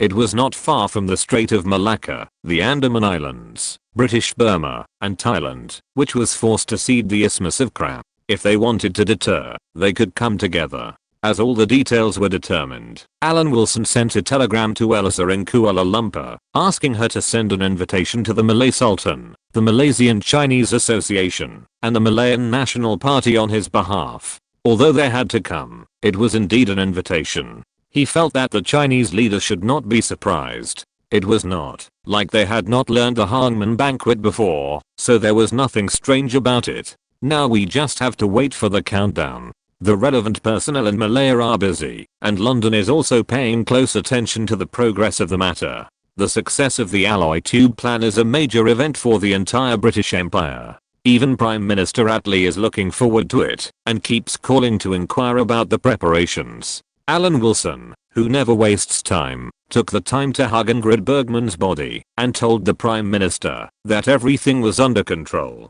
Then he thought about it, and changed the word that was too strong in the flavor of the gun party. In his eyes, the gun party is synonymous with accomplishing nothing. Don't let this important nuclear test be poisoned. No, I said no. Ingrid Bergman avoided the man's desire to be intimate. It's not safe. Don't make a fuss. It's not these few days at all. Alan Wilson has a diary, which clearly shows that it is very safe recently. I'm so busy right now. Don't you know that a big project is about to start? Since the strong attack didn't work, Alan Wilson changed to outsmarting. He also showed his cultural accomplishment and wrote a Chinese character good to explain the meaning of this character. Good means woman when it is separated. It means that a woman will give birth to my child for me. It's good for me. I can't do anything about you. Ingrid Bergman sighed. If it's really like what I said, let's see what you will do then. After such a long struggle, Ingrid Bergman finally let this man with a perverse logic achieve his goal. Alan Wilson, who was full of energy, almost wanted to take Ingrid Bergman to hold a hangman banquet with the local leaders, but finally gave up this tempting idea. Chapter 546 Operation Hurricane. Those invited by Alan Wilson included the 9 sultans of Johor, Pahang, Selangor, Negeri Sembilan, Perak, Terengganu, Kelantan, Kedah and Perlis, leaders of the Malaysian Chinese Association, including Tan Cheng Lock, Lim Lian Jiak and others, and Di Wei, the chairman of the Malayan United People's Party. He also formally admitted in front of these ethnic leaders that he would soon adopt a land policy that would benefit the Malays. There is no doubt that we must ensure that the tragedy of the partition of India and Pakistan will not happen again. The independence of British India has made us realize that before we have the ability to be independent, we still have to go through a period of development and construction. At present, Malaya does not have the soil for independence. I have said that who is in favor and who is against it? The 9 sultans representing the Malays would naturally not object. Alan Wilson went a step further and said, "Dear sultans, you should understand one thing. Neither the United States nor the Soviet Union has a good impression of the monarchy. As a local monarch, it is in your interest to get along with Britain in a friendly manner. As for the Chinese community, I personally respect you very much." Alan Wilson switched to official language and said leisurely, "The current 3 major Indian ethnic groups, the most important thing is stability and development. I have high hopes for the Chinese. Don't talk about independence, talk about anything. I believe you also know that business restrictions have been lifted, and no one will restrict you from making money. We make money in harmony, and harmony is the most valuable. As for the marginalized Indians, how could Alan Wilson, as a High Commissioner who had worked and struggled in British India, remain indifferent? The chairman of the Malayan Congress Party, DV, had already publicly stated that the Andaman Islands were an integral part of the British Empire. Alan Wilson also revealed that London had agreed to support the Malayan economy. In general, this banquet, held in accordance with the Oriental tradition, was not like a hangman banquet at all. The atmosphere in Gangkach was full of joy, and it was simply a model of the colonies of the British Empire. During the period, there were some dancers dancing to liven up the atmosphere, which made Alan Wilson feel that a real man should be like this. "Commissioner, we don't have any problem with the land distribution," the Sultan of Kelantan said. "In fact, at present, we are also trying our best to ensure the loyalty of the Malays, so all this is not a problem. Keep playing the music and dancing." Alan Wilson waved his hand and then retracted his attention. "From my point of view, I will do everything possible to maintain the stability of Malaya. The British Empire has high hopes for British Malaya, and it can even be said that it exceeds the expectations for British India. I believe that, no matter what ethnic group the guests here belong to, they all hope that life will get better and better. The president of the MIC will not want to be deported to India, right?" The meat in the mouth of the president of the Malayan MIC, Dewey, suddenly became unsavory. "My respected sultans, they certainly don't want their status to disappear." The faces of the 9 sultans turned ugly. The Chinese want money, but they certainly don't want the war to happen again. In the past 50 years, the Chinese have been filled with memories of war, which is a very terrible thing. The only dancers with Middle Eastern style were left in the venue, posing to the music, but there was no sound from the guests, which made the atmosphere in the hall very uncoordinated. Alan Wilson drank a glass of wine and said, "If everyone can work together, I believe good days are not far away. After all, there is local support. If any part is not honest, I will restore Malaya to the state before the British landing before leaving." When the Dutch were in Java, they had carried out systematic destruction, blowing up the railway bridge and setting fire to the rubber plantation. The Malay Peninsula was separated from Java by a strait, and they knew exactly what happened at that time. But these people didn't know that, although the Dutch did it, the person who made the suggestion was right in front of them. It's enough to get the meaning across. There's no need to make it too clear. It's better to hint at it. Alan Wilson said softly, "If the French evacuate Vietnam one day and hope that the British Empire will help bombard the coastal cities of Vietnam, I think Britain will not refuse it, because of the traditional friendship between Britain and France. By the way, some warships of the Pacific Fleet will be stationed in Malaya. Sooner or later, all the battleship fleets will be stationed there. Everyone should be mentally prepared.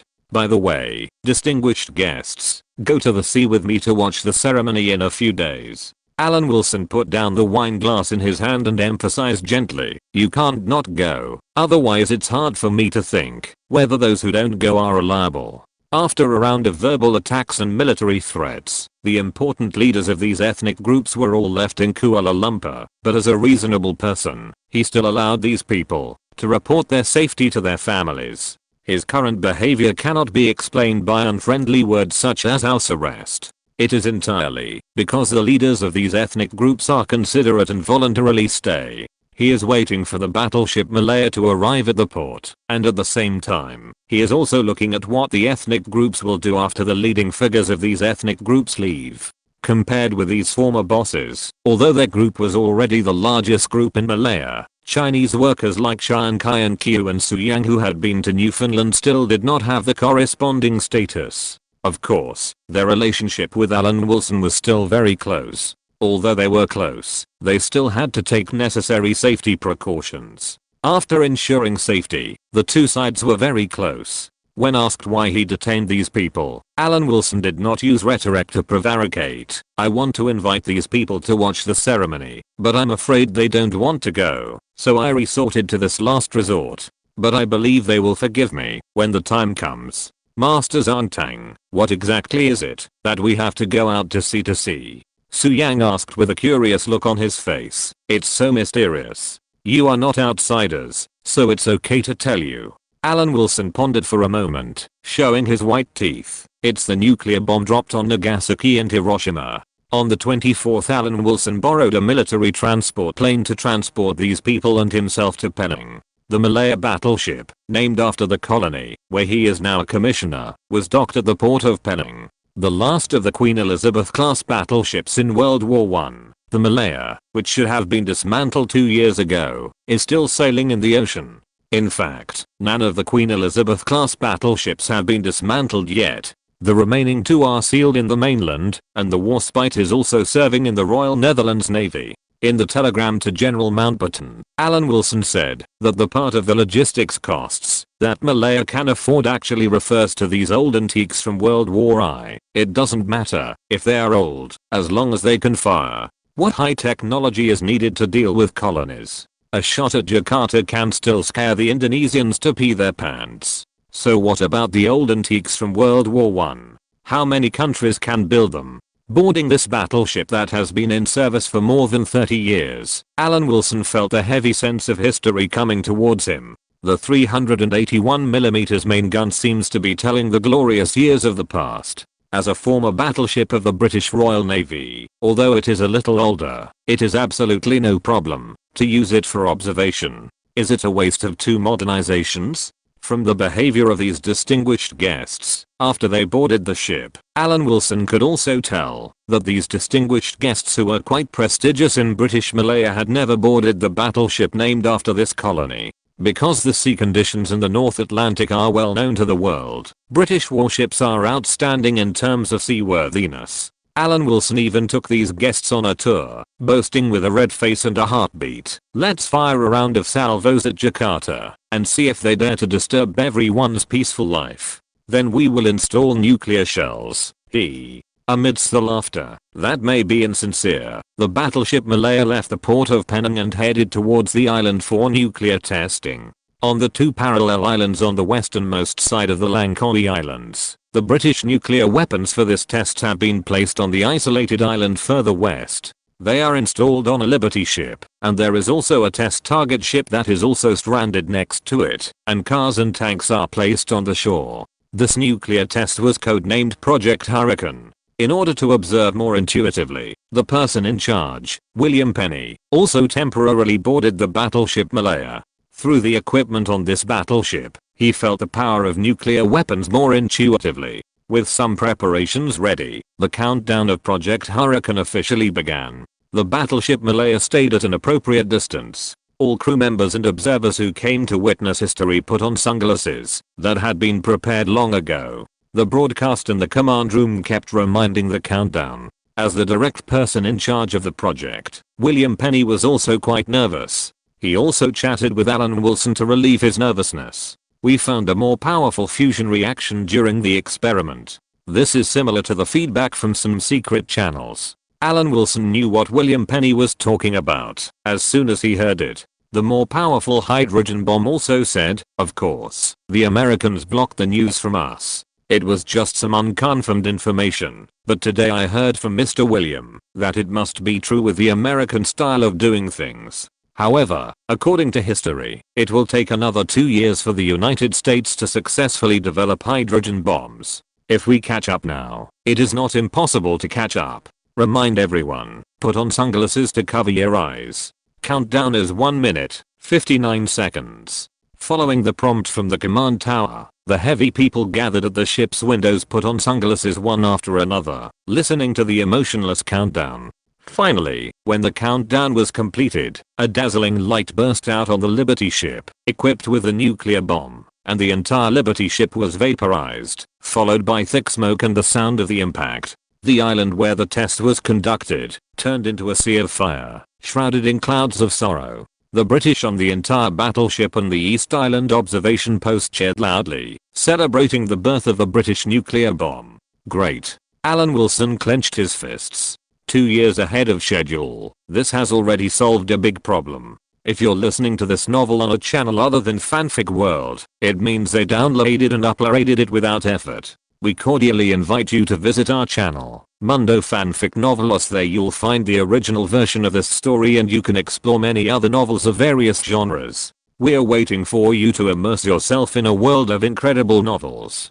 Chapter 547 Bold Idea. A similar scene was also played out in an observation post on another island. Lieutenant General Bilton congratulated the observers from France, the Netherlands, Portugal, and Australia who were fighting in the Asian colonies. The French who were on the battlefield in Vietnam happily emphasized the similar situation of Britain and France under the current situation. The Dutch and Portuguese nodded one after another. The faint vibration on the ground did not disturb everyone's good mood, especially Australian Major General Herbert Jones, who seemed to have nothing to do with the matter. He was probably the happiest person besides Lieutenant General Bilton, as if the nuclear weapons were in his own hands. At another location, the main gun of the Malaya battleship, which had not been opened for a long time, fired in the direction of the nuclear bomb explosion, showing the meaning of celebration with practical actions. Whether in the observation post or on the battleship, the cheers lasted for a long time, but the situation on Alan Wilson's side was more complicated.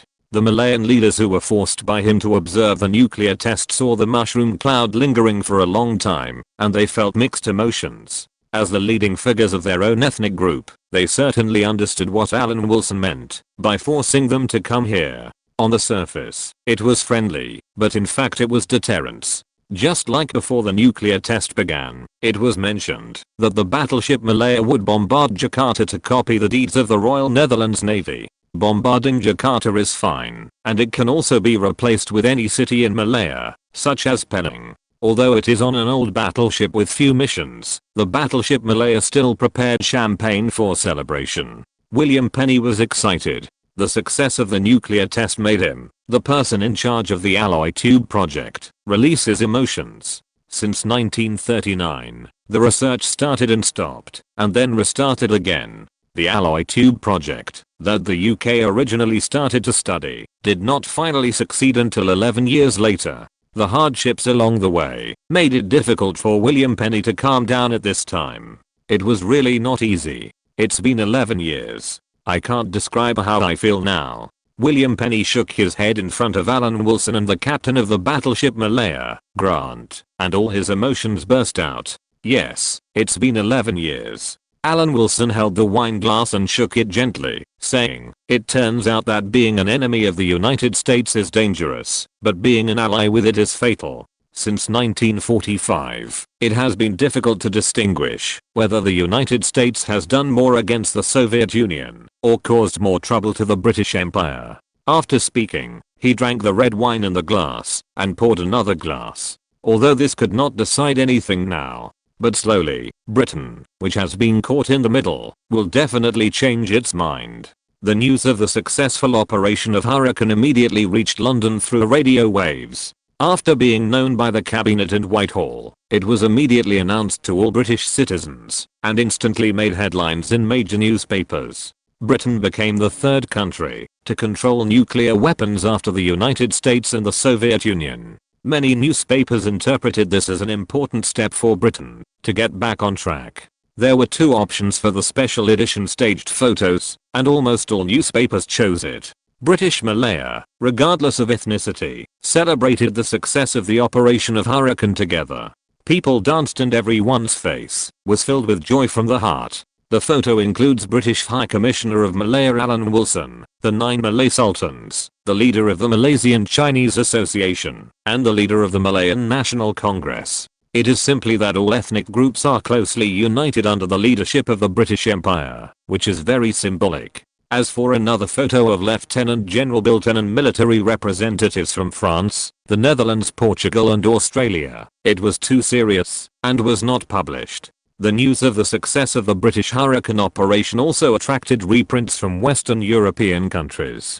People in these countries believe that although they have gone through 2 world wars, Britain has proved that a lean camel is bigger than a horse. A day later, the news of the British nuclear test city has spread all over the world. After the success of the nuclear test, both the military personnel of the observation post and the guests of the battleship Malaya have returned to Penang, but the scene they saw is still a topic of great interest. William Penny also mentioned in front of Alan Wilson that the alloy tube project was purposefully blocked by the United States after it was restarted, and how local scientists overcame all difficulties to achieve today's harvest. We also have atomic bombs. I believe it will be much easier to discuss cooperation. William Penny sighed.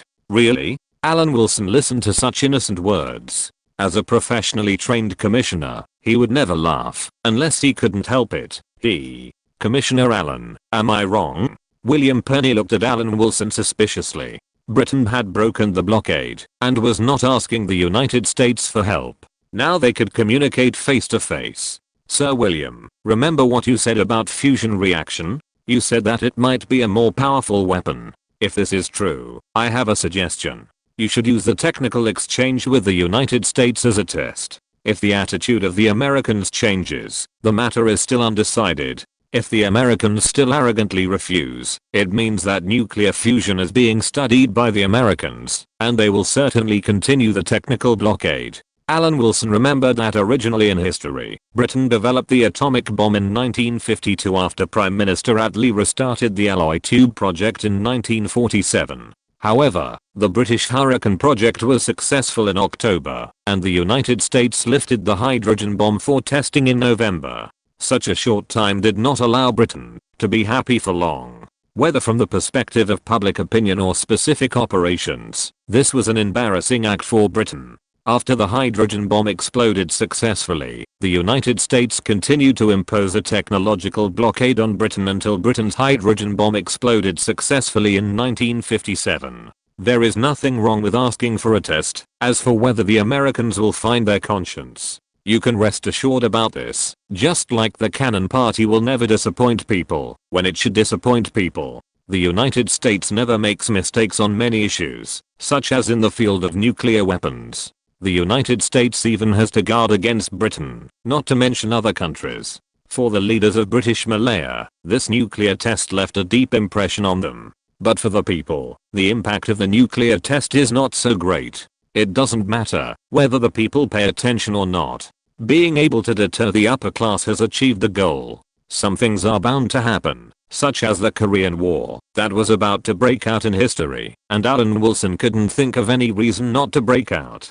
From the perspective of North Korea, it is not a mistake to unify the country. Moreover, it is easy for a country with a system like the Soviet Union to withstand external pressure and be independent. There are no foreign troops stationed in North Korea. If they want to fight, who can stop them? However, this is not a bad thing for Britain. It can consume the national strength of the United States and buy some breathing time. What's wrong? As for whether it will use this to arm Japan, this is simply a false proposition.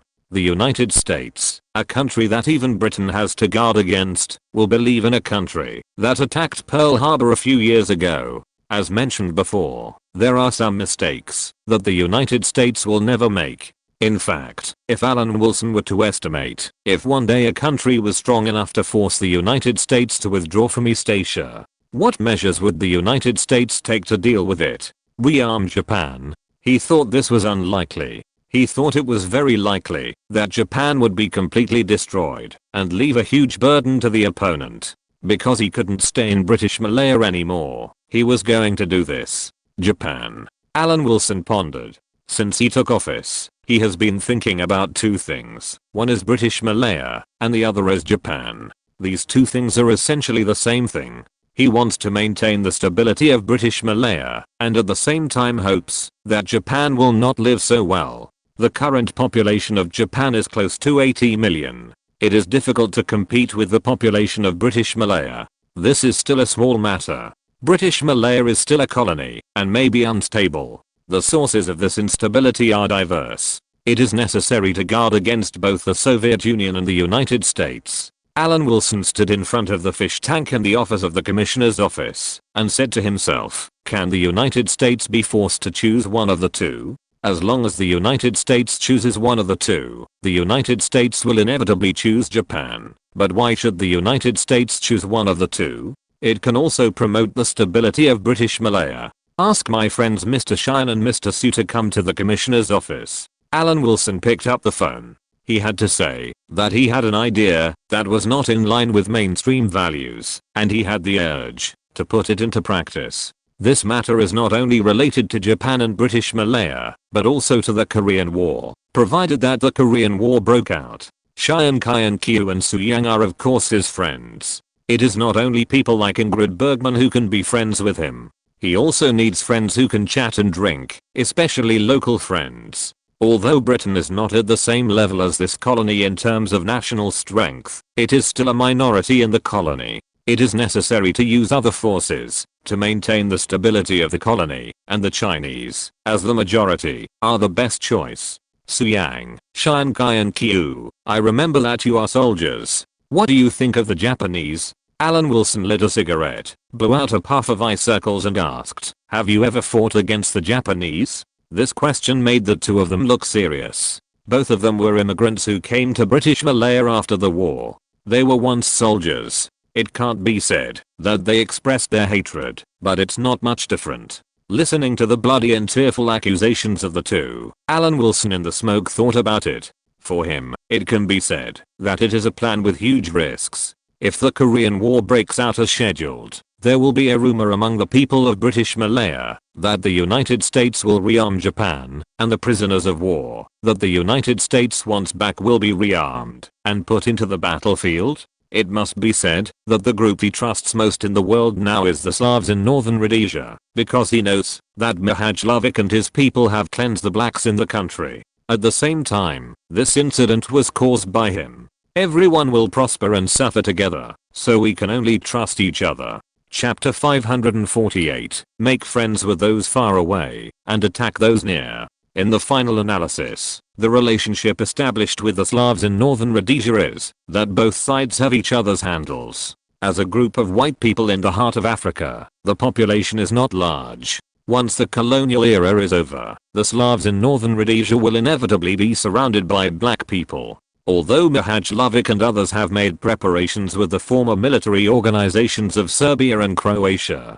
From now on, they have begun to lay mines for defense. But if this matter is exposed, it will inevitably be besieged by black countries throughout Africa. Under this future threat, northern Rhodesia can only hold on to London's thighs. Alan Wilson wants to replicate this stable relationship, and now there are a large number of prisoners of war in British Malaya. The main ethnic group in British Malaya is the Chinese, who have a deep hatred for Japan. This idea is actually not complicated at all. Simply put, it is to borrow the heads of these elite Japanese populations, to boost the morale of Malaya. At the same time, cut off the connection between Japan and British Malaya. It is much easier to promote anti-Japanese education in this way. Anti-Japanese education must be promoted, because in terms of time, the competitor of British Malaya must be Japan. Alan Wilson, who was thinking, was not convenient to meet guests. He just asked a few questions, left the two to drink a few glasses, and let his two Chinese friends go back, so that he could have time to think carefully. This idea has just appeared. Although if everything goes well, the gains may be huge. But if it doesn't go well, he may be involved. So we must plan it well. If success can be guaranteed, there will be many benefits in the future. It can even break the goose array industry layout of Japan in advance. Did you go to participate in the nuclear test? Why are you so depressed after you came back? Ingrid Bergman touched the man's face, not understanding why Alan Wilson seemed to have changed in the past few days. Although he was still very motivated, he didn't seem to like to talk much. Of course, he wanted to turn the idea that came to his mind into reality, but he couldn't say it. He just sighed and pretended to be heavy. It's just that there are more killing weapons. What's there to be happy about? Human beings always plan to kill each other. He was the one who planned to kill each other, but in front of Ingrid Bergman, he couldn't say anything about the bombardment of Jakarta. That was all a slip of the tongue and a misunderstanding. He was just a peace lover who was worried about the proliferation of weapons of mass destruction. But Ingrid Bergman didn't know that she was confused and came over to comfort the man. It's not your fault. It would be great if Washington and Moscow could destroy this weapon for the benefit of all mankind. Alan Wilson was addicted to acting, his face full of worry about the country and the people. But even if it was the beauty in front of him, Alan Wilson, who had already become instinctive to mix words, still left room for his words. The United States is the hope of mankind, and the Soviet Union is also a symbol of equality. The role models of the two worlds can destroy nuclear weapons. Britain is an ordinary colonial country without such lofty ideals, so it is better to keep nuclear weapons. This night talk was not without effect. The two of them naturally began to linger. As the saying goes, a night of spring is worth 1,000 gold. Before Ingrid Bergman left Kuala Lumpur, he hoped to hear good news in more than 9 months. This was worth his help to Ingrid Bergman in the operation of Louis Vuitton. Now Ingrid Bergman has been living in France. As a filmmaker who has developed her career in France, it is normal for her to have a share in the most famous French luxury goods company. The so-called leisurely life of the commissioner is to drive a Swedish luxury car and experience the superiority of hardware. But happy days are always so short. Alan Wilson still drove the Gintama to send Ingrid Bergman to the airport. Dear, don't forget to report safety when you go back. After kissing Ingrid Bergman's face twice, Alan Wilson reluctantly watched her board the plane. After that, he returned to the headquarters of Greater Indonesiaism, the Malayan High Commission in Kuala Lumpur, and got a newspaper from his private secretary about Sukarno's fierce criticism of the British nuclear test and his request for Britain, the Netherlands and Portugal to take back the divided Indonesian territory. On the back of the newspaper was the old tune of the Greater Indonesia ideal. The Malayan High Commission was of course the nest of Greater Indonesiaism. Even when you enter the door and turn left on the second floor, you will find the Indonesian Affairs Office, which is run by Alan Wilson's confidants. The main purpose of the Indonesian Affairs Office is to spread Greater Indonesiaism and guide Indonesians in Indonesia on how to talk and be patriotic. It incites populism and encourages Indonesia to express public opinion against European colonizers, including Australia. The long equator divides the earth into two halves, north and south. Due to historical and geographical reasons, the economies of most countries in the southern hemisphere are relatively backward. But Australia is an exception in the southern hemisphere. Due to the system and talents left by the British, coupled with the rich domestic resources, Australia has become one of the few wealthy countries in the southern hemisphere. As a major country in the southern hemisphere, Australia cannot truly become a self-reliant power because of its barren land.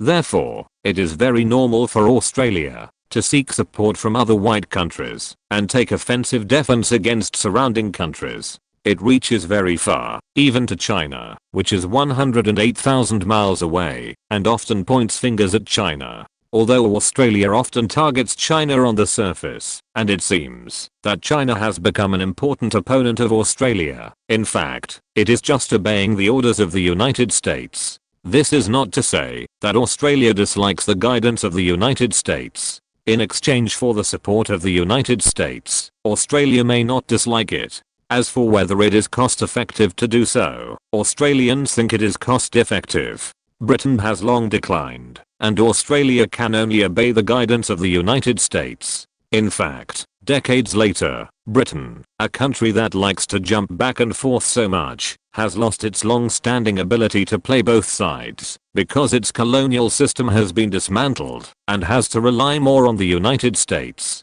Australia has less room for maneuver, and Australia must do whatever the United States says. Alan Wilson, who knew that being an enemy of the United States was dangerous, and being an ally of the United States was fatal, knew that once the colonies were lost, Britain would be a yes man who allowed the United States to point fingers, so he had been trying to avoid this future, let alone Australia. The country that really scared Australia the most, and posed a direct threat to Australia was Indonesia. Australia could not become a truly independent power, because Australia was a plate of a resource-rich country, and this plate, with such a sparse population in Australia, can allow Australians to live a very easy life, even more comfortable than Britain and the United States. Alan Wilson, who knew that Australia had been nervous about the East Indies since World War II, told the former Malayan High Commissioner Jared Edward how to arouse Australia's disgust as early as when he was still there, that is, to spread greater Indonesianism.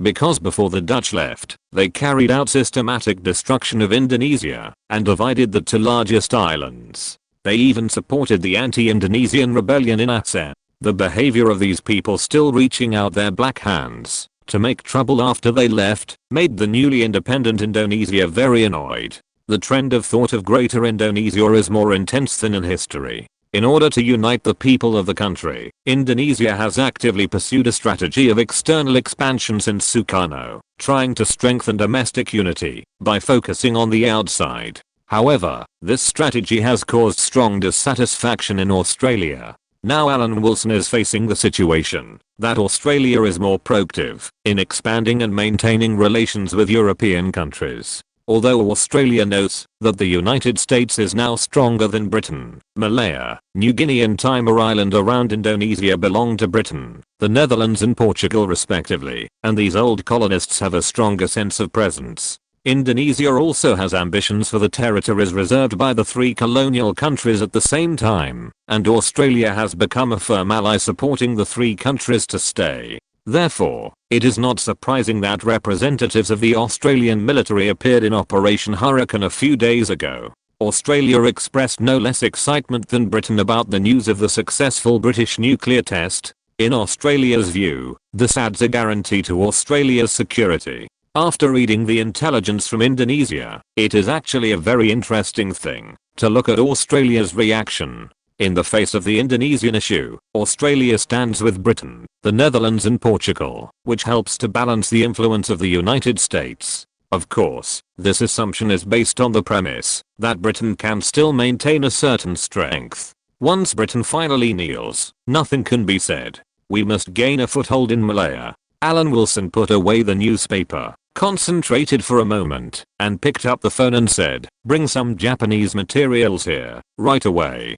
Alan Wilson has information about Japan in his mind, but what he lacks is the intelligence of this time period. Only by comparing the two can he come up with a way to lay mines for competitors. For example, the flying geese model advocated by Japan. Alan Wilson knows it, but Japan has not even started to develop its textile industry, and there is no trace of Japan's flying geese model.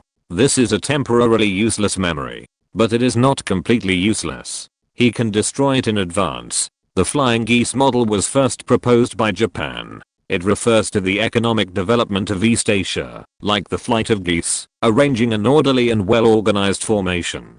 In this model, Japan is in the position of the leader, followed by South Korea, Hong Kong and Taiwan, the so-called Four Little Dragons. In the second echelon, Malaysia, the Philippines, Thailand, Indonesia and other ASEAN countries are in the third echelon, and at the end of the flying geese array is China.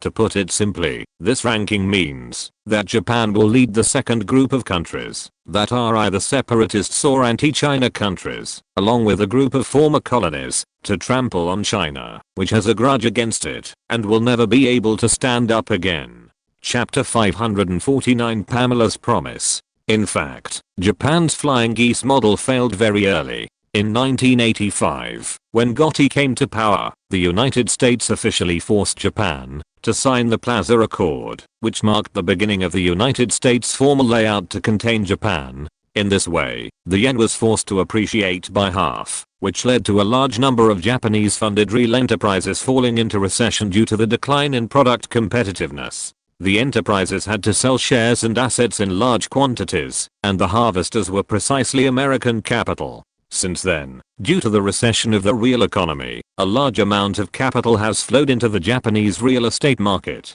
causing the real estate to expand wildly. A large number of American capital took the opportunity to enter the Japanese real estate market and made a fortune. In 1990, American capital suddenly withdrew from the Japanese real estate market in large quantities, and the Japanese real estate bubble was declared to have burst. The bad debts of Japanese banks reached $600 billion.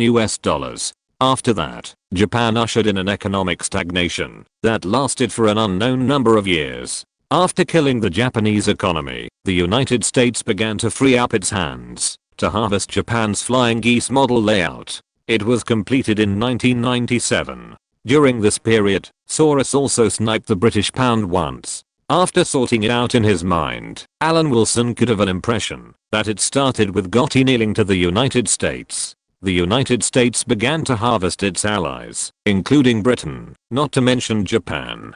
After a lesson, Alan Wilson believed that Britain in 1990 would regret being too close to the United States during the Cold War, but regret was useless. At that time, Britain had lost all its colonies and had no ability to resist the United States. But now it is different. In the world of 1950, Britain can still make plans. British Malaya still has to rely on the Chinese to crack the Japanese flying geese model. At present, Britain has two advantages in Southeast Asia. The first advantage is the geographical location of British Malaya, not to mention the importance of the Strait of Malacca, including the Indochina Peninsula, as well as island countries such as the Philippines and Indonesia. British Malaya is also in an absolute central position. The second advantage that has emerged is that British Malaya now has the largest number of Chinese in Southeast Asia with an area of 4 million square kilometers. Chinese are not only present in the colony of British Malaya.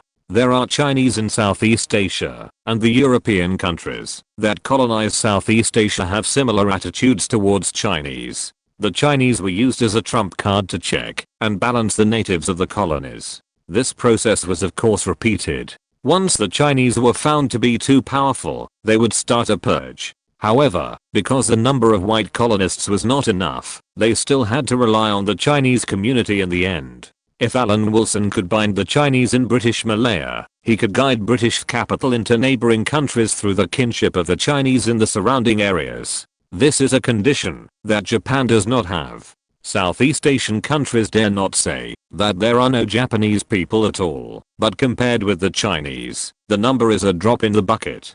Once Japan's flying geese model can be resisted, Japan will lose most of its market. The only country that Japan can hold is South Korea. Abolishing the flying geese model is also a way to pull its legs. It seems that in the next 30 years, not only will everything be arranged ahead of Japan, but even the industrial transfer must be faster than Japan. Alan Wilson responded to the current state of Japan while recalling Japan's development trend. It is absolutely impossible to compete with Japan in the textile industry, the steel industry in the 1950s, and the home appliance manufacturing industry in the 1960s. The textile industry and steel industry must be launched at the same time. Now we should develop two industries that do not require much population quality and take the lead in dumping in the surrounding areas. The most suitable place is the Philippines. Before Japan's flying geese model, we must occupy the position first to withstand Japan's subsequent industrial transfer.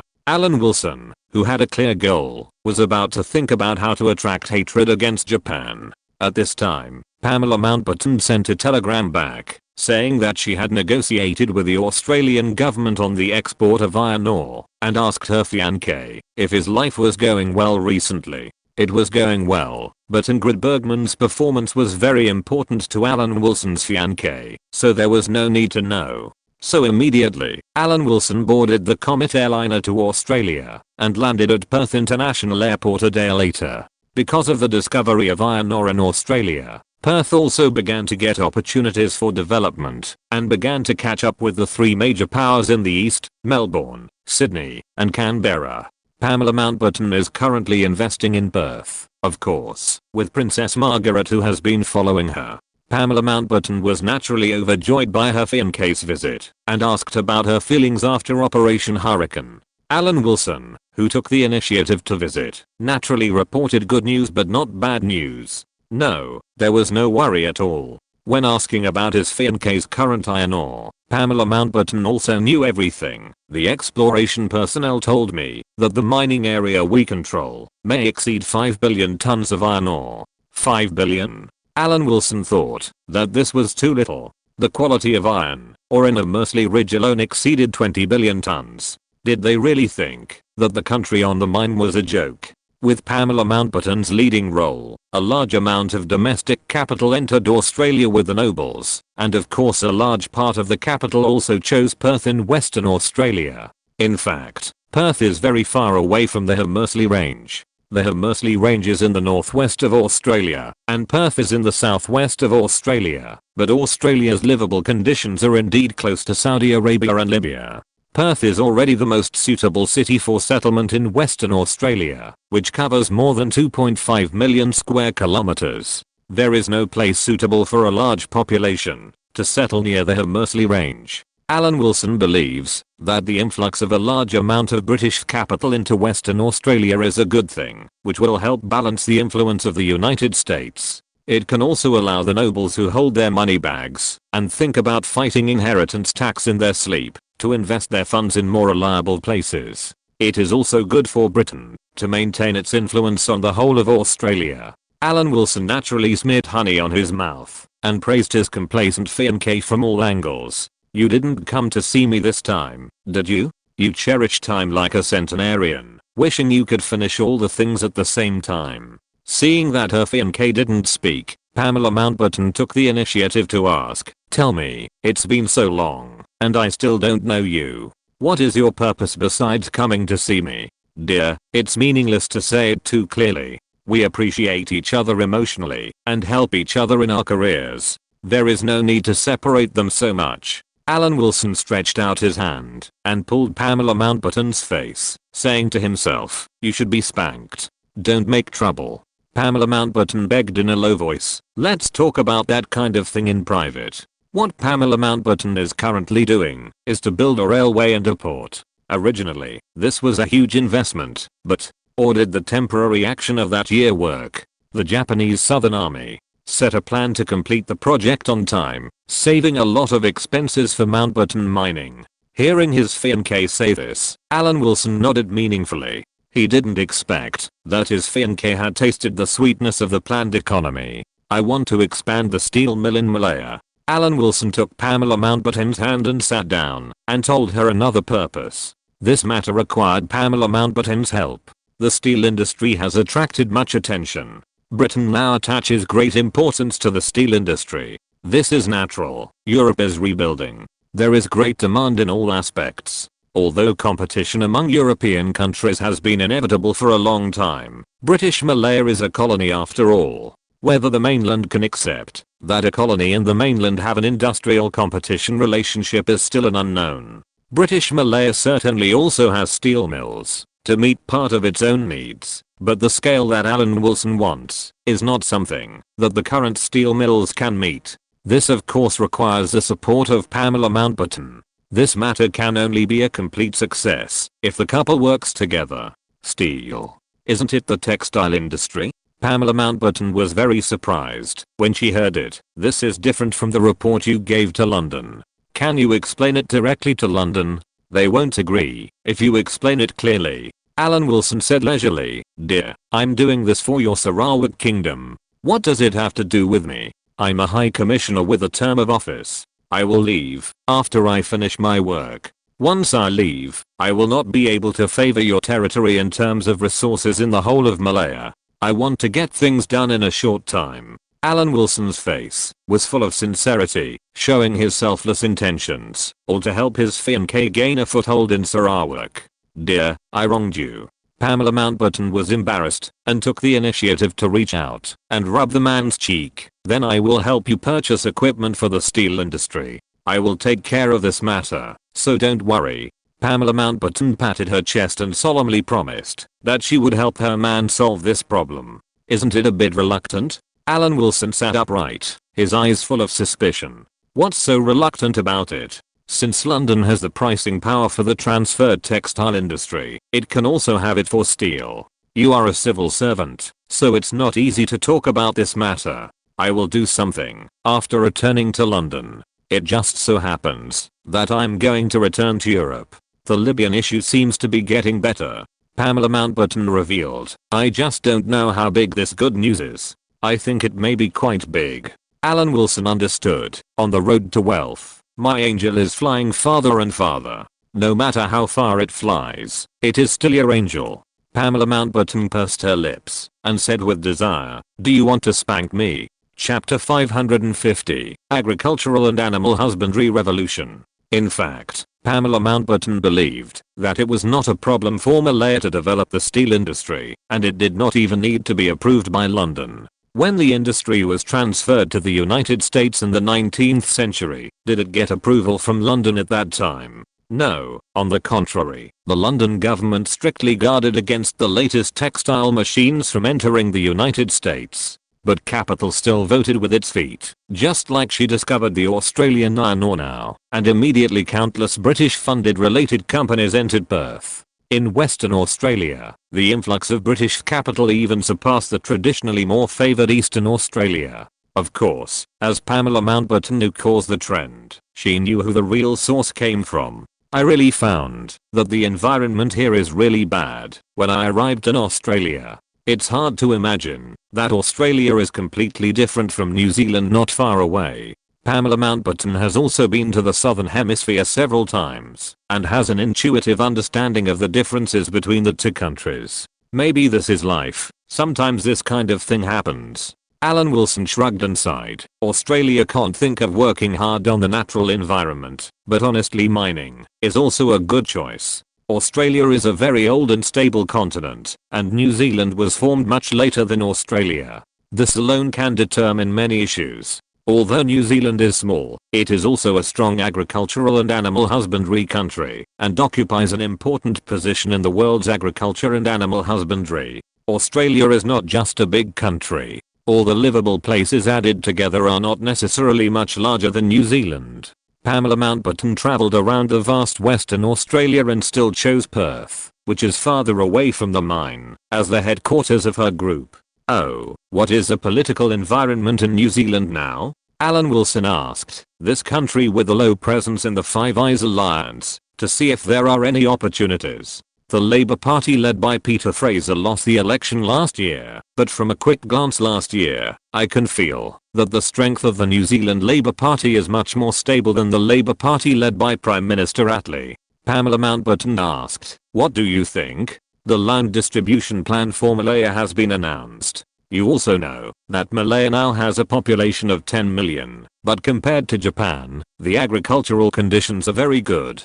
I want to investigate the support for agriculture and animal husbandry recently. Solve the problem of agriculture and animal husbandry. A big problem has been solved. Alan Wilson expressed his thoughts. Put labor-intensive industries in West Malaysia, but the steel industry in East Malaysia. West Malaysia can play agriculture and East Malaysia can play animal husbandry. Happiness is all about comparison. If Japan only had 20 million people, the Japanese archipelago could also develop agriculture and animal husbandry. But Japan's population is approaching 80 million, and it can't even get enough food by relying on agriculture and animal husbandry. Japan, which has nothing, has no other way out except to run a sweet shop.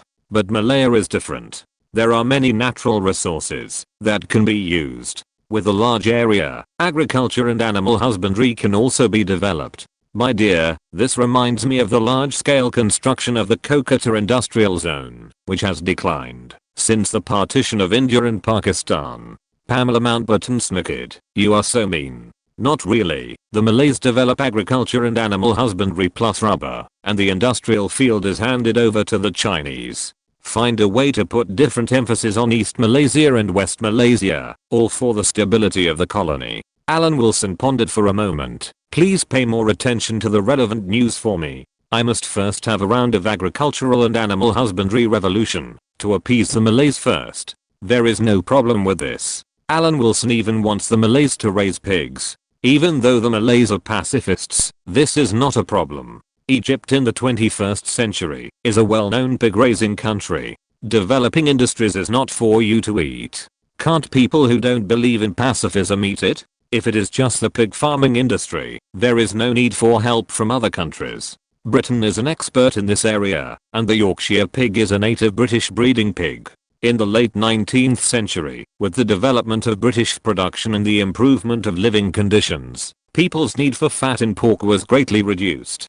Through purposeful, planned and systematic high-protein concentrate diet, linear breeding, directional breeding and selection, the large white pig quickly developed towards the lean meat type. Many countries introduced large white pigs from the UK and bred them into large white pigs suitable for their own countries, based on local conditions. The Soviet Union, the United States and Japan are all countries that introduced them. The white pigs that squeezed out the Chinese black pigs were also introduced from the UK. The Yorkshire pigs are fast growing and have strong fertility. These are advantages. The scientific and technological content of agriculture and animal husbandry is no less than that of industry. China has not yet gotten rid of its dependence in the 21st century. The field where Europe and the United States are really strong and indestructible is agriculture and animal husbandry. Many countries have their own advantages. There is an important indicator in pig farming called feed to meat ratio, which refers to the amount of feed consumed by the livestock and poultry to gain 1 kilogram of weight.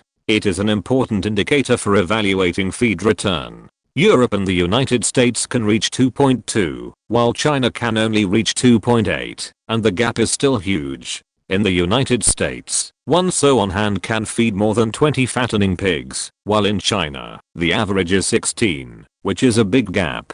Pamela Mountbatten nodded and knew Alan Wilson's purpose, which was to appease the local indigenous Malays first. Once the Malays preconceived that they would live a better life than the Chinese. Once this influence is formed, at least one generation will not be able to get rid of it. Wait a minute, I'll send a telegram to let all companies pay attention. Pamela Mountbatten stood up and decided to help her fiancé collect relevant information. Coincidentally, Alan Wilson also wanted to send a telegram. After the land distribution plan, he asked Elisa to draft a plan for the agricultural and animal husbandry revolution and prepare to start the distribution from agriculture and animal husbandry. This is also to set things right and to fill the mess left by the former Commissioner Jared Edward. It is actually not costly to launch an agricultural and animal husbandry revolution, especially for Alan Wilson. Although Pamela Mountbatten said that industrial transfer does not need to wait for London's approval from the perspective of civil servants, it can completely bypass the government and do it by itself. But the industrial transfer involving industry is too eye-catching, and Alan Wilson is a civil servant who is no longer at the bottom. It was impossible to ignore the constraints of Whitehall, and Pamela Mountbatten could only find a way. Agriculture and animal husbandry were different. Although the technological content was no worse than that of industry, it was indeed not noticeable. Whitehall had no reason to oppose it, and would strongly support it. Pamela Mountbatten, who already had the temperament of a strong woman, soon collected the fine breeds needed by her fiancé through institutions in various countries. In addition to the Great White York, there were also American direct pigs, white striped chickens in the Chicken King competition, French Charolais cattle, South African boar goats, and so on. These things don't actually cost much. Pamela Mountbatten said in a trivial tone. No, Malaya will spend a huge amount of money to introduce them. Alan Wilson shook his head like a rattle. He couldn't miss this opportunity to clear Malaya's finances. Alan Wilson knew that colonial work was different from local work. Whitehall wanted stability, and the more work he could do in the colonies, the better. The so-called use of connections to get these best breeds to Malaya would not work. Alan Wilson had to sign the contract in the name of the Malayan Commissioner, and the signing of the Yin-Yang contract legally handed over the fiscal revenue of British Malaya this year to London. The key is that you said that things like this in agriculture and animal husbandry are not easy to attract attention. Pamela Mountbatten pondered and asked back, you once said that it is almost impossible for an ancient civilization like India to admit that it is not even a rival in farming and breeding, including India, but not limited to India. The same is true for the Chinese. Alan Wilson said that India's glorious years have passed and he is now managing British Malaya. The psychology is like this, but sometimes it is better to let them face the reality. It is good for them. If they can't even adjust this mentality, it will be a tragedy. I think it will be difficult for India to get out of its glorious history of thousands of years. As for the Chinese, we can still try to save them. Regarding Pamela Mountbatten's most valuable asset now, the mine that has been named Elizabeth Iron Mine, Alan Wilson's suggestion is not to announce the maximum estimated reserves, but it is appropriate to report a reserve of 20 to 30 billion tons. It is also a world-famous iron ore mine. It is easier for the Australian government to agree to export iron ore, and there is still room for maneuver, such as not exporting to Japan in the future. According to an anonymous person who is far away in Australia and is unwilling to reveal his identity, and is also the guidance of the Malayan High Commissioner Alan Wilson, the British-controlled newspapers have recently focused on criticizing Malaya's disappointing backwardness. Of course, in the general environment, where the land distribution plan has been implemented, the Malays said that the British are right. The Malays are backward, so they need more land shares. Around the core idea that even farming and breeding are not the opponents of Europe, the Commissioner of the Administrative Office is still busy, saying that land distribution alone is not enough, and an agricultural and animal husbandry revolution must be carried out to pull the Malays out of the quagmire. It was just in May that the Malayan Administrative Office had spent all the fiscal estimates for the entire British Malaya in 1950 without a penny left, and was waiting for the Commissioner to come back and sign with the support of all the Malays. That's right. We don't exploit colonies. It's reasonable to spend money. We should do the same thing when we encounter similar things in the future. Alan Wilson, who was still in Australia, encouraged in his reply. Do high-yield seeds cost money? Do high-quality breeding pigs cost money? All this money should be spent. Wait for me to sign it when I get back. Let all major newspapers prepare to sing praises for the agricultural and animal husbandry revolution. End of this chapter. Thank you very much for reaching the end. Don't forget to like. Looking for more exclusive content and immediate access? Subscribe to our Patreon. Remember, every like, subscription, or donation encourages us to continue. Thanks to everyone. See you in the next video.